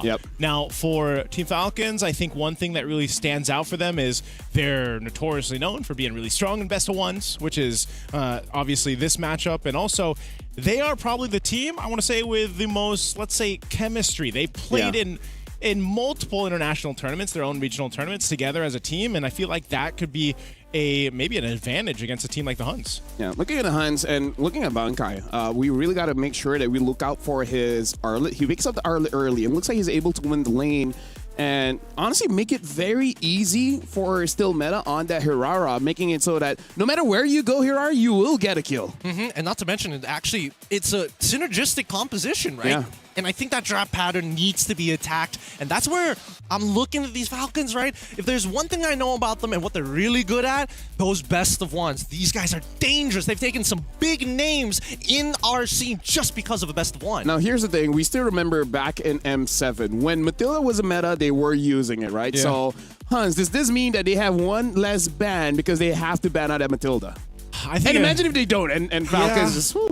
They just get it. Yeah. I think we're going to see it banned out, just like we did in the previous match. You don't want to give it over to a team like Team Falcons, and the way that they kind of play, the way they maneuver around the jungle, I think is. Troll already got so many kills on the Atlas. If he gets the Matilda, at that point, even the junglers be like, you know what? Do you want to use the retreat? I mean, like, do you want to use the Sky Piercer? Sure. We trust you, Troll. We trust you. You'll do anything for us. It's tough to say who's going to come up on top of this, especially with the level of play that we've seen from either one of these teams. Yeah. Speak. Okay. I was distracted by you, man. You sounded like Gideon for a second. He's great at mimicking my voice. We worked for way too long. But speaking of, do you think that, maybe they've got a couple of words to say next? Hold on. Here's the thing. I want to see Eterna talk right now because looking at it, looks like she is with someone from the Hunt. So let's throw it over to Eterna and see what she can get from this interview. I'm definitely with someone special here, Lafel, because I'm here with Still Meta. Welcome, Still Meta. Hello, everyone. I'm Still Meta from the Hans Esports. Yes, we know you are the jungler of Hans Esports right now, and you're sitting at a 1-0 so far. But I heard that there's something unique about your in-game name. Can we talk about that a little bit? Actually, Still Meta, my IGN came from like a previous a long one. It was before it was Link Still Meta, and I just decided to put away the link part. Okay, so you eliminated the Ling out of the way. Why? Do you not think it's meta anymore, or what's going on? Link wasn't meta anymore. Okay, so Ling's not meta anymore. He has still meta still, but are you gonna change it to Hirara still meta maybe? If I could, maybe I should do it maybe. But I think the maximum character limit is just won't allow me to do it, so. Yeah, okay. Well, technical problems with that Hirara still meta. But I really want to talk about Hirara for a bit because we've seen it twice, and from both teams, and from both times we've seen it from a Mongolian team. So is it currently meta, or is it just region-based on Mongolia? I think Nivero is kind of meta because she has very few counter picks. And she can snowball very quickly if left alone or in the right situation. Okay, so you still think that it can be strong in this meta despite it being more maybe tank-centric? Yeah, I think her can be a meta pick. Okay. Now, still Meta, I'm hearing that this is your first debut on an international stage alongside with 3 of your counterparts. So, can you talk to us about how that's been for you so far? The experience has been great so far. First time in Paris too, and love the atmosphere, love the people, love the staffs. Thank you, everyone. And we love to hear it. So good luck for your next match, and we'll see you maybe after for a post-game interview, maybe if you win this. Thank you. All right. I love it. I love it. You know, Rachel, All right. we love you, man. We really love you. Hey, can I ask you guys a question? Sure. Who would your hero still meta be? I would say, for me, Grok. Grok? I will put Grok still meta. He's been meta though. Yeah, but you know. Hey. How many Groks have you seen in the past 3 months? I saw one today. Hey. One. Yeah. One. Look, the data isn't necessarily behind you on this. By the way, let's just say how nice that the honesty is. Like, oh, would you put Hirara still meta? There's not enough characters. That's why I put Link. And the fact that he used Link still meta for a while, I was like, just remove the Link part. The Link part, not the still, not that you'll leave the meta or either one of those. Keep it 2 syllables. Nah, I think still meta. That is a prime example of what an esports player should be. Great on camera, has good personality, and very knows. humble. Very humble, yes. Yeah. Not to mention that this is their first time in Paris itself. And a So very deep voice as well. very. He does have a deep voice. Love the atmosphere. Oddly of the soft. staff. Oddly soft spoken. Soft but deep. Yeah. That's not what she said. We finally found it. That is a very difficult one. You know what? You deserve some kind of prize for that. We finally found one. We found some counterplay. Historic moment. In Paris. In Paris. All right, let's get into the draft here because as we were talking about Matilda, instantly the Huns are like, hell nah. Huns first pick and then Falcon second pick. We're playing on Broken Walls, which I believe we haven't played a lot of Broken Walls. They might even be the first time for this day. Oh, yeah? Yeah. Man, eventually we're There's going to have been to a lot of dangerous grass. Yeah, we're going to have to get a stat for that, by the time we get towards the last couple days of Wild Card. I just use my brain and my intuition. Both can be wrong, but with confidence, people don't care. Liquipedia editors just like, God damn it, I gotta actually look at the games now. I can't just listen to Hirara banned, them. by the way. Very good. It does not scream meta, which, by the way, it looks like Paquito or Freya might be left open. And I think that Paquito's gotta go.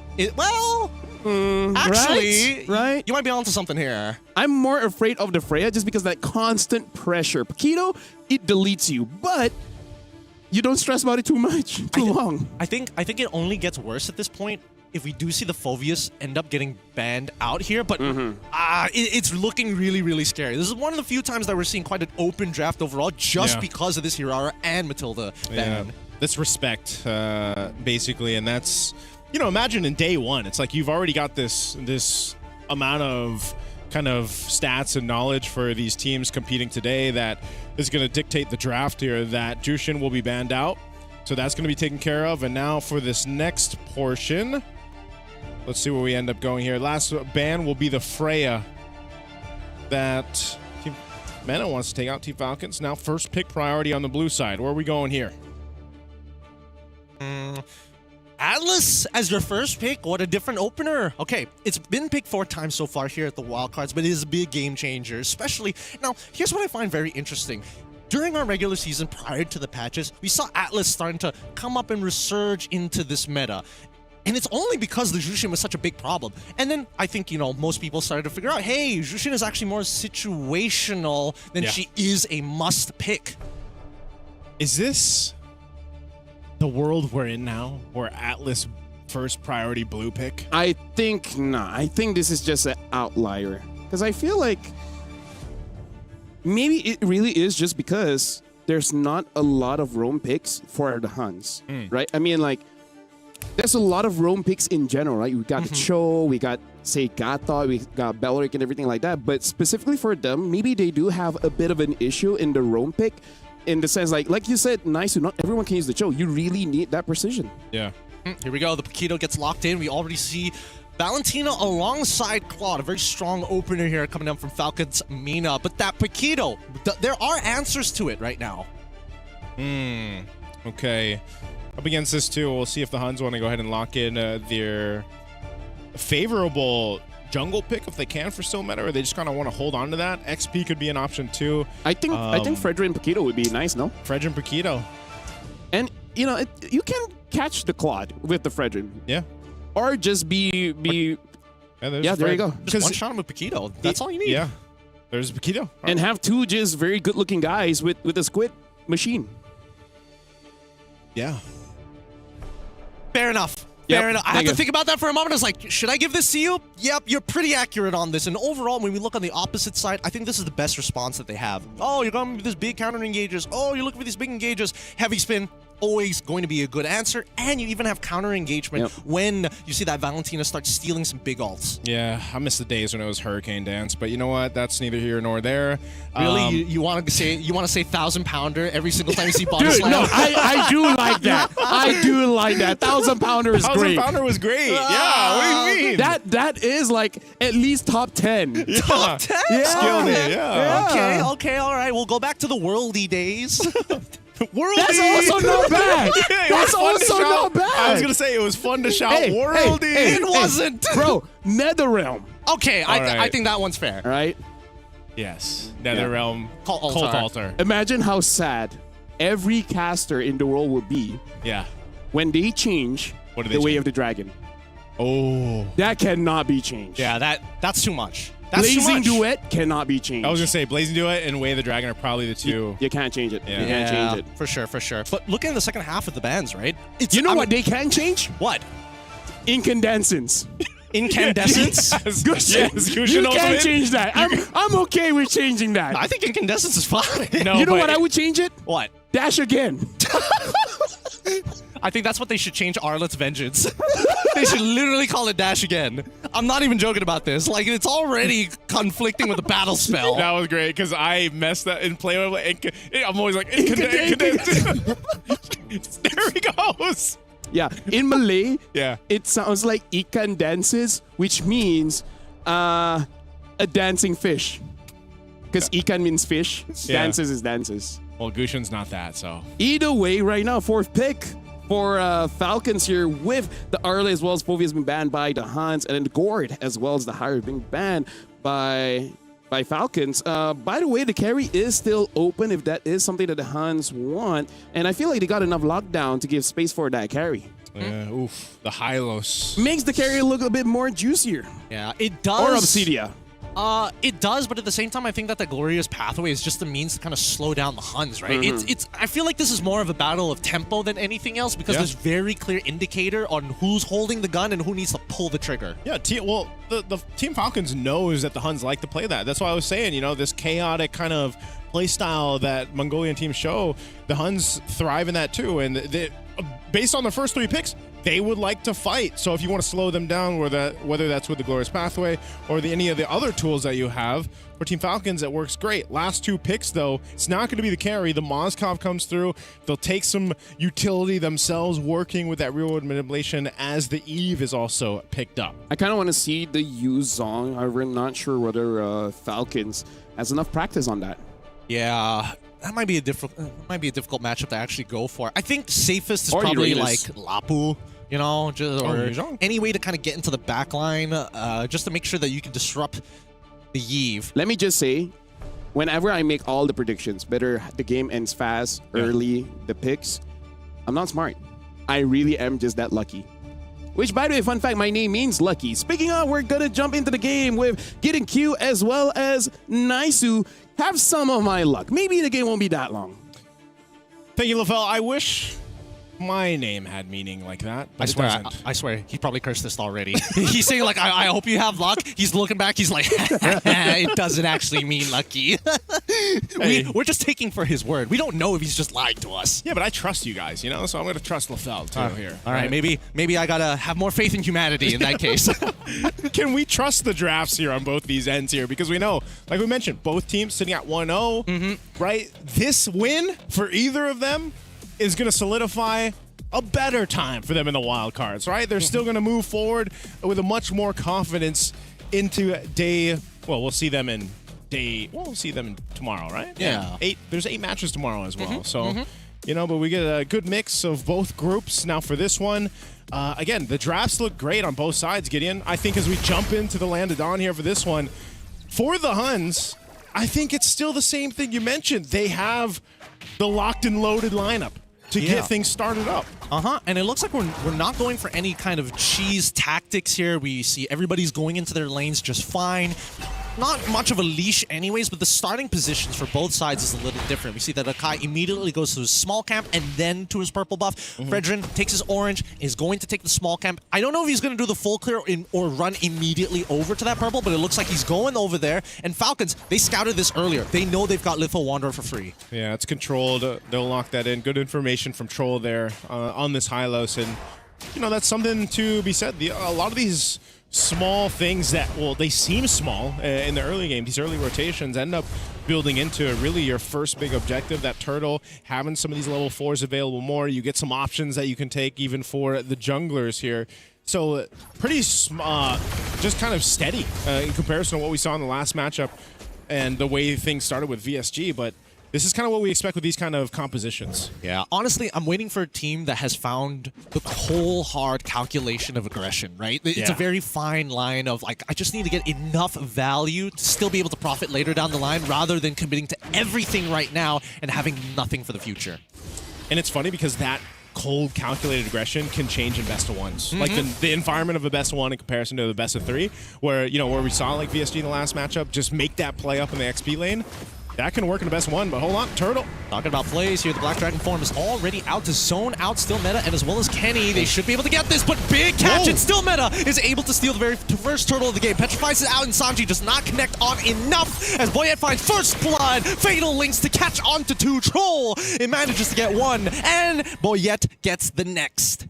Well, amazing for Still Meta to get the turtle amidst all of that, but they lose 3 bodies over to Team Falcons, and that 2 of those went to Boyette here on the Akai, the jungler that we've been talking about that has just kind of risen in the ranks, and now you've got this advantage you can work on. You're going to get a little more tanky build up. You can see him still in the camp too over here against Still Meta, so he'll have a little bit of an advantage in terms of level, but also gold and XP and building into the items that he wants here. So this is a great start for the jungler of Team Falcons, but also the rest of the squad. It just seemed like the Huns went for that turtle fight. It didn't go their way, and they had the lack of the damage. Oh, look at this. Look at this. Still Meta making a very interesting call here. He noticed the rotational path from Boyette took a little bit longer than it should, so he now knows that the top side is actually wide open, and walking into it and they seeing that orange buff, they know that Akai is still by purple buff without actually having to see him on the map. Yeah, information given here.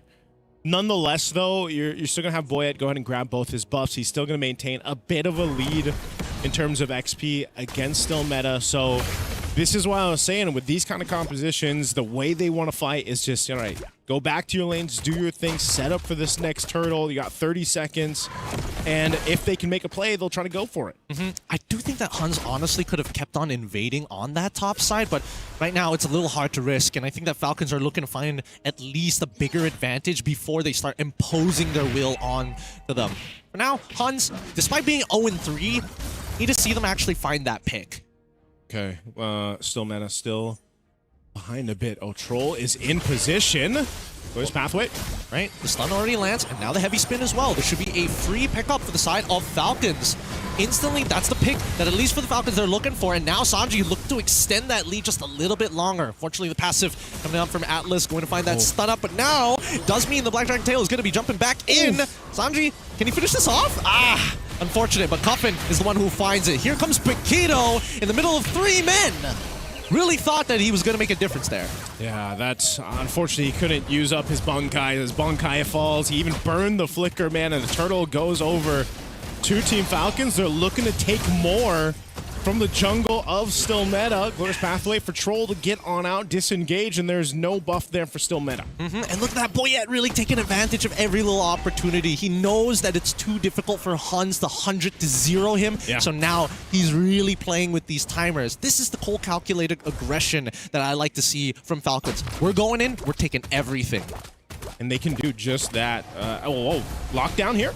They got him. They found another pick onto Bankai. That's probably the worst target, but at the same time, super influential for someone like Sanji. Now he has control and the free tier 1 on bot side. I guess at this point, a target's a target. You know, for Team Falcons, you might as well convert something, make it happen. Like you mentioned for Sanji, he controls this lane. It's his space now. He can get that turret if he wants to, and he'll rotate up towards his top side now. Meanwhile, I'm still looking for the Huns. Where can they turn this over? I mean, Team Falcons hasn't done anything fancy. Look at this. They built themselves a 3,000 gold lead. They've got 7 kills in favor for them. They're starting to scale up, get some of these crucial items locked in too.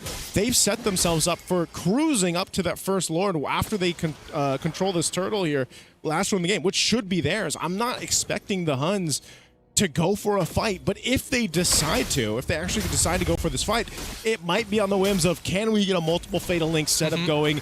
Do we have Yuki ready and locked and loaded to join this fight?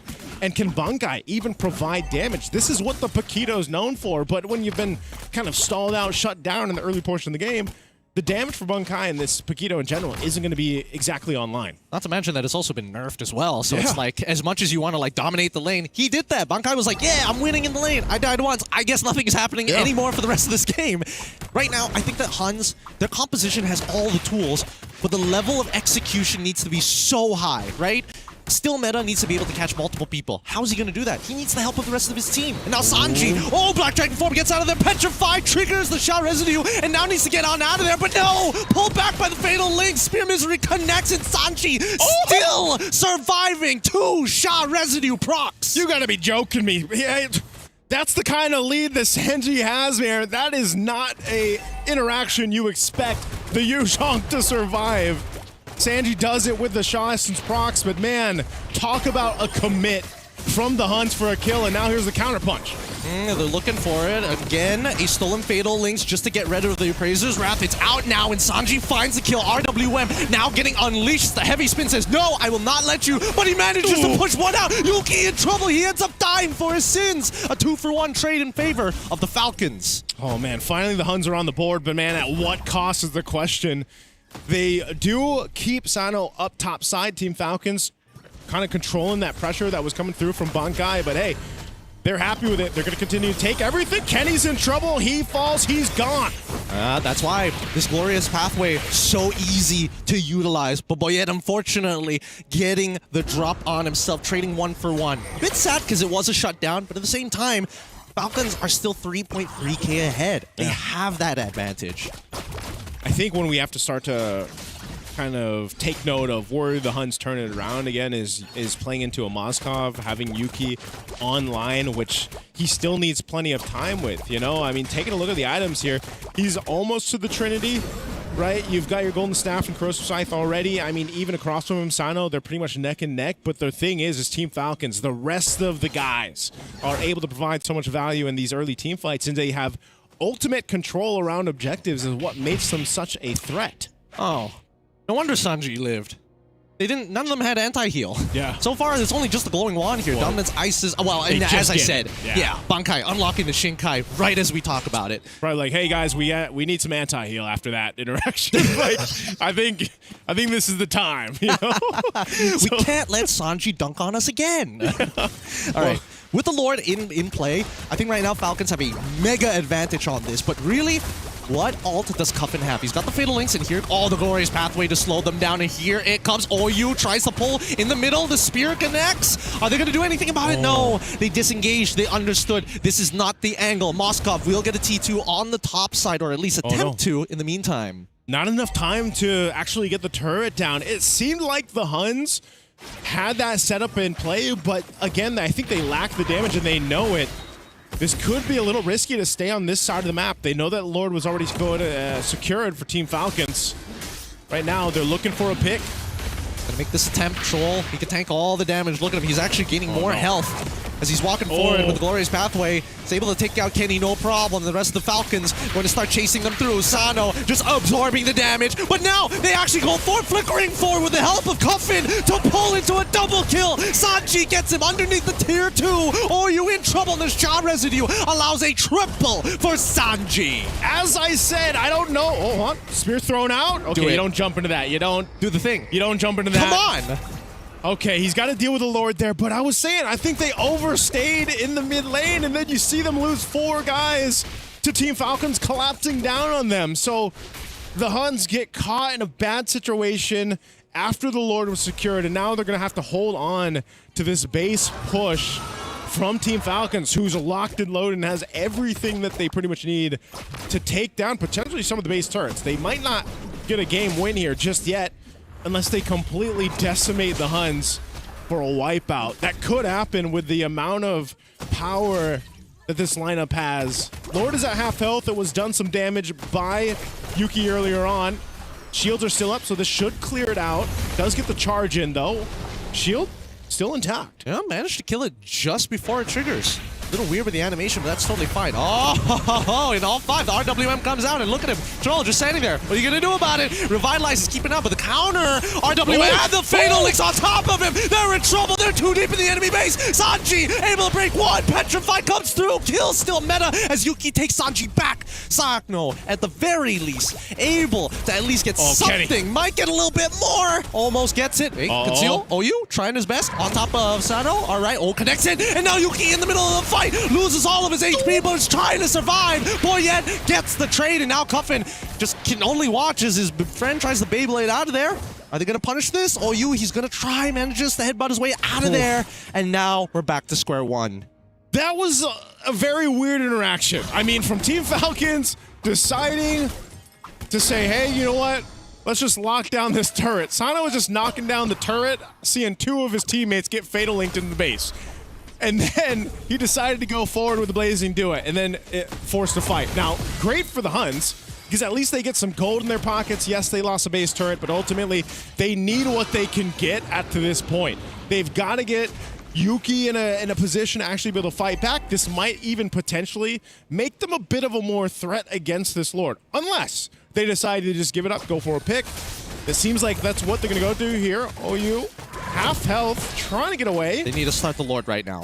OU needs to go for the recall, and I think that they're not going to be able to participate for the upcoming fight unless we see Huns try to like poke and prod a little bit. But the big issue is that everybody's scared of Cuffin, right? At any moment of time, whatever engagements you have, they also have access to. Yeah, man, Cuffin just doing so much damage. 4-0 and 11, has own Fatal Links. This is going to be a Lord secured here for Team Falcons as they prep up, get ready. A couple defensive items picked up too.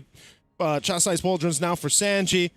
Cuffin was locked in. You saw the Malefic Gun picked up now too for Sano, so he's got a little bit more range to work with here, but this could be the push-in now for Team Falcons to go ahead and end this game. Now, if they overstep a bit, make some questionable choices, there is a chance that the Huns keeps themselves into this game. Good defensive item here for Yuki too. Wind of Nature now available. He's going to definitely need that in this base defense, so they'll clear out what they can. That Lord is going to come down the mid lane for Team Falcons, who's sitting on a 6,000 gold lead at nearly the 14-minute mark. So Yuki holding down the mid. Cuffin, again, keep an eye on him. He's got his own Fatal Links. They look for it. Conceal's going to be used. Bottom turret's going to go down. A Black Dragon form comes through from Sanji. They're trying their best. They're looking for an opportunity to mistake. Glorious Pathway is already down, revitalized as well. RWM is being unleashed. Purify coming in for Genny. Just make sure he lives. Cuffin in trouble. He dies. Yuki now might have an opportunity, but the turnaround is just a little good as well. Sanji ends up losing his life. Still meta peels perfectly. Kenny and now Yuki with the frontliners will have to work together as I get one more in Boyet. A flop coming in from Falcons Mina. The Huns will make it happen on the base defense. Yuki staying alive is so important for the Huns. And now they've got some momentum to work with. An orange buff going to Yuki. They're ready to take down at least the tier 1 in the mid lane here. But Team Falcons, 6,000 gold up earlier, now diminished down to 4. But it's the threat of Yuki and still meta. They're looking to potentially take some more from Team Falcons. Isn't this exactly what the Huns needed to turn this game in their favor? Yeah, unfortunately for Falcons, with with the lead that they had, they needed to force scenarios underneath enemy turrets. They needed to force scenarios by the inhibitors if they want to get some real value. Whether they lose or win, the reward is so much more worth it than the risk. But they're doing it so late in the game now that the Hans, they don't mind. They can basically fight forever. Their whole composition is designed to fight for long periods of time. Falcons are heavily ult dependent. Obviously, there are some who can sustain the fights a little bit longer than others, but the key players have the big ults. Yeah, looking at this again, you know, it's just, this is also in territory, as you see how much damage OU has taken. This is something that the Atlas does so well. You know, you're able to go ahead and just be that tank, provide that vision, but have the threat of a Fatal Link. So, oh, they're gonna go. Okay. Glorious Pathway to try and slow them down, and now the Black Dragon form as well. Yuki is actually going for the recall in the middle of this as they found the interception. Kenny! They've got to stop it. They can't let Kenny keep getting caught by this again and again and again. He killed Kenny. Right, it's one of those moments, basically. He burned his flicker too, and now the Lord is up. And without Kenny, Team Falcons will easily go ahead and secure themselves this Lord, unless some miracle play is potential here for Yuki. But it looks like Lord's going to be secured easily. And now, once again, they find themselves on the fence. They got to hold on to one base turret, man. Can they replicate what they did previously? I don't know. Really depends. Really depends. Kenny back from the dead already. Now they're going to have to defend this. I think they should. They've got the wave clear, right? They have the wave clear, yeah. They've got Bankai to slow down waves. They've got OU to slow down waves. They've got Kenny as well as Yuki as the main wave clearers. I think Falcons, Boyette, he's going to have to try and make a... Oh, okay. Now he can't make a play. He's literally lost all of his health. He's got the Guardian Helm, to be fair, so he's going to start healing up soon, but I don't think that's a very healthy amount. Oh, Lord's already going to be worked on. They're trying to hold on. Oh, the counterplay. Heavy spin to knock him the opposite direction. Great play from Boyette as the RWM comes out. They're looking to go for the end game, but no, the fight is still happening. Can somebody hit the base or something? Because what we're seeing right now is too much. Sano out of there, swaps items, and now Cuffin able to finish off the rest. Sano, please. Okay, loses his immortality. He's coming back up. The wave is there. Nobody hit the base. Oh, and it's a shutdown on Sano too, and the base is still up. Kenny and Yuki will be enough to clear out these waves with a quarter of health, but they've got enough. And they hold on by a sliver. But man, Team Falcons, what's going on here? Bro, I don't know. I'm feeling lucky to watch this game already, but so far, 21-11, we are getting a high kill count so far. Hey, I know we're the 30 gang here on the desk, but we didn't have to represent it with the current KDAs. Hey. That's a total of 32 kills overall in this game. Are we the 30 gang? Hey, man, last game, how many kills were there? There's like 39 to 42, okay? I'd rather keep it to 30 gang than 40 gang. Eventually, we might still be here. Let's look at this replay here again. This is what we're talking about, though, man.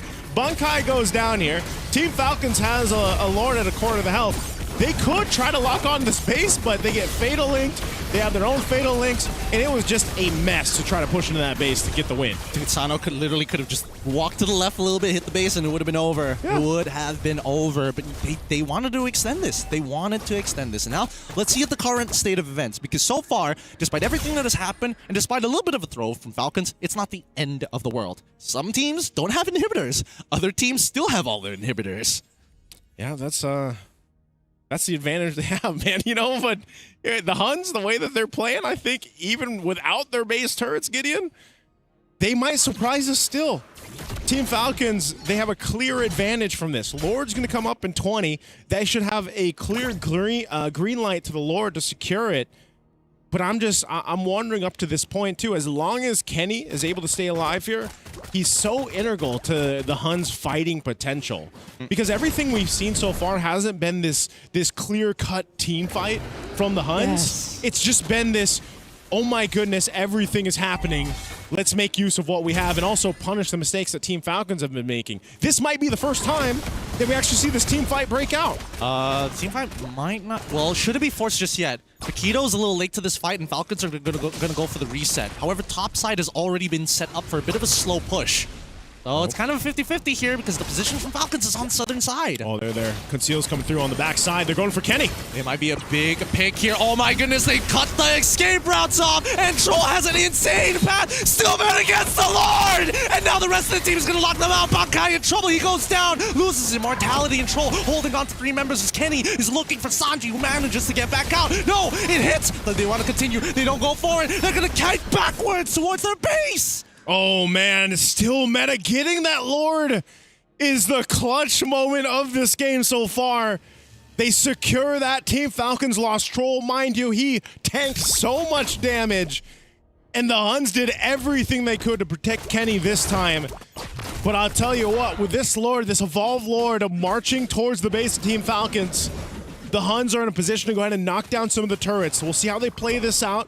Team Falcons want them out of this side of the map, out of the jungle here. This tier 2 turret mid lane, though.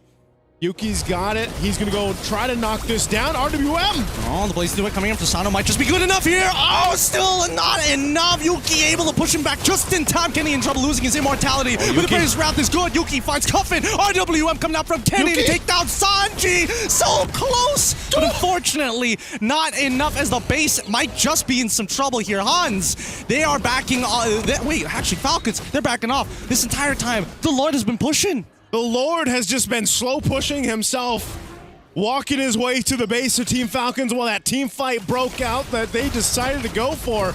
And now the mid turret, it's going to be knocked down here. They're trying to hold it down. Retribution used to clear it out, but now Lord will charge up top. Yeah, but now Revitalize coming out of Troll. They need, Yuki is dangerous. They cannot take the piercing damage here. Boyette's going to have to try.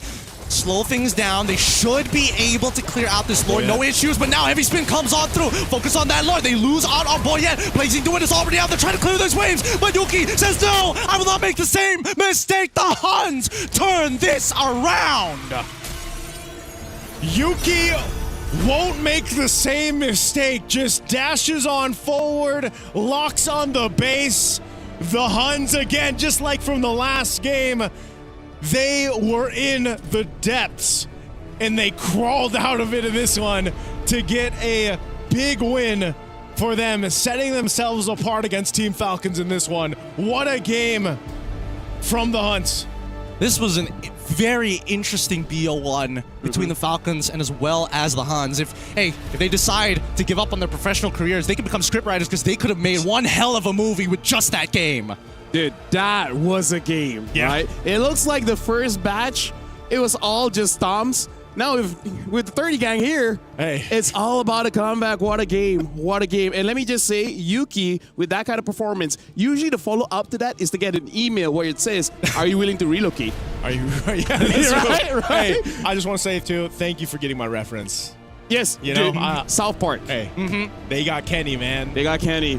If you guys don't get it, Kenny somehow, some way, he's immortal. Yeah, he's immortal. But he always dies every episode. It's like, oh no, Kenny's dead. Yeah, every single episode. Oh my god. It's great. They really had to, actually, in that one of the last team fights there, though, too, they really had to protect Kenny. Because that's what I was saying. The fighting into the real world manipulation was so important for the Huns. And some of those choke points around the jungle. And that's why you saw them throw everything for it.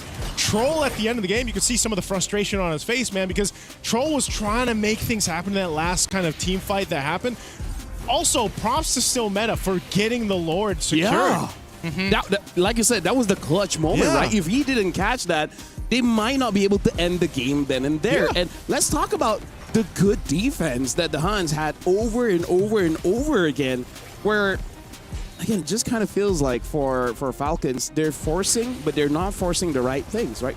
They're forcing unnecessary attempts. Like you said, Gideon, just move a little bit to the left, attack the crystal, and this game might have been over. Okay, but I feel like that was the point of contact, right? But before that, as they're trying to creep up on them to actually go for the heart strike with the knife, they're losing fingers, right? Like the Boyette is just taking unnecessary damage in these moments. And I feel like the Falcons totally forgot how Moskov works. It's like, oh, maybe we should just stand in one straight line. Oh, no, the penetrative damage. Oh, who would have guessed? Hey, let me stand behind the Lord. I'll be fine.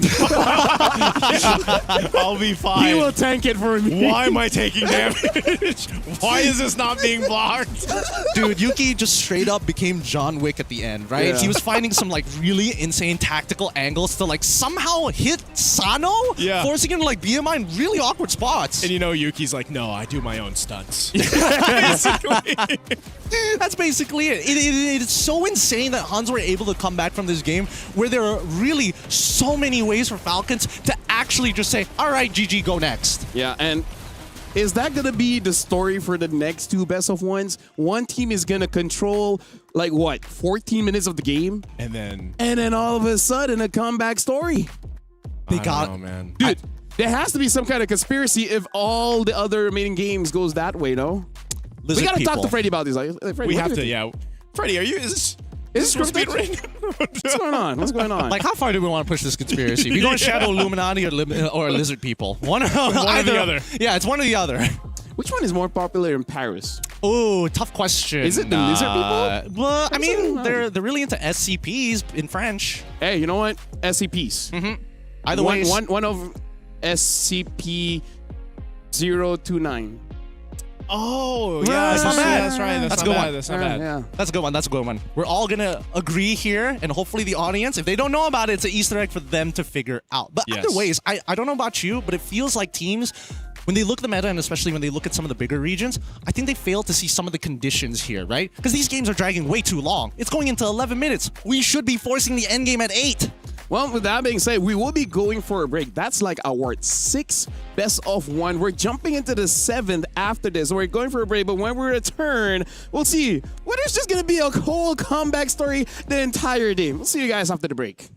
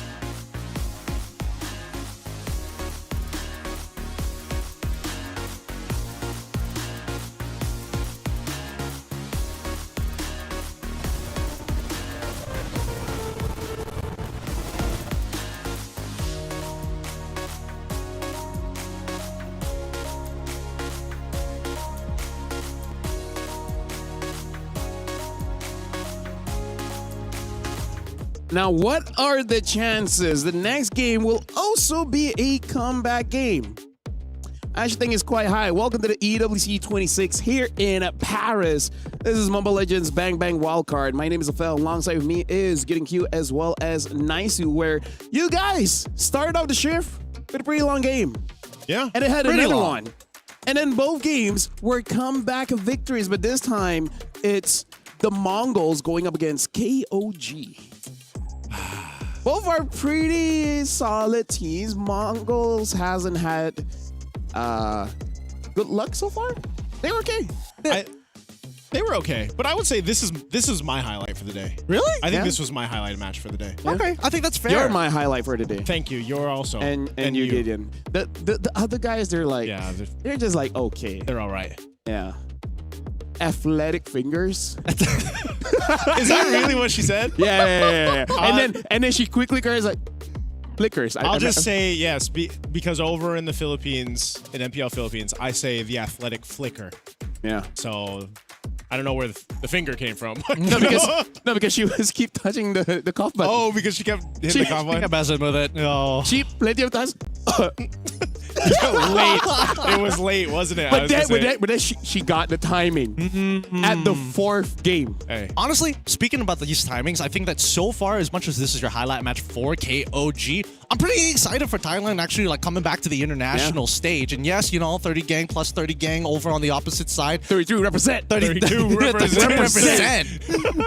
It's just, I think that KOG is coming in more of the favorites despite their region re-entering the scene once more compared to the Mongols who've tried multiple times. They're very strong, man. They are. I think a lot of people were excited when they first announced MSL Thailand, and then they had their first event, first season. MSL, yeah. MSL, and then I think also with this, just in general, like they've always been very strong in competitive games, and I think if you go back, what is that? That's like 9 years since we saw one of the winners from Thailand for the first MSC. Oh my God. Yeah, we're that old, man. Here's in 2017, now it's 2026. Yes. It's almost a decade, It's almost a decade. That's why when you said maybe by 40, like it will still be here.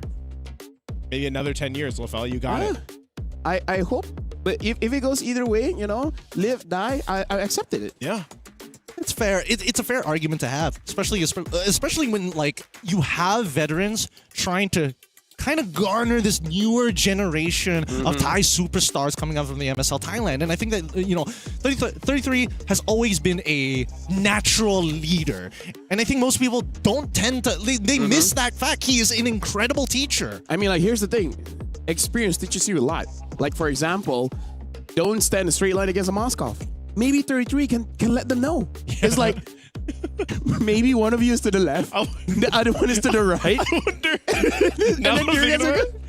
I wonder if he's like, back in my day, we didn't have these mechanics, bro. Like the old MLBB, when the first MLBB was released. Hey, back in my day, Lorita can block turret shots. Back in my day, the only counterplay to Harith was Lunox. Yeah. Back in my day, we had no Turtle junglers. wasn't there. That's so true. Oh my god.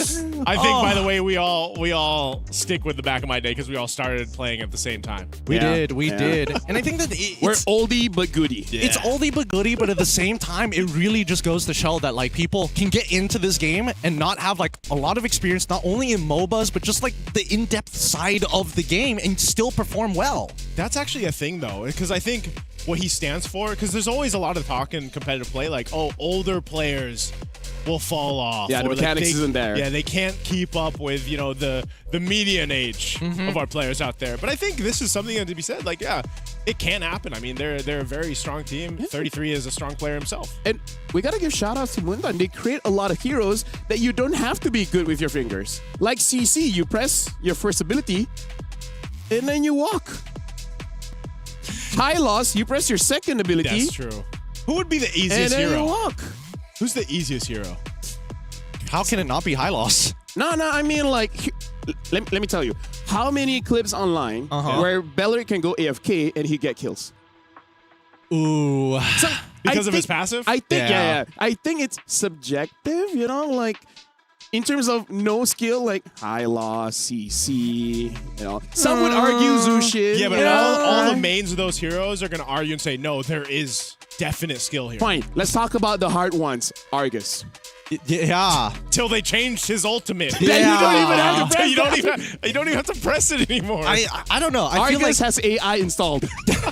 He does. Honestly, Jarvis. Honestly, that might be the next generation of the of MOBAs in the future, where you just teach AIs to battle each other, right? But either way, I still think that right now in the current game state, it's just the entry level is good enough for a lot of these younger players, but it's great to have these veterans to kind of solidify good fundamentals, and that's what we need right now in a meta that's so aggressively fast. Imagine one day. Yeah. They made Ling. Yeah. After you use your ult, you press one ability, say the second skill, and you do all four dashes. I knew it. I already knew this was going. And he'll change his name back to Ling Stillman. Anyways, right now KOG is going to be the first pick, batting out the Arlet instantly. Mongols batting out that Matilda. And it looks like both teams are taking their time a bit, discussing on what to ban out. Especially because we've seen quite a few games already coming in from both. KOG, if they still continue banning out all the EXP laners, maybe it's not specific against VSG. It's just like 33 needs a bit of help. Is he somebody who needs that little bit of, I mean, possibly. I think there's definitely an angle there. But also, like, Arlet, I kind of get, right? The way that the Mongols have been playing, and especially with so many picks up, not only the Boxy alongside with the Fredrin, it just feels like Arlet is kind of a no-brainer in these senses. KOG ban like they're from red side. You know what? That's true. Yeah. Oh. Right, it makes you think. Oh, yeah, I'm sitting here thinking about that now. Does that mean that they only have one linear line of play? Let me just say this. Every time I think 33 will pick up the CC, he does. Is it so it's first pickable? No. Let's see if it gets banned here. That's smart. Yeah, one step further. Gotta go one step further every single time here. It might get banned, it might not. But, I mean, even though, like, we've seen what the Mongols are capable of doing in a turnaround. You think about how much they were able to go ahead and hold tight, even after being pressured in the early game against VSG. Yep. That's one thing that is a threat in... Wait, this has to be first pick Akai. It has to be. Fredrin was the last man? Wait until they lock it CC again. CC first pick. Nah. I mean, like, you already banned out the Boxy as well as the Fredrin. If you first pick the Akai here, Yeah. Perfect. So they find their angle. 5 times picked already, and this might just want to be the first few times that we're seeing, hey, some side is going to get a tank jungler, you're going to have to figure out a way around it. So now, in terms of counterplay, sometimes we see Eve Claude here. I would say Eve Claude, probably. Right? Like, that's the safest opener. Yep. Is there something else that we have to consider? I mean, they're showing Jushin here, but then Atlas is... Oh, wait, never mind. They pick up Atlas. This is a slightly different opening compared to the Eve Claude. Yes, it's like, again, they're generally safe openers, but definitely, you can see that the Mongols, they're going to be playing for team fight. Like, very clearly team fight. So KOG Eve Claude? I think... With the Akai, Eve is okay. Yeah. Could work. Eve is pretty good against the Zushin. And then Claude's just a cool guy. Claude's just the guy right now. He's the guy. He's the guy. Yeah. There's not much. He's the poster boy for marksman. Currently. Yeah, I think it has to be. Oh, all right. I don't like the fact that teams are like, oh, we see Atlas, that just means we gotta go for the Valentine, because now it allows Mongols to actually double up on... Oh. Valentina Cho, though. Oh. Very interesting. What were they going to double up on? I thought they were just going to double up on like on just bigger and badder alts every single time, right? Just overload the Valentina every single time she tries to make an attempt with the Fatal Links. Yeah, I think it's just one of those cases, like you said, though. Once that you see that Atlas, some teams are just like, you know what, we'd like the Fatal Links too. Not a bad idea. It's kind of cool alt, you know? It's a sick alt. Yeah. Yeah. But this is genuinely concerning, because with the way that both teams have kind of opened it up, and you can tell that KOG is like, yes, we are team fighting, but we also want to make sure that you have to take Purify so we get the Cho first.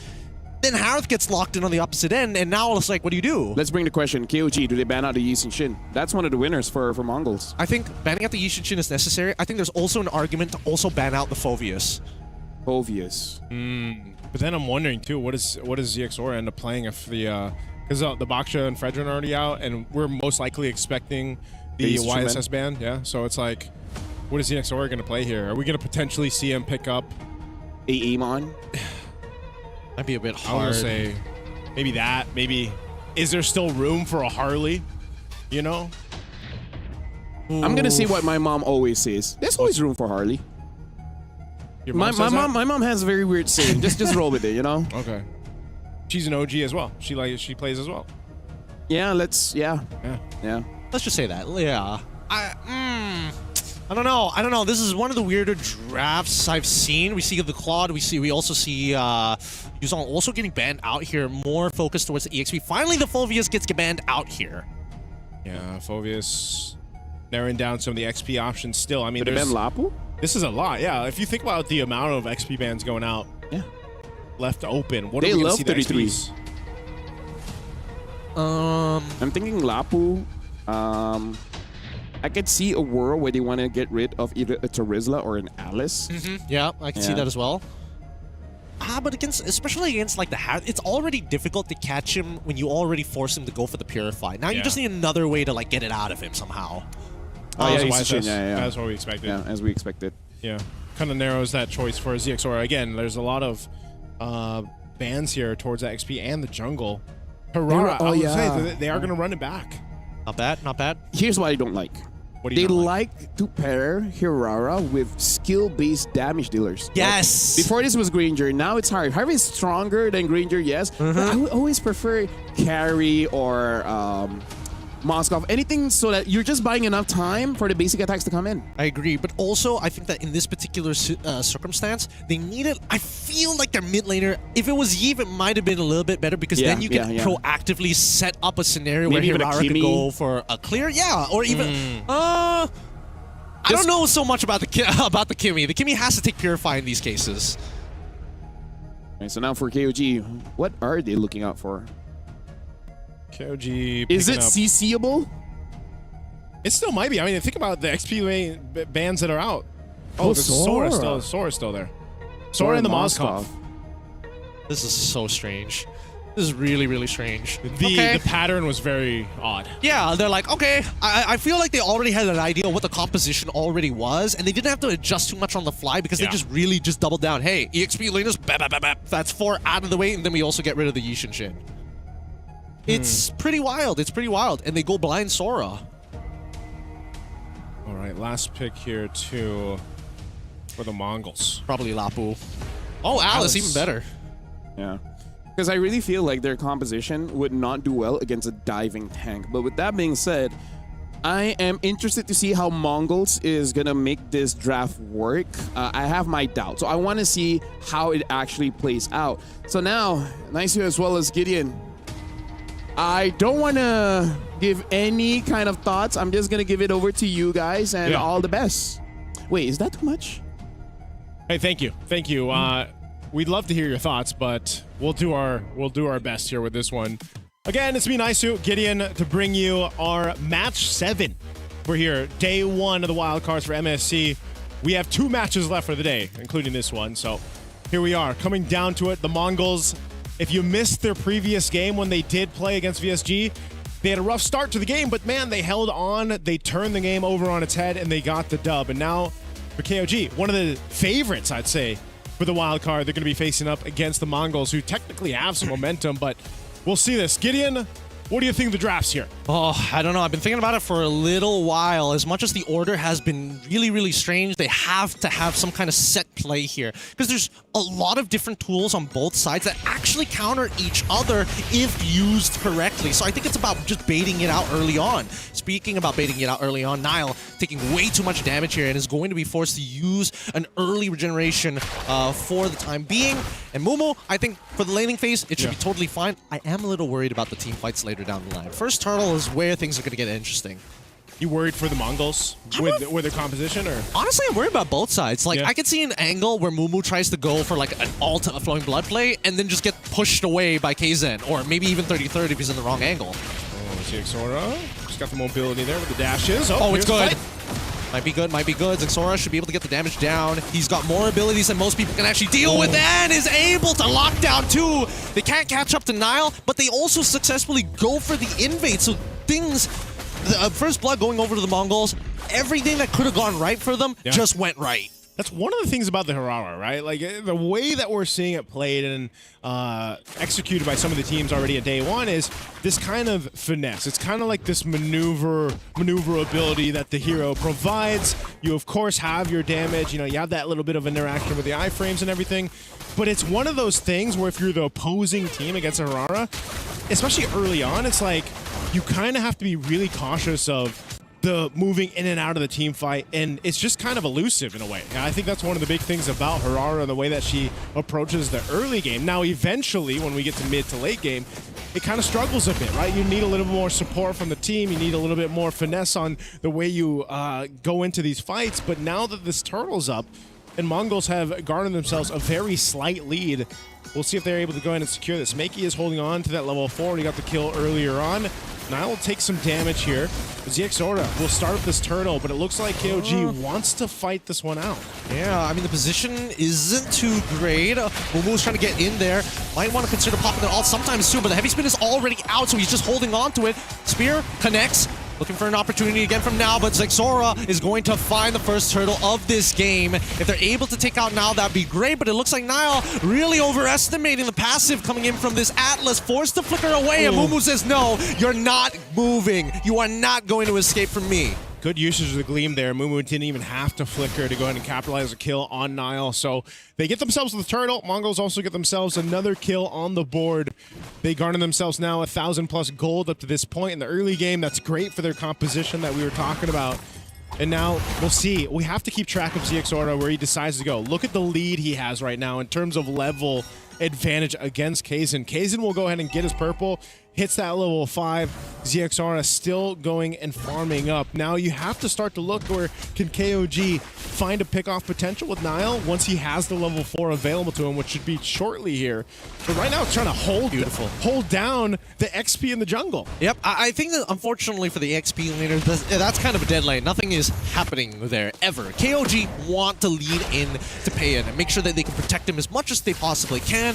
And so therefore, Mongols, the most reasonable strategy is is, hey, you actually clear slower than me. I'm going to take your camps. And if I happen to kill you, I'm going to be able to convert that to a level lead. And so far, that level lead has been doing wonders for them. Now, the last problem that they have is the conversion. Yeah. Now that you have the lead, can you get something? And they find it in Killer Nile. They're looking to attack that mid lane as they've already invaded that top side. Let's see the bleed over. Man, that's just a lot of damage early on. Nile feeling it too. 2 deaths now sitting here, just getting his level 4 pretty much. And, now you're thinking, are we in a position to actually fight and follow up? All right.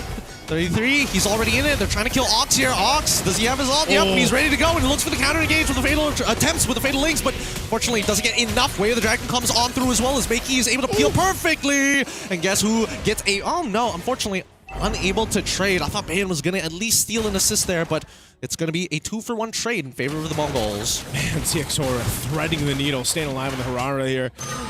Able to kind of, again, that's what it is. He maneuvers through these fights, he pumps out his damage, he gets out. The rest of the team kind of follows through. That might have been even a better team fight if the spear would follow through from Payan, but still, he has to deal with K here up in that gold lane, and there's just nothing favorable happening right now for KOG.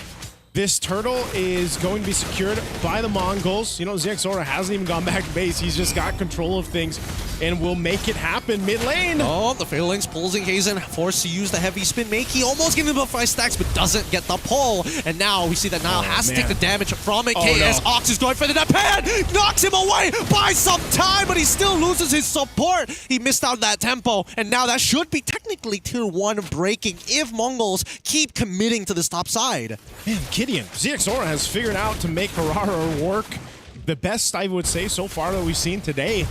It seems to be very clean with the way the team is supporting him as well.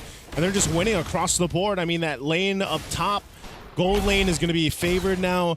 4K gets the turret knocked down, so Payan delayed more on this Moscow to scale up to that Trinity that he needs. Right now, Mongols, I mean, this is a very strong lead that we haven't seen too much of. Nile goes for the kick. Okay, Way of the Dragon on towards K's side. All right, Xamenforce, and now they're committing to the heavy spin, and Zora unfortunately can't do much about that, but now they're looking for trades. Makey, he's thinking about it. He could ult over the wall here, but instead he's going to take his time as they lock one down. Zora takes out KZ. Now looking for Nile. Zed, he needs to peel. Unfortunately, loses his boy in the process, and now the Fatal Link stolen away as they get 33 into the middle of it. And now, with one back into Ox, he wants to go a little bit further, pops the ult for the iframes, forced the flicker away so he doesn't get traded back, and Momo, he's done enough. They walk away 2-for-1 in favor of the Mongols again. Oh man, good response from KOG to try to get something out of that, but man, they might lose more as this purple buff is going to be taken.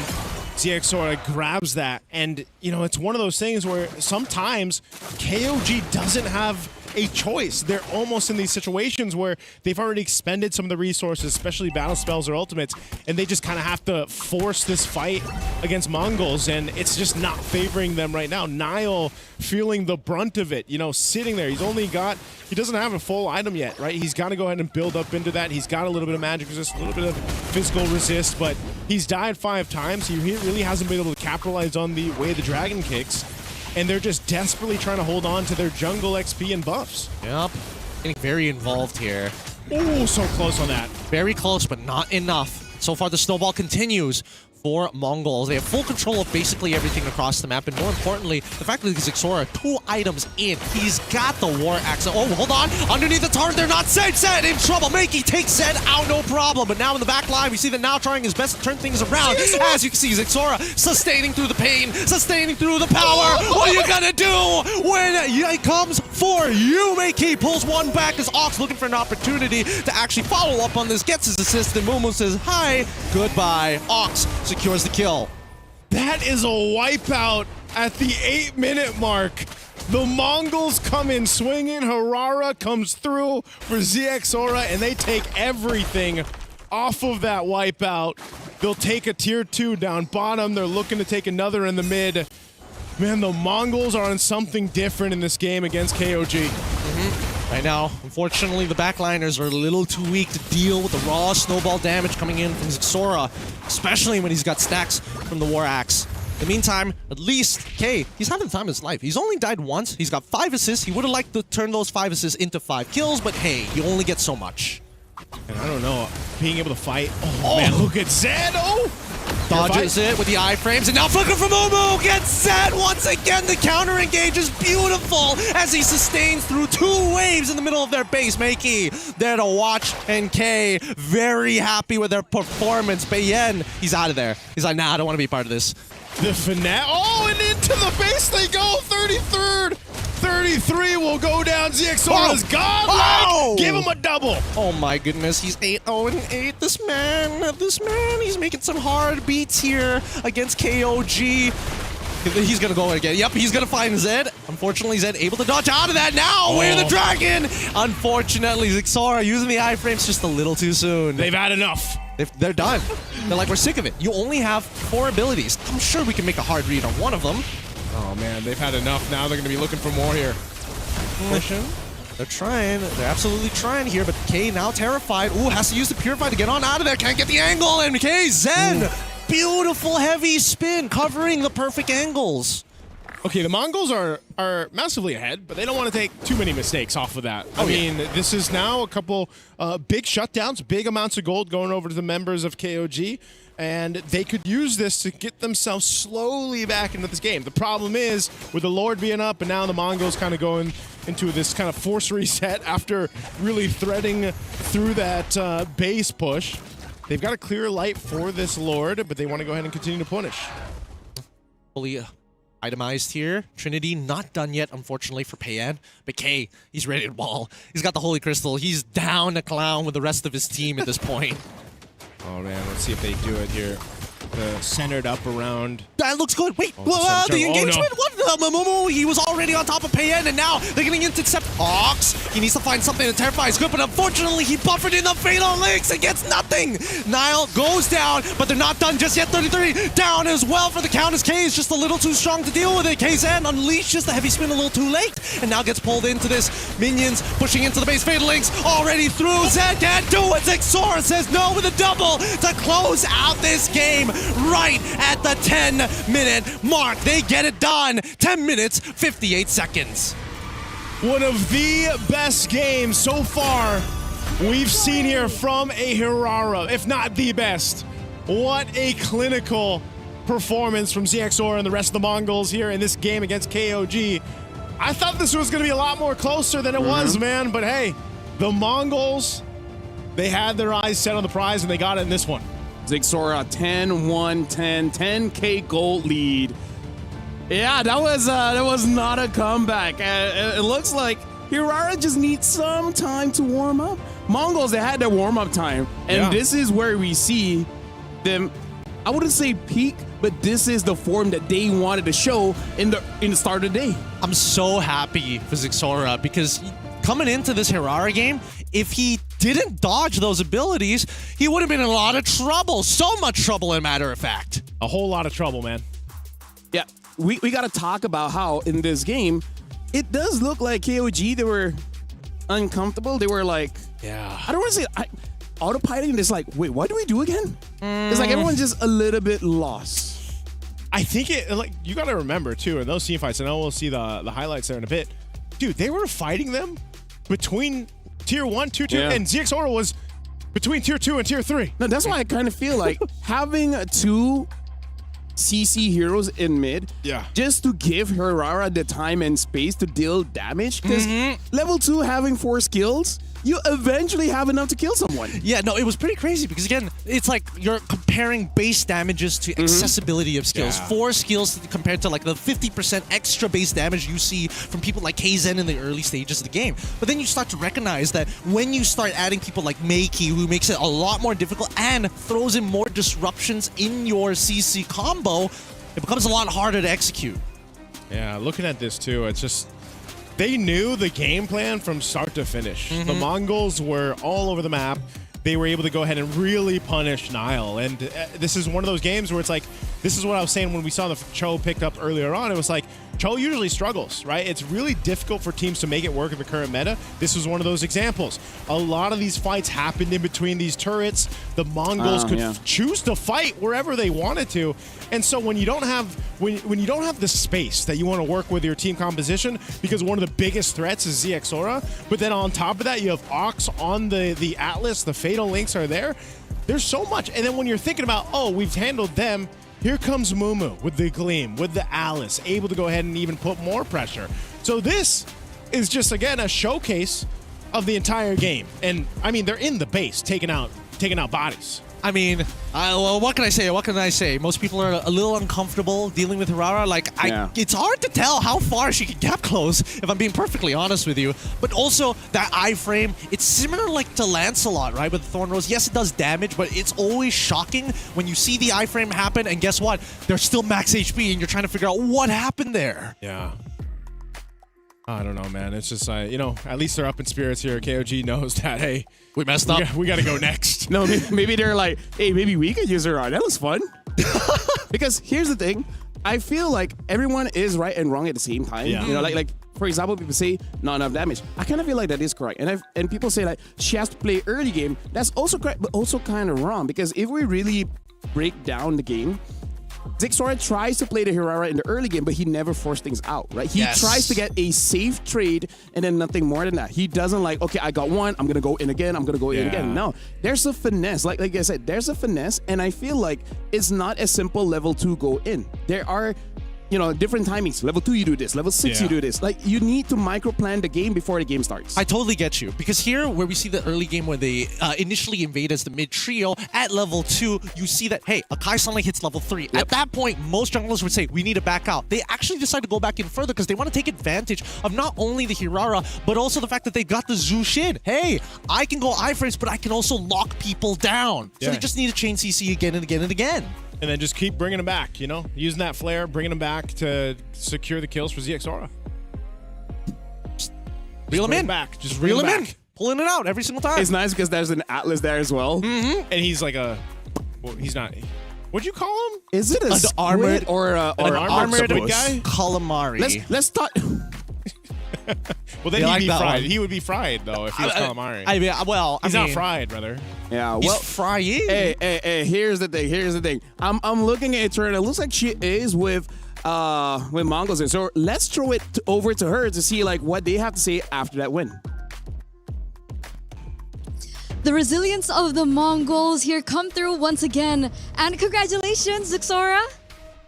He said thank you. Oh, you want to talk in the mic? There you go. Thank you. Okay. So we want to talk to you about that victory because after your loss against FUT, you finally got back-to-back wins. How did you reset after that first loss? Бүтэж дараас нь яаж рекорд хийчихэ. Уусаа нэг олжсэн ч гэсэн группээс хасдаг болохоор тэгээд. Yeah, so he says the 4 teams are advancing out of 5, so only one loss shouldn't mean that big of a shouldn't be that big of a deal. Shouldn't be that big of an issue. Deal. Yeah. Okay. So we have that mentality. Where did that mentality come from? Maybe confidence, because we have good confidence in this wild card. Okay, they have good confidence in this wild card.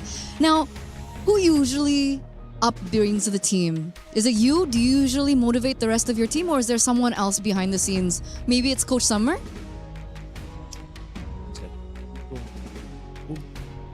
Тэгдэг хүн байхгүй. Тэгээд яг ингэ байдлаасаа юм уу тэгээд. It's very situational. Everybody does their own things. So. Okay. Who's the most lively in the team? Yeah, it's 2 of us. Oh, it's 2 of you guys. Yeah. All right. So I'm with the 2 most lively coming in from the Mongols. And, speaking of lively, again, we see another Hirara pick. The first time, it wasn't as great. But you finally were able to make it work. And now I think she's standing at a 75% win rate. And again, it's coming from another Mongolian team. So is this a hero that's exclusively for you guys? Or where did it come from? Could you talk to us more about the Hirara pick? Hirara болохоор яг эхний гейм дээр болохоор яатсан маань. Эхний гейм дээр нөгөө жоохон дасаагүй юм утсан дээрээ дасаагүй тэгээд скиллэж байгаа алдаад суурсан. Тэгээд ер нь бол Hirarаг би сайн пик гэж бодож байна. Okay, so he says the very first game that we lost, we were adapting to our phones to the hero itself, so we were adapting. That's why we lost. But we still think Hirara is a very strong pick. Okay, so we have a little bit of a mixed opinion here. I think some players think that Hirara is only strong in ranked. Do you agree with that? Or like, nah, she is strong? No, I don't agree with that. Okay. She's strong. She is strong. Okay. So maybe, do you have any tips to play the Hirara? You know, maybe for the rank public out there? You need to save your passive skill and just kite the enemy. kite them. Yeah. Okay. Kiting, and you need to save their passive. Is that right? Okay. So once again, congratulations with that victory. Do you have anything else you want to, share to the audience maybe? Thank you for supporting us. Yeah, we will make it to main stage. Yeah, thank you. Okay, and we're waiting for you guys to make it to the main stage. Once again, congratulations, because we're going to throw it over back to our casters because we do still have one more best of one. Thank you very much, Eterna, as well as Exora and Summer. Another tip, kind of a small thing. If you want to play Hirara, you can go to the settings and actually make the first skill and second skill bigger and closer, so that it's less time for you to this. Yeah. I bought the hero. I tried her, and I said, no, it's not for me. I'm just not good with two abilities. Man. I don't understand this. This is the dedicated show player, and he's just like, 2 buttons. That's too much for me. Too much for me. Try a Hirara roam.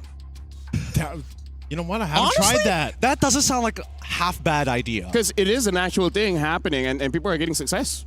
I should try it. Speaking of success, congratulations to Mongols for winning that one. We're going for a break. After this is going to be the final best of one here in the Welcomes for day one. Tomorrow we do have more 8 games, but for now, going to a break. We'll see you guys after the break.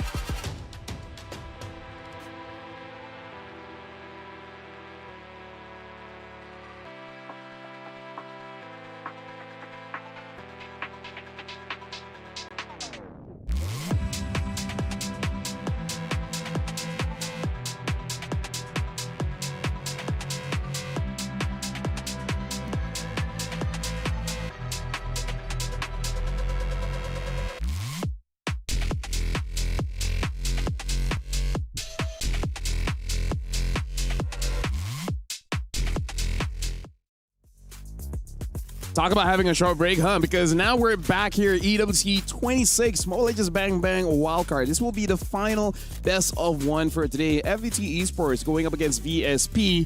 Hopefully they recovered from the unfortunate loss we had earlier. My name is Fel. Alongside with me is Gideon as well as Naisu. And I hope no football gets over to my face. Hey, don't worry. It's not going to connect. But so far, based on what we've seen in today's games, I don't know. Some people come in with a bicycle kick and take the game out from under people's feet.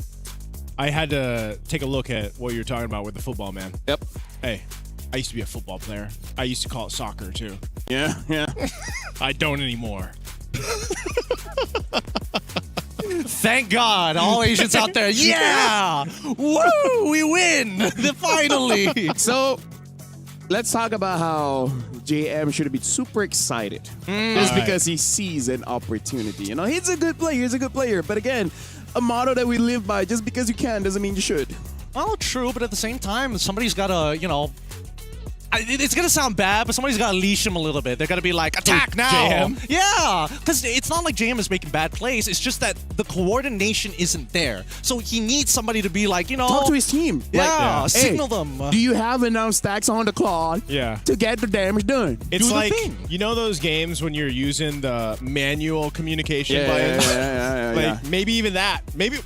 Well, technically, MLBB has that too, Maybe we need to get more specific. What are they called? Command lines or something like that? Communication wheel. Maybe change the language from like Japanese to actually English, because isn't there Japanese ones? Yeah, there are. They're actually, I would say, arguably the best voice pack that we have. That's the ones I use. You know what would be interesting? Instead of separating by language only, separate it by your generation.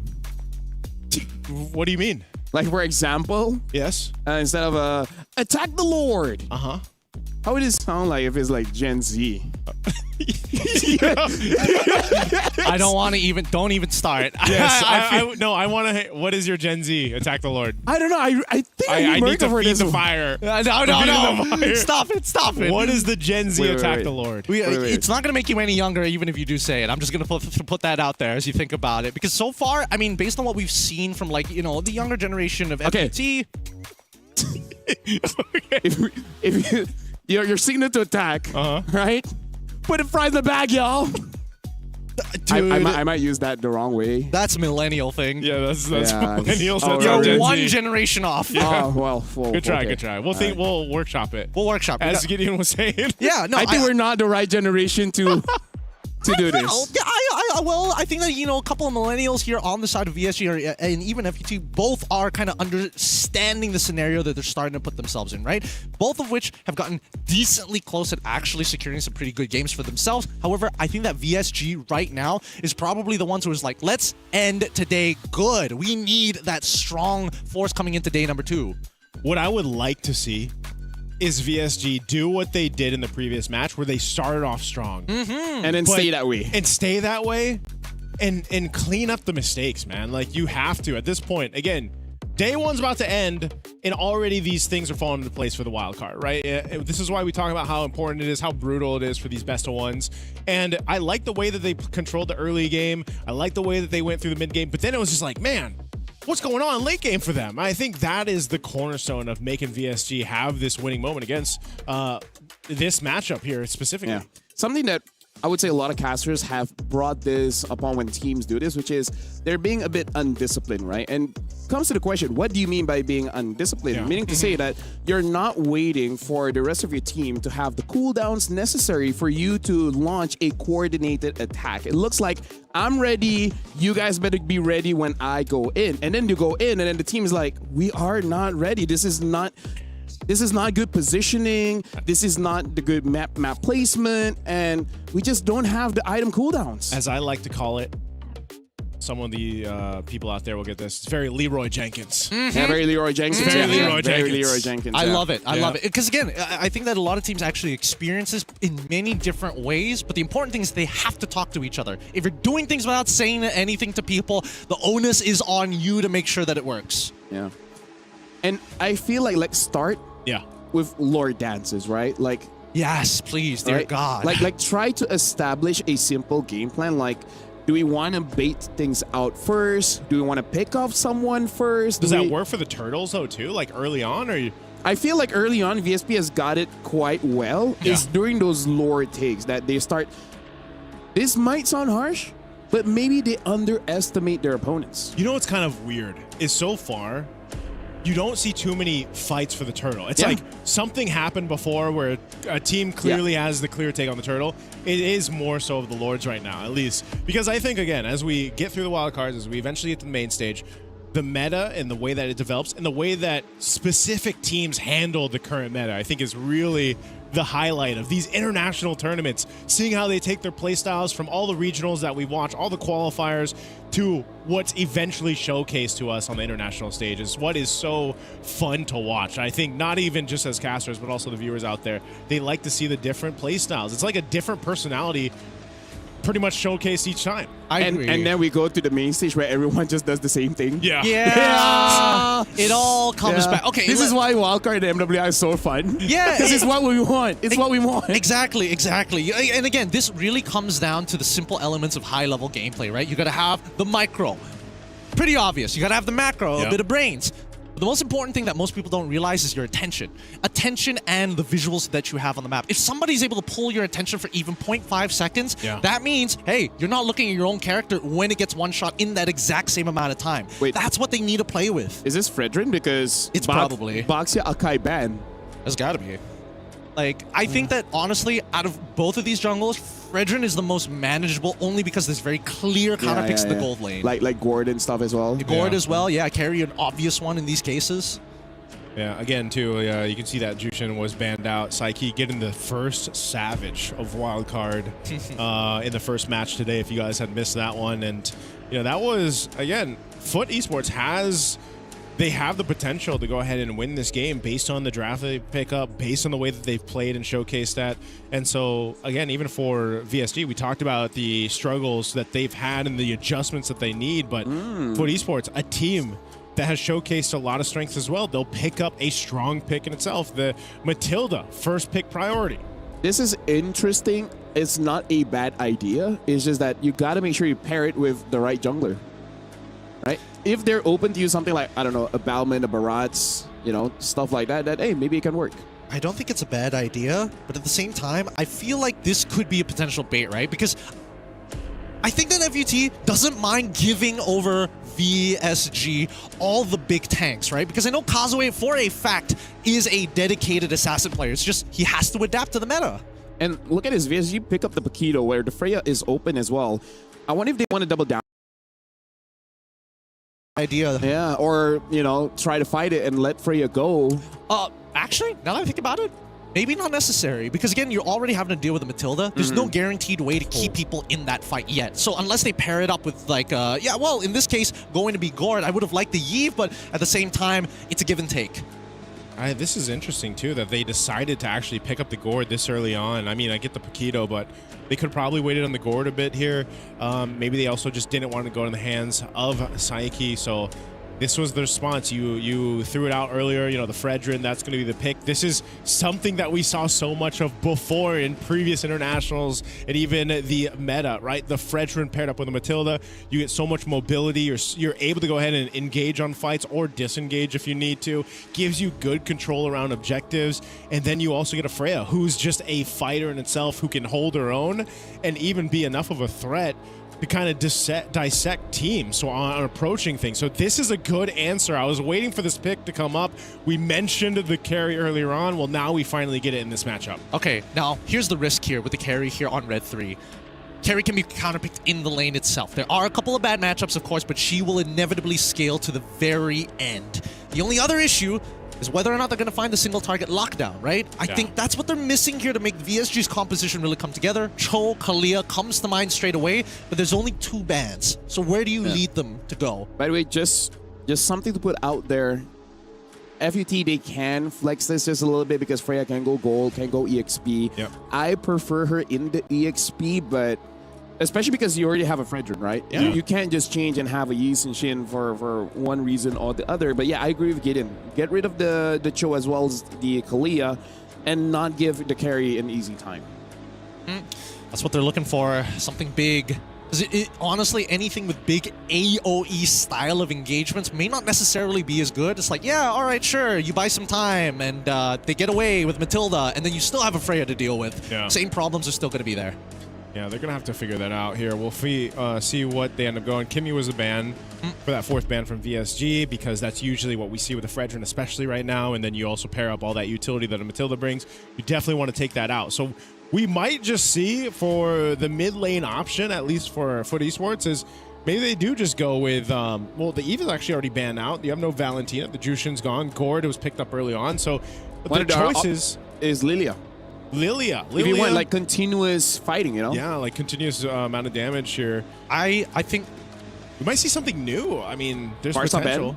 Farsa Ben is brand new. I would like to see Farsa. I was about to mention it, but I think VSG, they caught me on it really quick. Because again, there's only a few people who can actually outrange the Gord, and in this case, Farsa would have been the go-to. Maybe they want them to pick the Zetian. Yeah, Zetian is also another option. Like range-wise, you know what I mean? Like that's. I agree, but there's nothing to disengage from is the problem. Like by the time it comes out, you ult, it's too late. But also like late game, just having the information is kind of crucial. You know, having a Matilda. Stun. Yeah, right? Yeah. Like, you know where they are. Matilda can just bring someone with you, and then, hey, maybe you can catch a target. I suppose, but if that's the case, might as well play Yishin on the opposite side for VSG, right? Kaja.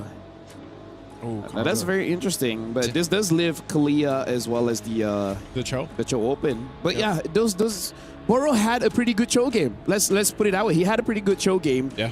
Like, the loss wasn't his fault. I would say it wasn't his fault. Oh no. Oh no.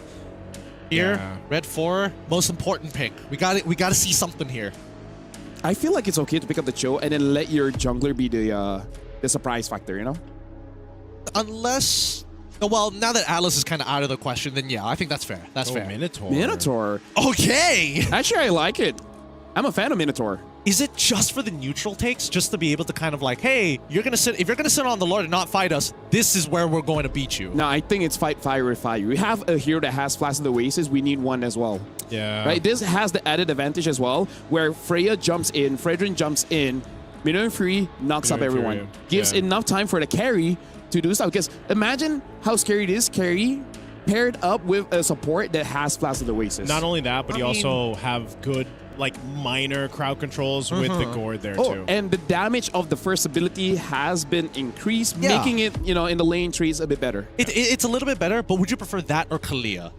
And I think this is the hard Minotaur. decision to make, man. Yeah. I think either way would have been fine. We do get to see the Moskov come out at the end of the day. And finally, the Lilia does come through. So again, we're building up towards this. These longer fights just work out a lot better for Foot. VSG, come in, instantly kill. If they happen to kill the frontliners, then they move forward. If they don't, just back away. Yeah. So what does this mean for the last pick here for VSG? I'm thinking either Hirara or Suyo. Oh yeah. I think it's Aurora. I think they see what we just saw from ZXORA. Oh, Hanzo. Ooh, that's nice. I'll take this other than the Hirara. At least we get to see something else. Yeah. Because now you can actually secure neutral objectives just a little bit easier, and the invades are actually kind of optimal for Hanzo. The question is mid lane going to have enough control? That's my problem. Let me just say, I feel like on paper, FUT, very nice draft, right? I really like this draft, but hey, you like the Gord, I like the Minotaur. I want to see what VSG can do with this draft, so get it as well as Naizu. Last game of the day. Have fun. And fun we shall have, LaFell. It's been one hell of a day to kick off MSC Wildcards, and this is actually capitalizing it even better. Now for the last game, we get some unique hero picks. The Hanzo. I'm not sure if I was expecting that or anybody watching around the world right now was expecting that. What do you think, Gideon? Is the Hanzo enough of a mix-up? Plus, I mean, even the Minotaur. Like, there's a lot of mix-up here for VSG. Yeah, the Minotaur I'm a little more, like, confused about because I thought a more straightforward plan would have made a lot more sense. But in this particular case, I think that the Hanzo has been very interestingly suited for the meta. And I would have said that about Yishin as well, right? Because it's a battle of not only information, but how many camps can you actually take away from your opponents. And Hanzo is just one of those heroes that are especially good at walking into your jungle, taking away your money and walking away. Oh, JM? He should be okay here, right? He's got Flicker, they got Flicker, he flickers, and then XG decides not to, but he loses out like a good chunk of EXP. Okay. very dicey in the early game. At least no one died against VSG's strat, what we saw earlier on. But taking a look at the emblems too. Interesting. Look how much speed you have in the Hanzo, but also the Warcry emblem here to capitalize out on that. Now Hanzo just went through some recent changes, like a bit of a, would we call it a buff? It kind of was like a buff, right? Yeah, it definitely was a buff, right? He's able to now, be able to secure his own minions and neutral objectives if ever he wanted to. Yes, there is a little bit of a cap on it. Don't think about the numbers too much. It's still a good chunk with your retribution. But overall, I think really it's that Ghost form. We need to see where he's going to try and initiate, because Matilda is always going to be a problem, right? Yeah. He does hit level 4 rather quickly from Arteezy, but again, that's to be expected, especially with the speed of this Hanzo ability to jungle. We'll see if he actually tries to make a play here on RX. They've got the setup potential here. Oh, yeah. Yeah, RX instantly having to flicker out. Again, that light wheel is dangerous in the laning matchups. Okay, meanwhile, might be some potential pressure by Foot Esports up top. Kazue is just going to go ahead and start up the turtle. They've got a clear start for it. It looks like VSG will just give up the first turtle of the game as they look to try to capitalize down bot, but this is spotted out as well, so I don't think VSG is going to be able to convert anything down there. Yeah, good choice coming in from VSG. Unfortunately, didn't find the interception, and I think that's the important part. And look at this response coming in from Foot. One man on each of the side camps, stealing away resources and taking the wave at the same time. Oh, and they're going to be around the buff too. Oh, they take it away, I think. Oh, he gets on out of there. Oh, look, at least Marteezy was able to get his own buff here. A retribution trade, but still, you can tell that FUT is clearly in the driver's seat. And they are just taking control of his side of the map inside his jungle, so slowing Marteezy down a little bit. He's going to go ahead and rely on the rest of the team to go ahead and secure what he needs to. Boro still working up to that level 4. You can see, Blotz, he's already got the level 4 in the Matilda, so they've got pretty good control, I would say, in terms of early XP, early advantage, and even that objective. So what I want to know is, like we saw from previous Turtle, VSG gave it up. They wanted to try to make a play, it didn't happen. Oh man, they tried to throw everything. Man, very close, very close. XE trying his best to try and capitalize on it, but really not finding too much on it. I am worried that he does have Vengeance here, but Carby. Well, let's see the dive. Okay, flickers a little early on.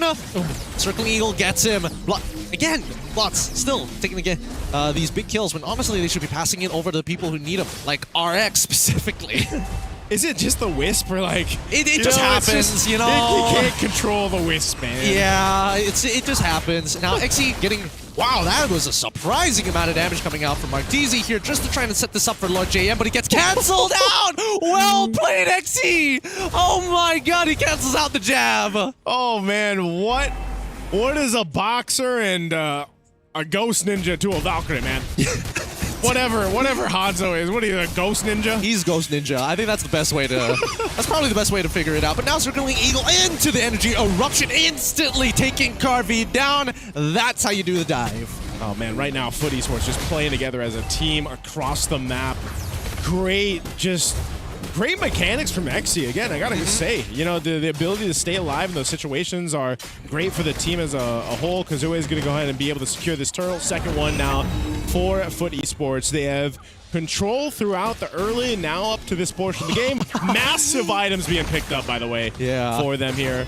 Flask of the Oasis for Blotsvet.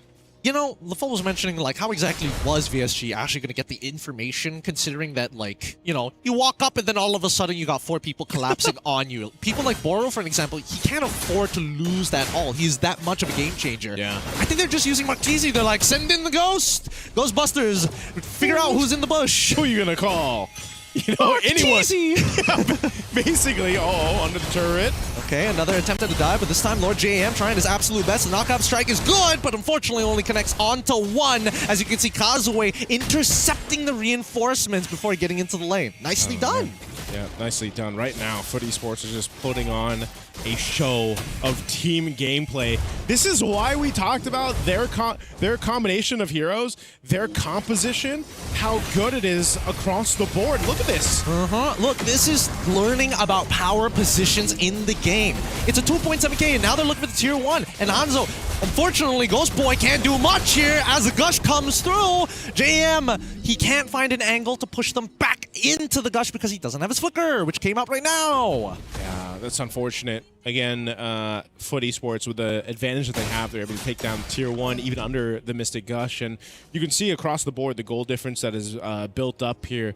Martese just slightly ahead because he's a Hanzo versus a Fredrin. That's really nothing to talk about there, and it's just you see even Boro on the Minotaur. I'm glad to see the Minotaur come through, but against the Matilda, the amount of value that a Matilda brings to a composition just outweighs, it outscales what a Minotaur can do, at least for now. Maybe if they get to a late game, there's potential for Boro to make a big play, but it's just too much. You almost have too much mobility around these centerpieces, around these team fights, that VSG is left standing and they don't really know what to do against it. Yeah, and that's why I kind of disagreed initially with the Minotaur pick. I think I would have liked Kalia a lot better because, again, it's like util base. You're able to help out your main win condition anyways. But now, let's see how this plays out because so far, Foot has been walking into enemy territory and planting that flag saying, this is ours, thank you very much.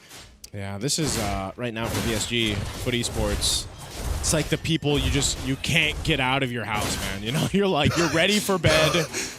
You know, you're ready to get out, and they just won't leave. Yeah. Gosh, these homeless somehow keep getting in here somehow. I don't know how they get in my house, Why but... is my door open? Why is my door open? That's the jungle, man. It's not even broken walls. Yeah, it's true. Oh, it is broken walls. I have multiple doors open. Hey, guys. This window is not protecting me from the elements. Well, maybe if you get the walls around the windows, that'd be great. So far, Foot has been doing whatever they want. In these past 7 minutes, BSG has just been taking belt to bare bottom, and now they're dropping down their ult too, just to make sure that he can't get over to the holy shielding. Psyche in trouble. Black Shoes out of there. Yeah, Black Shoes keeping alive through that Gush. BSG losing the Tier 2. Down in the mid, they lost it across the board. They still on the base turrets. Martese, though, spotted out. He should be fine. Yeah, he gets away. Dude, Xe, he's playing as if he's Yuzong right now. It's just 2 quadrants of the map, that's mine. Yep, he's controlled so much of this map. The shield's gonna pop here, the holy defense now for VSG, so... And, you know, you still got 30 seconds for this lore to come up, and I feel like Foot Esports is like, yeah, we can get these shields. We might as well get them down before we go for this Lord here. You know, surprisingly, that it's been 8 minutes. Whoa, Xe. Whoa, okay. Does he die here? Does he turn into a 4? Oh, nope, still 3-0. It is a... Oh, wait. Yeah. This is the moment. I mean, he's got Vengeance. He's going to pop it soon. But again, the damage here... Oh! Oh, my goodness. He needed to wait just a little bit longer. If the Vengeance timed out, I think he would have gotten the kill there. Dude, at this point, VSG needs like a God of War to go against this Valkyrie because it's just too much. Lord is up. Oh, JM. Good flicker coming in from RX. Good respect. JM tried to go for the assassination, doesn't find it. On top of Psyche, but again, Martese, like nobody can give him the space to auto-attack except for Boro. Yeah, Lord easily going to go over the hands of Foot Esports. They've controlled this game up to this point throughout it all. VSG scrambling across the map to see what they can take. Again, when you look at their composition, what they're capable of doing, let's think about the base defense here now for VSG because that's where they're going to find themselves. You know, utilizing a Minotaur, plus you got the Gourd. There is potential there to stall out this game, stall out that push from Foot Esports where you're allowed to give Carvey that time to build up. You're allowed to go ahead and shred through some of these members of Foot Esports. The problem about that is, where does JM come into this picture? I think even for the Paquito, you still have to start to think, is he actually going to be able to be enough of a threat, towards that backline? Who's he even go for? Because the problem, again, having Matilda, and this was picked up early on in the draft, it was priority, you have so much ways to get in and out of the fights. And that is a big obstacle that VSG has to overcome when they approach these, even on a base defense, because it's like you can expend so much, you can commit so much of your kit, your resources, but if it doesn't capitalize kills, then you're just left there, you know, footing around the base here against Foot Esports. I agree. I think right now, Lord JM, especially since now we're getting past like the mid game here, he does like good damage to Psyche. He forces out that Black Shoes early on, and now he has to play D, right? He's got to make sure to use that knock-up strike to peel for Carvey. And again, somebody's got to deal with that Lord now rather than later. Okay, they want this push down the mid, and Kazue is just there with Lord.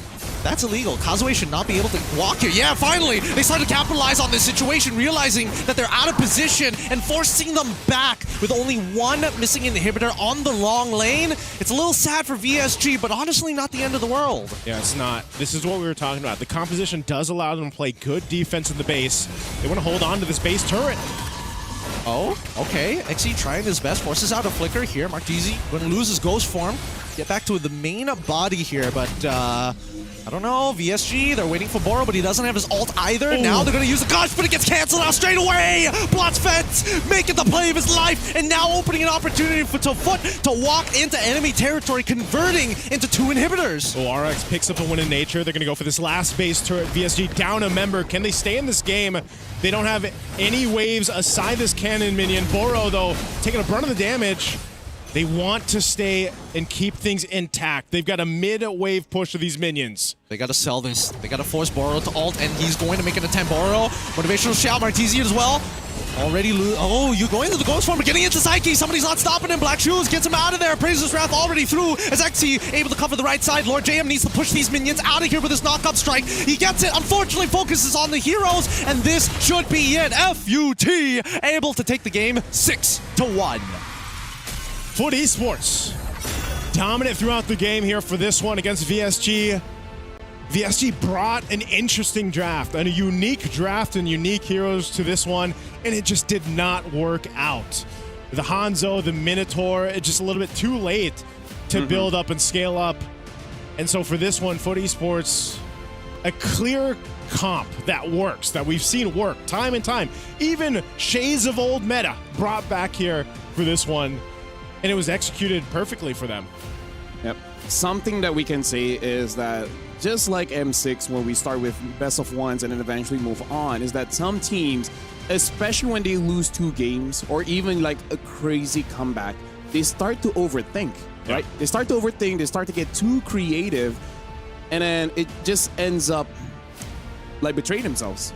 A little bit. I'm not going to lie, a little bit. But I also think that right now, the biggest thing we are seeing from a lot of these teams here at the wild card is the awareness of the jungle path. Sometimes there's a little bit of scrutiny. Oh, I don't want to completely clear my bottom side. Where are those camps? Why are they not being stolen? I feel there's still a lot of gold and EXP being wasted on the map. Yeah, that's why that jungle change or that kind of option to change things up in your path is so apparent from what we've seen even today. I mean, the way things kind of come into place early game is something that can be said. Even if you get something like the Hanzo, who usually has an advantage in terms of what you can take from camps, scaling up a little bit faster. You could see, because of they were so focused on allowing that to happen, Carvy's lane himself was just kind of taken care of. Carvy, think about it, he had 2 early deaths. XE is a big part of that. Again, the fact that he was able to go ahead and go 1v2 in a lot of scenarios and hold his own, put pressure in his lane, was a big part of why this all came together for FUT Esports. Plus, again, the Matilda, man, is so good.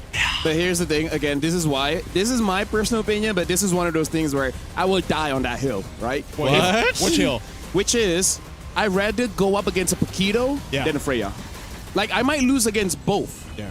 But I will feel more upset because Freya's just in my face and there's nothing I can do about it. Paquito, like a real boxer, he will hit you a few times and then he'll float like a butterfly, you know, like chill for a bit, get his cooldowns. Freya don't have no cooldowns. It's an illusion. Okay, I think that's a very fair argument here, right? It's and either she can take vengeance because she has dashes. Yeah, like an quote-unquote infinite amount of dashes. But I get the idea. It's either you don't like being 100-0 or eventually slowly chipped away as you get chased down to your base. Both as sides a roamer, are correct. I rarely get 100-0, so it's like, it's not my problem. It's fine. And considering how Blotzfeld played this game on Matilda, like, it's a pretty good time to be a roamer right now. You've got some big impact to this game. I would just say being a roamer right now, and has been the case for maybe the past year or so, has been rather better than it has been in the past, man. I've really enjoyed back in my being a roamer. days. Back in my days, there's no such thing as roaming boots. Yeah. Back in my days, they had to change our items so many times. That's from true. the mask, the wooden mask, right before Rip the the mask, it was the bulwark. The bulwark. Oh yes, right? yes. And then the thing is, when we had a good item, everyone used it. Yeah. 5 masks, remember that? 5 masks. You guys started it. Hey, that was kind of on y'all, to be fair. Hey, we think of some of the best things. Like 5 flame shots. Where you used to scale with distance. Yeah, the distance. Dude. As long as there's no more feeding Diggy, I'm okay with that. Like, some of the things you guys make are pretty diabolical. But with that being said, I am interested to see whether we get to see at the end of the day here or at social media later on where we look at the scores to see how Group A is looking at. Because Group B, everyone's going to make it true. It's more about who you're going to face up against in the CGBS. Yeah. No, Cross group breakout stage. Yep, that's correct. That's correct. I'm gonna leave that to you. Well, we're going to be looking at the brackets just to see like what everything has shaped up for today. But before that, we will be throwing over to an interview with Eterna. So let's check that out. Eterna here with Bloodspat from Foot Esports. Wow, congratulations on another victory here in the best of ones. Bugün Best of One'da ikinci galibiyetinizi aldınız. Nasıl hissediyorsun diye soruyor. Abi güzel hissediyorum. Şu an çalıştığımızın emeğini aldığımızı hissediyorum. Yeah. Gerçekten çok çalıştık zaten. Hani bir 2 aylık bir bootcamp sürecimiz oldu. Sabah akşam çalıştığımız için şu an onun ekmeğini yiyor olabiliriz yani şu an. Konuşamadım. Tamam değil mi? We were working for this tournament for like 2 months. We worked so hard for it, and like we are happy to see it's growth up like, and we can take the fruits of it. We definitely saw that. We definitely saw that in the back-to-back victory because the group that you're in currently is widely renowned as the group of death. Now, is the death Foot? Sizin grubunuz ölüm grubu olarak değerlendiriyordu. Buradaki ölüm siz misiniz? Diyebiliriz. Yeah, we can say that. Okay. It's looking really great so far. And we gotta ask you, what's the secret to this best of one? Best of One'larda bu kadar iyi ve rahat oynamazın sırrı ne yani? Bir şey var mı diye soruyorum. Daha önceden Best of One oynamadık. Yani biz de burada öğreniyoruz açıkçası. Öyle diyebilirim. Actually, we didn't play Best of One until now. I can say we learned it with this tournament. Okay, so they're also new to it. So they're also trying to figure it out. But the way that they figured it out, it's looking good for them right now. 2-0 so far. And I think the panel earlier on had some discussions about the meta in the roaming position. Now, what are your thoughts on that? And were you surprised with the Minotaur pick earlier on? Can you ask again? Were you surprised with the Minotaur pick earlier on? Minotaur pick ile ilgili görünce şaşırdınız mı? Nasıl hissettiniz diye soruyor. Yani metada olmayan bir pick, evet. Kullanılmayan bir pick. Ama kolay olacağını hissettim. Yani Mino'yu gördükten sonra kolay olacağını hissettim yani. Çünkü metada değil. Like, you know, Mino is not in the meta, and when I say it, I said in myself, oh, we're gonna win this. Oh, okay. So he already was confident when he saw the Minotaur pick. Now, going back to that, what do you think about the meta for the roamer? Do you think it's flexible? Do you think there's certain picks that are good, or what do you think about it? Şu anda roam metası hakkında ne düşünüyorsun burada oynanan karakter hakkında? Sence öyle flexible rahat mı yoksa birkaç karakter var ve sadece onlar mı oynanıyor? Şu an tank metası o kadar açık değil. Yani Matilda, Atlas, hani Chu. Yani böyle hızlı kahramanlar oynanıyor şu an. Tabii ileride değişebilir. Ama benim için iyi, rahat. Seviyorum ve sevdiğim çarlar metada diyebilirim yani. Until now, we were expecting a tank meta, but right now I can say the fast characters are more important on the tournament. Like his characters Atlas, Matilda, Chu. I love to play with these characters and I'm comfortable with it. Okay, so we're going to see more of those picks later on. And of course, before we let you go to get some rest for the day, we do want to ask you, tomorrow you are going to be facing Alpha 7 and KOG. Which do you think is the bigger threat to your team? Yarın Alpha 7 ve KOG'a karşı oynayacaksınız. Sizce sizin için hangisi daha büyük bir tehdit? Yani biz kendimize bakıyoruz, rakiplerimizi izlemiyoruz. Yani kendi maçlarımızdan şu an mesela analizleyeceğiz. Hani kendimize bakıyoruz. Yani rakiplerimize bir çekincemiz yok, bir korkumuz yok yani açıkçası. Actually, we are not afraid both of them. We will try to improve our game and focus our game. And what we're gonna do is we will improve. We will focusing to improve our game again. We will analyze our matches and we will be ready for the next day. All right, mentality of champions and mentality of survivors through the wild card. So once again, congratulations. Get some rest. Thank you so much for the translation as well, because we are going to throw it over back to our panel. Thank you very much. And yeah, roaming position is good as long as the hero is fast. As a roamer, I do agree, especially when the mid duo, both the roamer as well as the mid laner, they're fast, they're good. So here's my suggestion for Gord. Yeah. Add a fourth ability where you have a bar under your mana, right? So you can only use the fourth ability until that bar is depleted. And what that does, it's kind of like Farsa. You get on your board where you can free travel. Yeah. Added movement speed. You don't care about obstacles. Once the thing is done, you get off your board.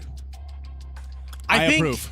And then as you move, just like Elite, you just feel the bar. That's and true. then when your skill hits, it feels the bar. Feels the bar. I approve. Mobility. You like the idea? I need mobility. Right?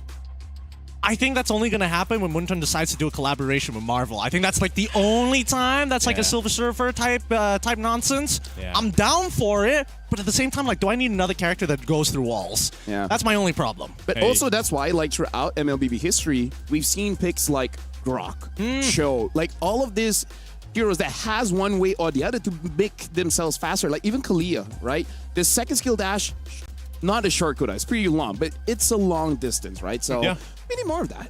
I think we do. But I will say that I'm glad to see some of these unique hero picks come up. I hope we get to see more in day 2 and even once we get to inevitably the main stage of MSC because, you know, the Hanzo didn't work. The Minotaur didn't work here. But I hope there's room for more unique heroes to come through this meta because I think there is a lot of room for flexibility. When Eterna asked the question there, you know, I think we are in a good position, not just for the roam right now, but also just as a whole. There's a lot of this testing going on, I feel like, for a lot of the teams. I think it's more on the gold and jungle, a bit more restricted. Everyone else, there's still a bit more options, right? I don't know. I feel like mid lane is the only one that's like, all right, you got like 4 picks. That's it. You kind of can't do anything other than those 4. So I would like to see maybe just a little bit more in that position. But other than that, I think that right now, the meta is dangerous. Like really, really dangerous. I feel like we're one hidden pick away from actually opening a new can of worms.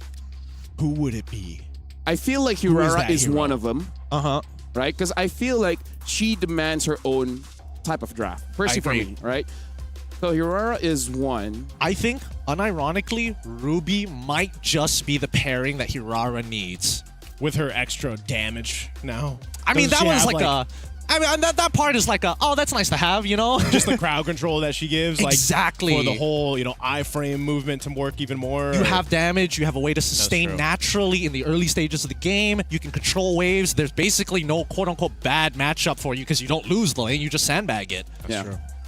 Unfortunately, I feel like some cool heroes, we try to make a meta, it just won't happen. Picks like the Ling.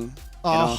I feel like quite a lot of people were hoping for Alpha. But in the testing, it looks like his clear speed is slow to the point where going up against an Akai, a Fedrin, you know, they can steal your camps.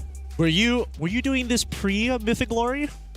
Yeah, because it changes for Mythic Glory. Oh, yeah. That comes into effect. That's so annoying, isn't it? I don't know. I don't know. It's been very frustrating to do homework because like now I actually have to like legit efficiently grind just so that I have access to the new changes. Like you can't speak for it unless you are Mythical Glory. Yeah. Exactly. Really frustrating. And then it gets frustrating when it doesn't matter. Right? It's like, these are all the changes. Let me just start. It's like, it doesn't matter. It doesn't matter. It doesn't matter. It doesn't help enough. It doesn't help enough. It is an Excel sheet. It's bad. It's so many of them where it's like I have a quality of calculator. life. You have a calculator? On my phone. It better be a Mobile Legends calculator. Hey, he's got a phone now too. You better watch out. I'm making the big bucks now.